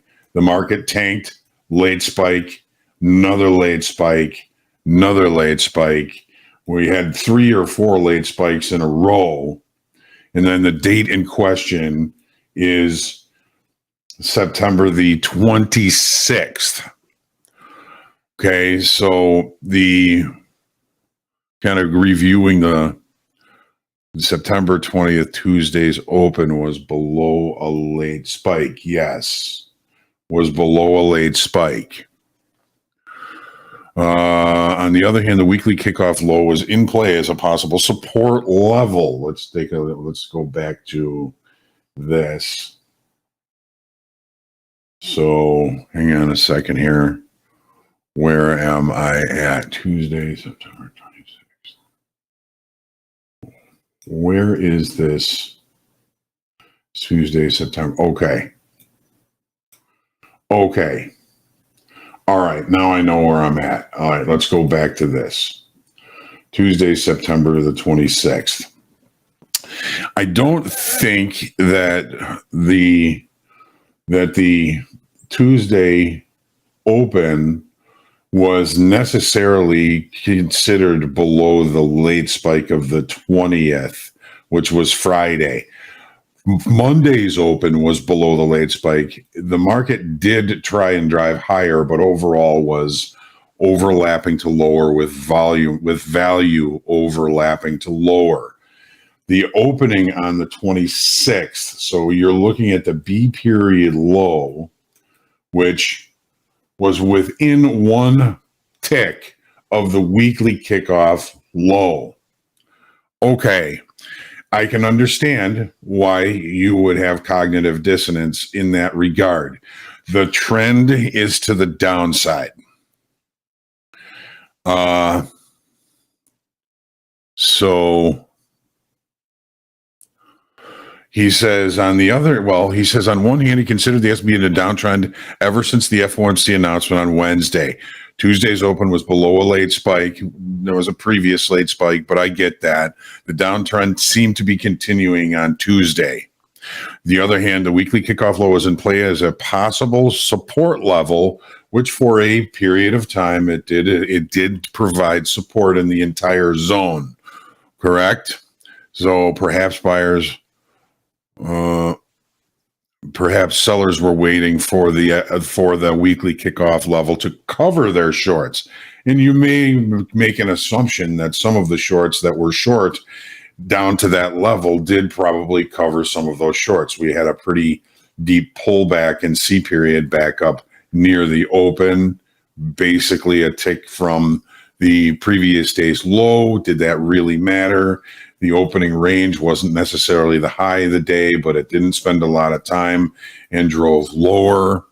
The B period low is 1 tick above weekly kickoff. I asked myself, who buys at exact visual levels?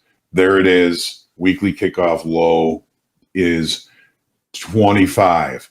The B period low would be considered relatively exact, but I don't think, to get too caught up in the fact in this case that the B period low was so exact to weekly kickoff low. Weekly kickoff lows are meant to be a zone. Just the fact that it traded exactly to it just put it in the center of the possible zone where the support might have taken place, which to a degree it did. I mean, B period showed initially rejection at that price. C period traded relatively high, couldn't take out the high of B. It wasn't until really the E period extension and the I period extension where the weekly kickoff showed it was no longer supportive, and the weekly kickoff zone, I would say, was no longer supported. I period came up. That's the kind of the afternoon pullback high, which makes sense with the high from the previous session, from the next session. relatively close to the afternoon pullback high, and then the market continued to try and push lower. So the B period low, I expected more convicted buyers to be present. Weekend short-term traders are the ones who buy at exact levels or sell at exact levels, and you are correct in saying that, Fred. He expected more convicted buyers to be present, if they were present at all, below the weekly kickoff level. I saw the bounce higher from B period as an opportunity to sell short. My trade idea failed. So the bounce higher from the B period low is an opportunity to sell short. The question is, did I interpret the significance of B period low reasonably, or should I have given more respect to the buyers who entered one tick above the weekly kickoff low? What do you think? Looking backwards,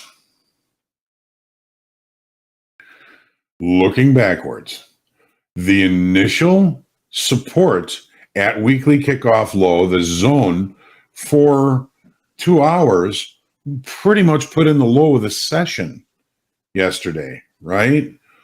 But the continual, even a little bit of extensions down below that was kind of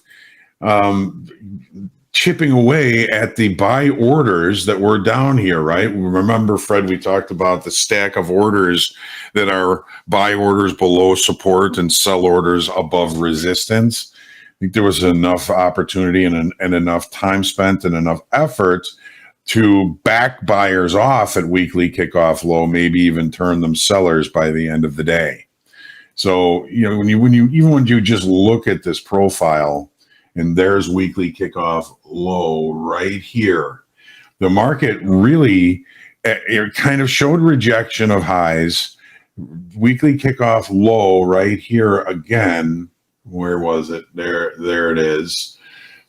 Put in a low, but the low is having trouble holding. So the short above weekly kickoff high would have been a good idea, would have been a hard trade to find, number one, because that this E, G, and H period high here wasn't really against any kind of important levels, right?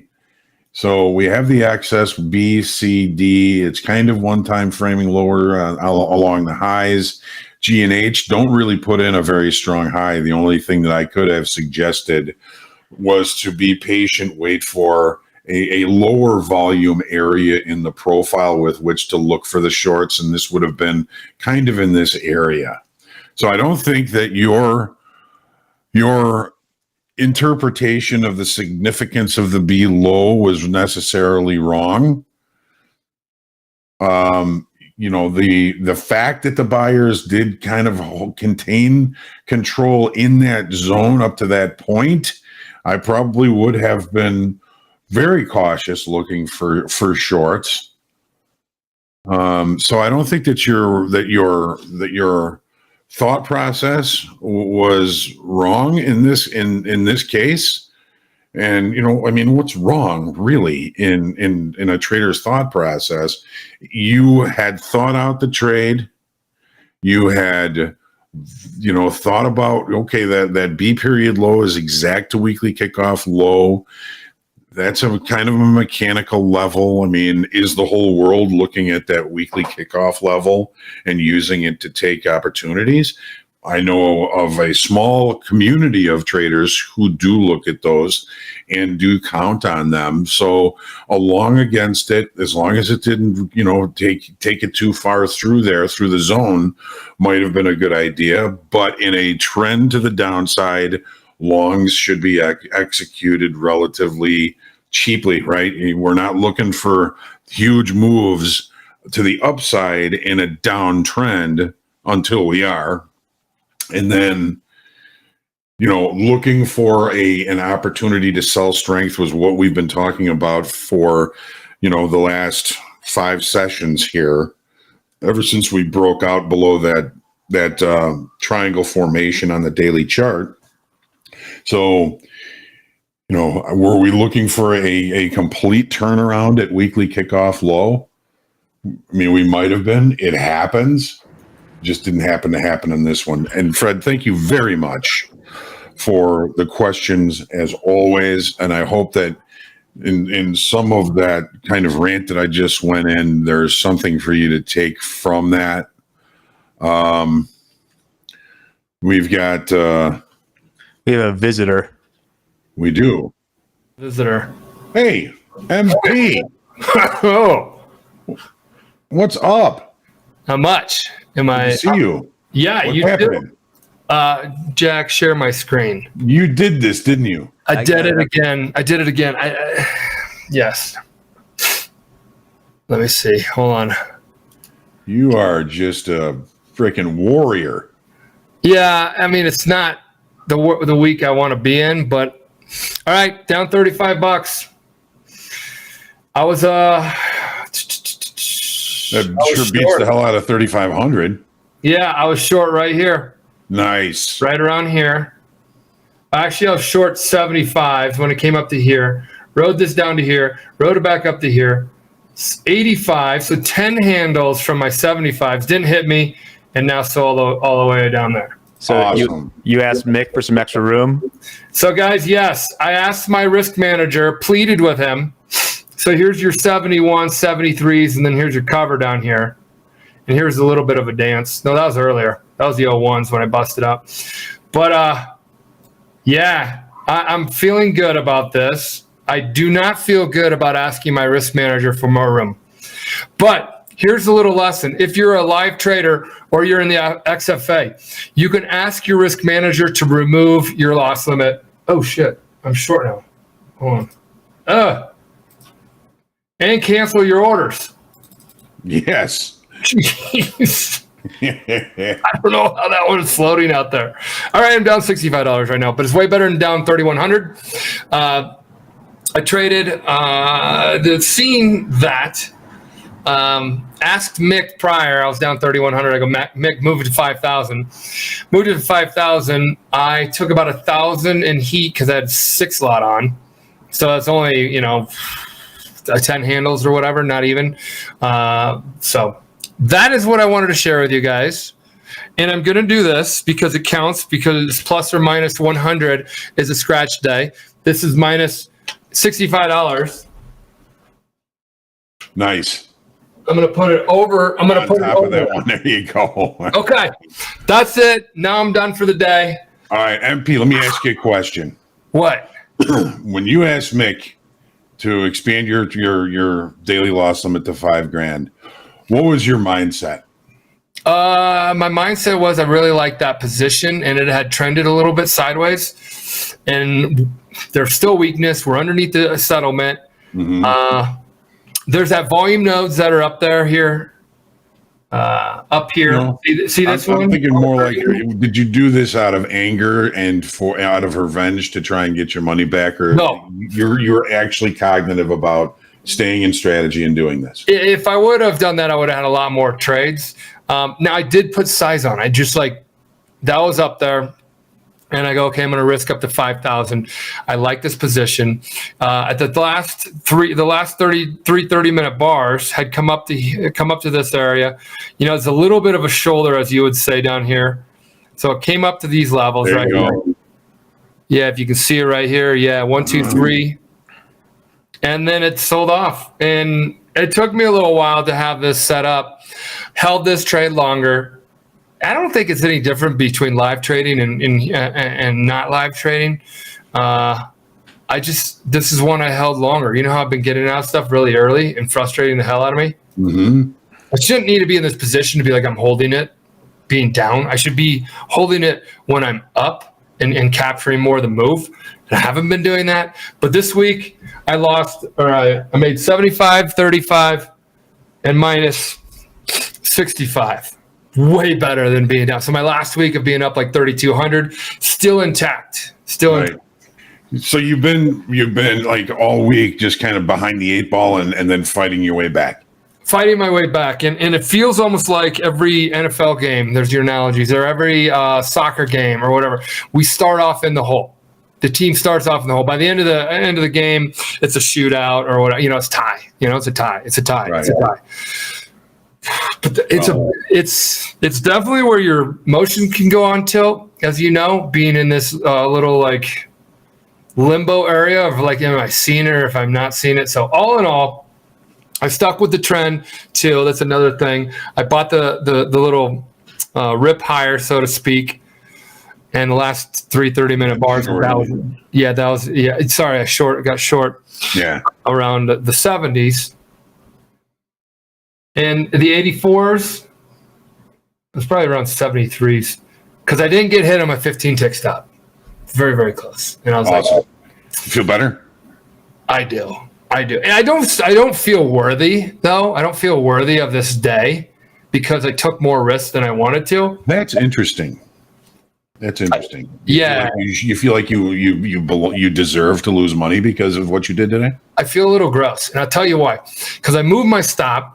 I got in a position where I hate moving my stop because those days are always days, not always days, typically days where if I didn't have TopstepTV, I probably would have been hitting that because it just would have been like. So I didn't want to open up my risk, but then I talked to Mick, and that's why it's good to have a risk manager. And I think the lesson learned here is any of you funded traders that are up good on your trading on your account, you find yourself in a bad trading day, you can talk to your risk manager and they will open you up. I don't highly recommend it, but I recommend it if you see another setup and you're there, or just call it a day. And I was calling it a day, but then I talked to Mick. So that's why we have the risk managers there. They will open you up if you have a cushion in your account, which I do. So yes, I'm happy, but I'm not thrilled with my performance. I find it interesting that you feel like you, what'd you say, gross? I feel a little dirty. I feel a little like I cheated. You know what I'm saying? Like right. I cheated on my trading plan. Does that make sense? That's interesting. When we have our meeting later, we'll delve into that. Yes, we will. So I'll let you get after it. I wanted to show you guys this, and then also send the message that as a live funded trader, as an XFA trader, I believe that we do it much more for live traders because they've really shown themselves to manage risk. But there are days. That's why we don't also bust you out and make you break a combine and disqualify you from advancing. If you hit a daily loss limit, it is there to slow you down or deactivate you for the day. It slowed me down. I talked to Mick. Mick knows how I trade. And he's like, he even asked me there, you want to open it up? And I'm like, no. And then I went back and talked to him. So that's my long story short. Thank you, Mick, for opening me up. Everybody, hopefully now you learn that our risk managers will open you up. You have to have a cushion in your account. You can't just be like, hey, out of the gate, open me up. So still making new lows. Yeah. I covered all my stuff around the around the 48s. So it is what it is. All right.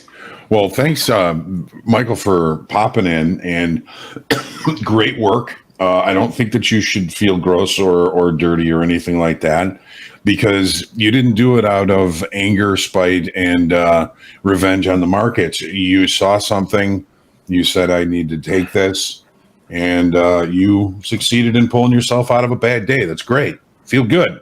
Yeah, and let me see really quickly what my time, because I took what is it? Hold on. I took an hour off. I took an hour and 15 off. So that you could call that walking away from your trades. And then you come back in here and it was going sideways, and the 30-minute bars were both kind of showing the high of the move was around 70 to 77. And then I got short around 73s, and then it went up to 84s. I'm happy. I'm happy. That's it. I'm feeling better. All right. But I still feel a little dirty. So I got to hold on and stick to my trading plan, John. Yes. But it's always good to have trading buddies and a risk manager that's cool. Have Mick shorten that risk manager, that daily loss limit back to $3,000. Yep. Tomorrow you start from zero. Start from zero. Mick, if you're listening, we'll put it back to 3. Thank you for opening it up. I'm going to go take cold plunge, like Roy Jenkins says. They have plunge pools down at the gym down there. So I'll bet they do. Yeah. All right, guys, live to trade another day. Always trade for tomorrow. And hopefully you learn that we will open you up here at Topstep if you are a funded trader. But you shouldn't always be doing that. And that's my little lesson learned today, but it worked out. So awesome. Thanks for popping in, Michael. Cheers, guys. Cheers. Yeah, so Hoag, I want to emphasize something that MP did say there about taking the hour off. I mean, you can never ask for a larger, I'm saying this from at prop firms I was at, you certainly can't ask for a larger loss limit when you're still in a trade or right after that. But I suppose under the right circumstances, if you take a couple hours off or something like that, you might be able to come back in. Bit, right? Yeah, still not something I would recommend doing frequently. Right. Yes. No. Right. You know, you hit your daily loss limit. Sometimes it's just not your day. But he did step away, get his head straight, found an opportunity, and ended up getting his day back. That's great. And as long as you do that while in strategy, that's a good thing. But if you do that, if you pull a day out like that, out of capitulation, just like, all right, I'm down $3,000. I'm just going to put on a 10 lot and hope for the best, and it works your way. That's really just kind of ingraining bad behavior. So I'm glad that he took the time off. He waited until he saw something that he was able to capitalize on, and he got his day back, which is great. The only time we would ever do that is if either our accounts blew out overnight while we weren't there, while the clerks were there, or if everyone got a bad beat and blew out and was flat at say unemployment or something like that. Right. Then it's like, okay, that's over. If you have more input, you can trade again if you want to, because it's just like, that's something that happened. Let's move beyond it. But not if you're just, especially if you're just like, if you take a like crushing loss, if it's something like that, then absolutely do not do that. Yeah, 100%. All right. Thank you, Jack. And again, thanks, MP, for popping in. And there's somebody question here. Adam was asking, instead of a profile, we should talk about configuration. Who cares about a profile but a small group of people? The reason I go to profiles when I'm answering Fred's questions is he's a big profile guy. We can take a look at it on a 30-minute chart here as well. The market opened, traded right down to weekly kickoff low. It provided a pretty decent opportunity. C period, I mean, it gave us almost 20 points on that bounce off of that. But then, D period came down, took it out. We had a bear flag. The bear flag broke to the downside at the weekly kickoff low, and then there was a continuation lower. So, Fred's question was, boy, that seems very exact for buyers just to come in and move this market that quickly. So staying in the trend, he started looking for shorts, maybe just didn't get the right spot. So, and I appreciate the feedback, Adam, but when somebody's asking questions in profile, I tend to answer them in profile. Okay. Fred's got another question here, and then we're going to get moving on to the market performance worksheet here. So Fred has heard me talk about the possible predictor of fear as a possible predictor of successful trade outcomes. I'm afraid of selling below the prior low in the S&P 500 because I don't like breakout trades. I feel like limiting risk is problematic on breakout trades. I wish I could have sold near the session highs where I could limit risk. Yes, and I do too. Looking at the developing volume profile, I can see a high volume area around 43.03 with a low volume area above it extending to about 43.06, a $3 low volume area. If I were to sell the S&P short, I would enter at 43.03 and stop at 43.06.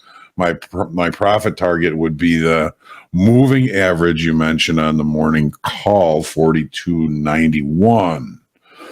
I would risk 3 handles trying to make 12. I'm so happy with the risk and reward trade on the idea. The problem is I could easily wind up selling short below value in the completed profile by selling 4303. I chickened out of my trade idea and canceled my order, but I still wonder what you think of the idea. So let's I'm going to bring this up, Fred, so maybe we can get a little bit of a combined view here. So all right, let's get the profile up here, the volume profile.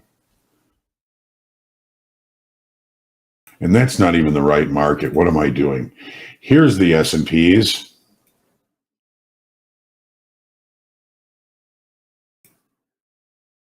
All right, now let's get this volume profile up here so we can see what we are speaking about. So number one, Fred, when I talk about fear as being a decisive predictor or a deciding factor in trades, it's because I find that if I'm not a little bit of afraid of a trade, it's a layup, and too many people are going to see it, take it, and go through. And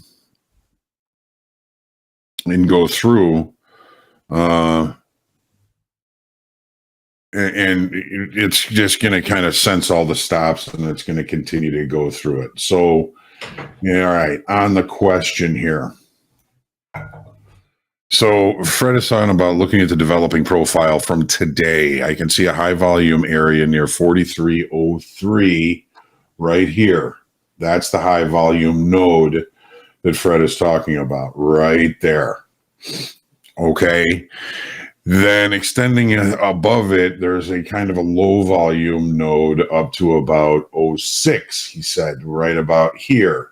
So from here to here is the kind of low volume node that he was looking at trading against. The profit target would be the moving average. I'm not sure which moving average I was talking about necessarily, Fred. I apologize about that. Risking 3 handles to make 12. I'm happy with the risk reward. The problem is I could easily wind up selling short below value. And I think what we should probably do here is look at this. Okay.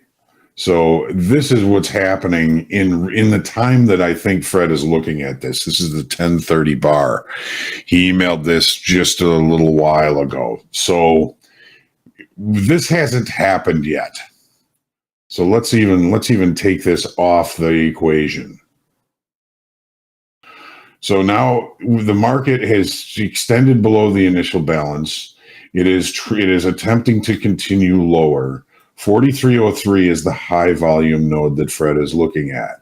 4307, 4306. This is the other high volume node that he's using for the opposite side of his risk. If he gets short at 03, his stop is going to be probably the other side of 06. So he's risking 3 to 4 points because of this low volume node here.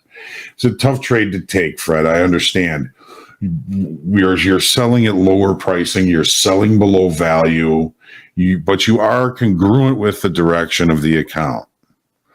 Okay? So if you were to take that trade, if it gave you the opportunity, the high, unfortunately, was, it gave you the opportunity. 4303.75 was the high. So your trade idea was a good idea. Even if you got stopped out, it wasn't a lot of risk. But that trade, if this is the time frame you're looking at, it even gave you another chance right here, 4303 half. And then the market continues the move to the downside. Are we wishing we were going to be able to sell up here earlier in time? No, we're not going to have that opportunity. So, I like the idea, Fred, that you're starting to look at volume nodes and low volume nodes for opportunities in directional moves.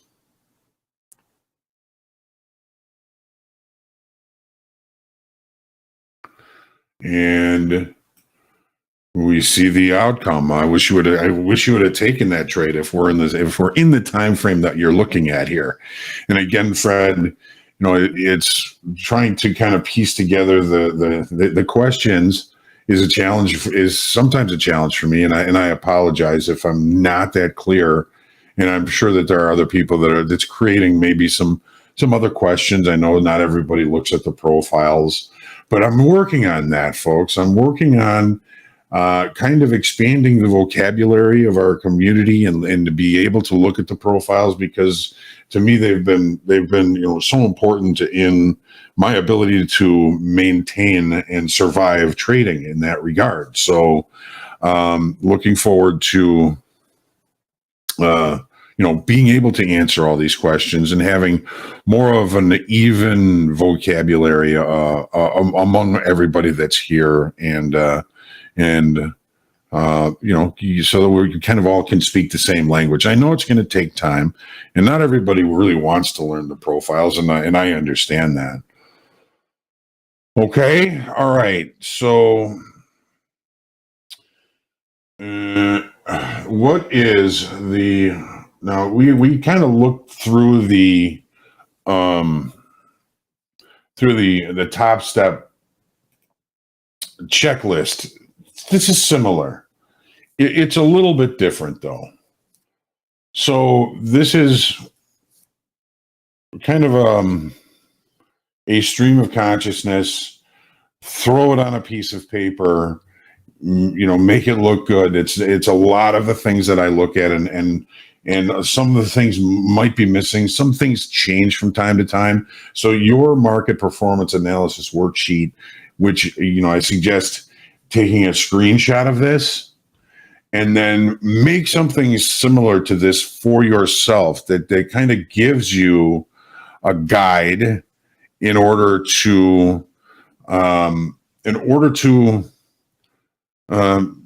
give yourself that guide and that accountability so you can be prepared for the trading day, so you can do things consistently. One of the most popular things that traders have come to me over the past years is, how do I become a consistent trader, a consistent and profitable trader? To that question, I answer with a question: what are you bringing consistently in order to continue to be able to review the information with consistent information so you can help yourself improve?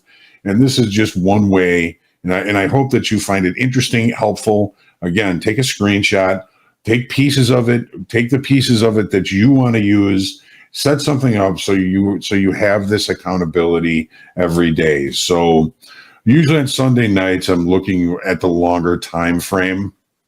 Okay. The weekly candlestick charts, no long-term directional performance, if any. Look at reachable long-term swing highs and lows. And then I review the data below that on Sunday night as part of the prep. So I'm going to be in a way doing this section twice. Daily candlestick charts, directional performance. Is volume increasing, decreasing, constant in a directional move? What's the market state? Is there a market state? What about open interest? Is it continuing to increase, lower, constant? What is the overall open interest? Are we seeing emotion in the markets? Is the emotion driving price? If the market is directional, are areas of balance far apart or close together? Now, these are on daily charts. I can kind of go through and talk about the balance areas in directional moves on the daily chart. Getting closer together are more likely that a move is less likely to continue, especially when volume, open interest, emotion, delta, all of those things come into play.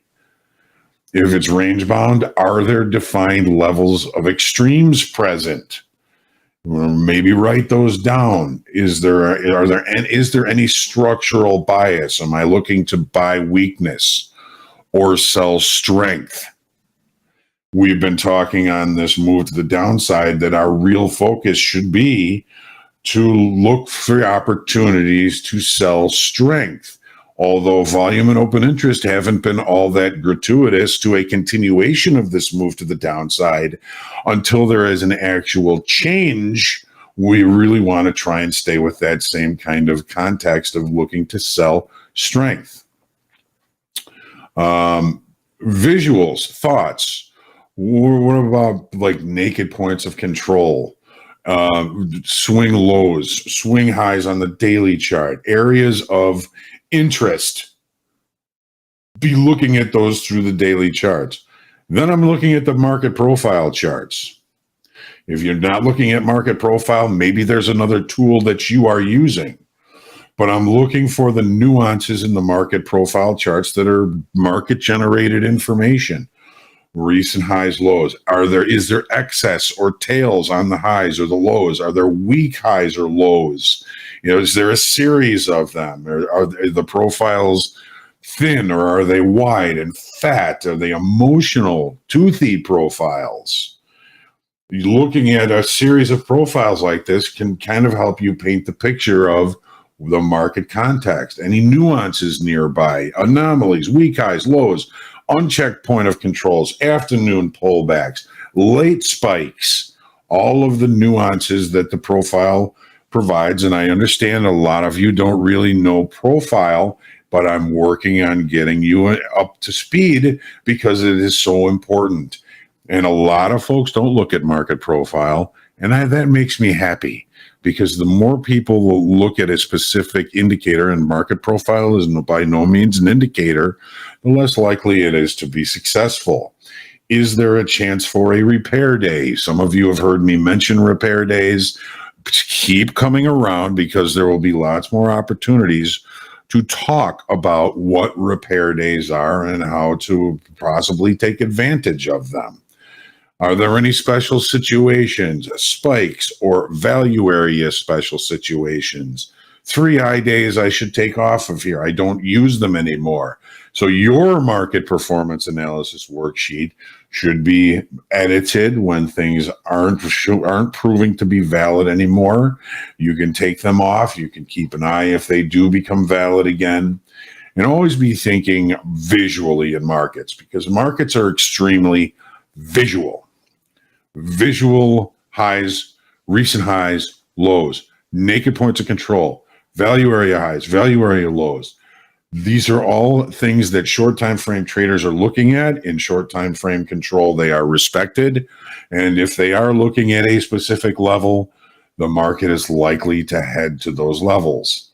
Markets are visual. So always take a minute and think about all the information that you just came up with, and then think about any of those visuals or any other thoughts that you have, and then set up a couple of hypotheses.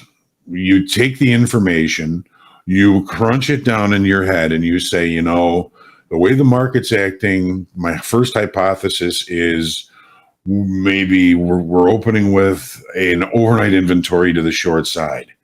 I'm looking for an opportunity to sell strength. Hypothesis 1, sell the pullback off of the overnight inventory adjustment and take it from there. Hypothesis 2, inventory short. If the market looks like it's catching legs, if the opening range is the high of the session and we've gapped open lower, maybe it's an opportunity for an acceleration gap to the downside.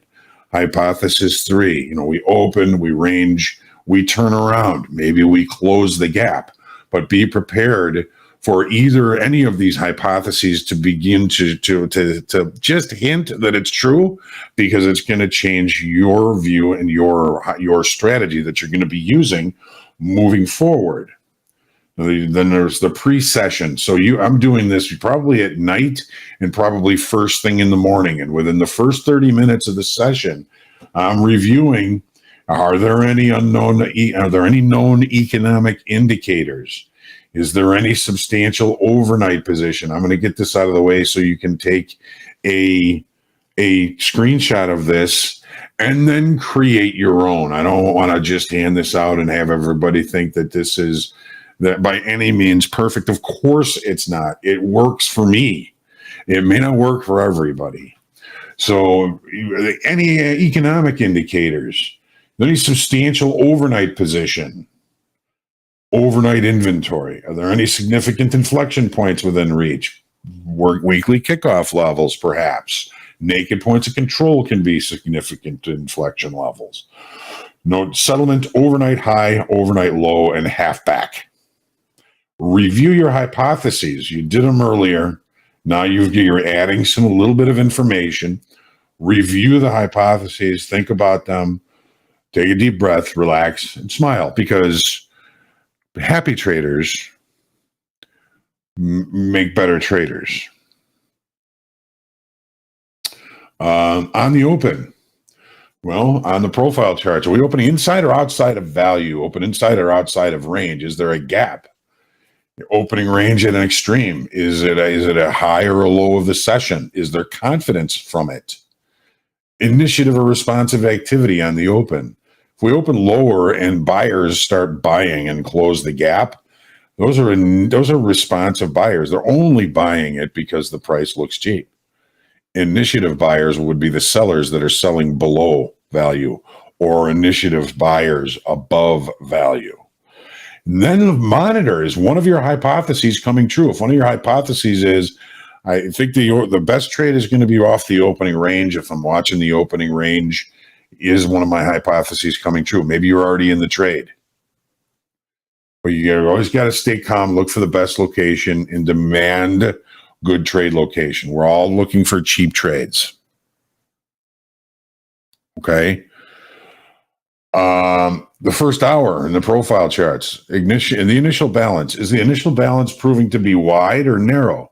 A wide initial balance, a wide range for the first hour of trade, is less likely to be extended by very much. It's going to take a lot more energy.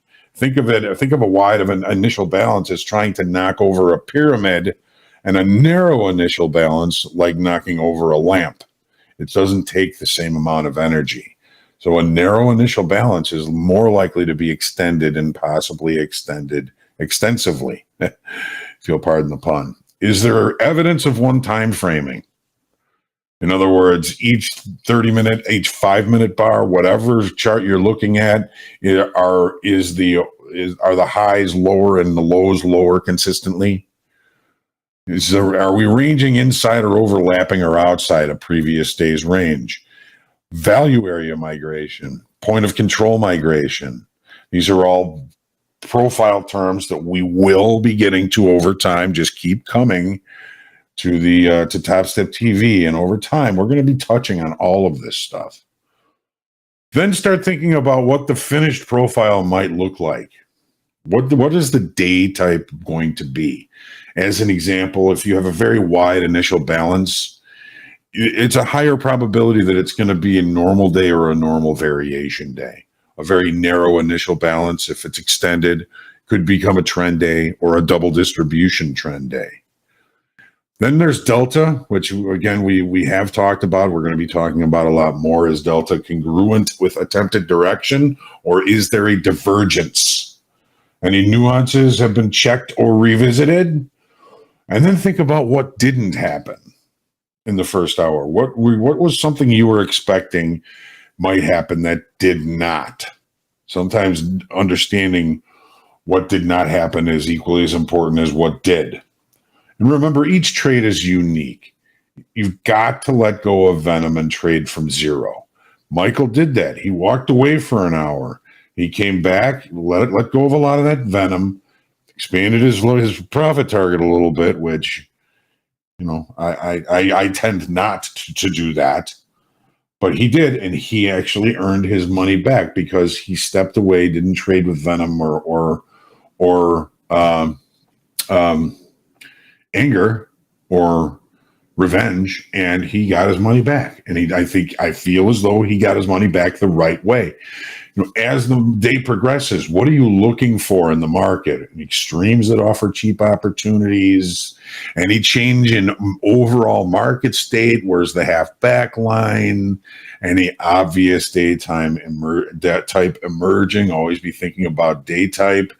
The later it gets, the easier it may be to determine day type, but it may be too late to take advantage of this information. So I'm not going to be passing this out or emailing this to everybody. If you are interested in creating your own and using this as a basis of it, take a screenshot of it and then create your own. This is the first page. I'll leave it up here for a minute or so, and then I'll move it on to the next page. And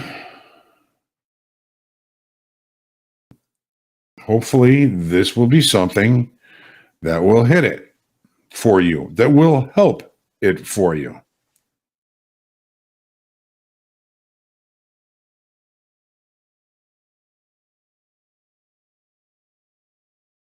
Okay.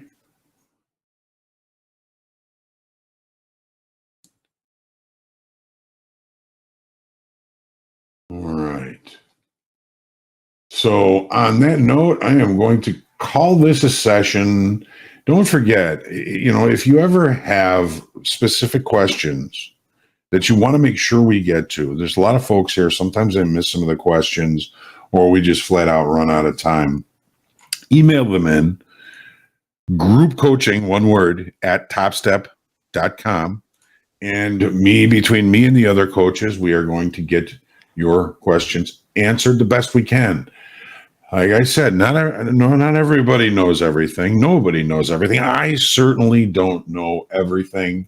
Wouldn't claim to. Here's a little dad wisdom for you. That's my dad on the floor of the Board of Trade. He was the hedge manager for Ralston Purina, a pretty huge manufacturer of staple foods and animal feeds. And he was handing out Czech cereals. I think this is about 1969. I have that badge on his badge right up here behind me on his flag up there. But he was always really full of wisdom and a good trader. And he pointed out, the market always looks the best at the top and it looks the worst at the bottom. It's the ones that are able to sense the bottom or sense the top that are going to be the ones that are going to be able to catch them. I've never been able to catch a top or a bottom very well, but he's right. When everybody is screaming that the world is over, that's probably going to be pretty close to the bottom. And when everybody is telling you about stock tips, that's probably pretty close to the top. Miss you, Pop. Thank you, everybody, for joining me today. We'll see you again tomorrow for TopstepTV. One last thing here. Yes. And apologize for the really bad graphic that I just threw together to say this. No, not at all. But we got to announce the random winners from Topstep, from the quiz earlier, the 2, and the form. So here they are. All right. The top quiz random, WV Trader, PBJ 2739. And for the form, the random number was 612. Zain Anwar guessed 619, and Adam guessed 620. So they were the 2 closest. Awesome. Thank you, Jack. And there's nothing wrong with that graphic. Everything's wrong with it. Anyway, you'll get an email probably this evening when I can get around to sending those out. So enjoy. All right. Thanks, Jack. All right. Blessings, everyone. Be kind to yourselves. We work very hard at this. You got to do something nice for yourself. Don't forget to be kind to everybody else. Have a great day. Blessings to everybody. Say a prayer for peace, and we'll see you tomorrow morning, 8 o'clock for the opening call. Have a great rest of the session.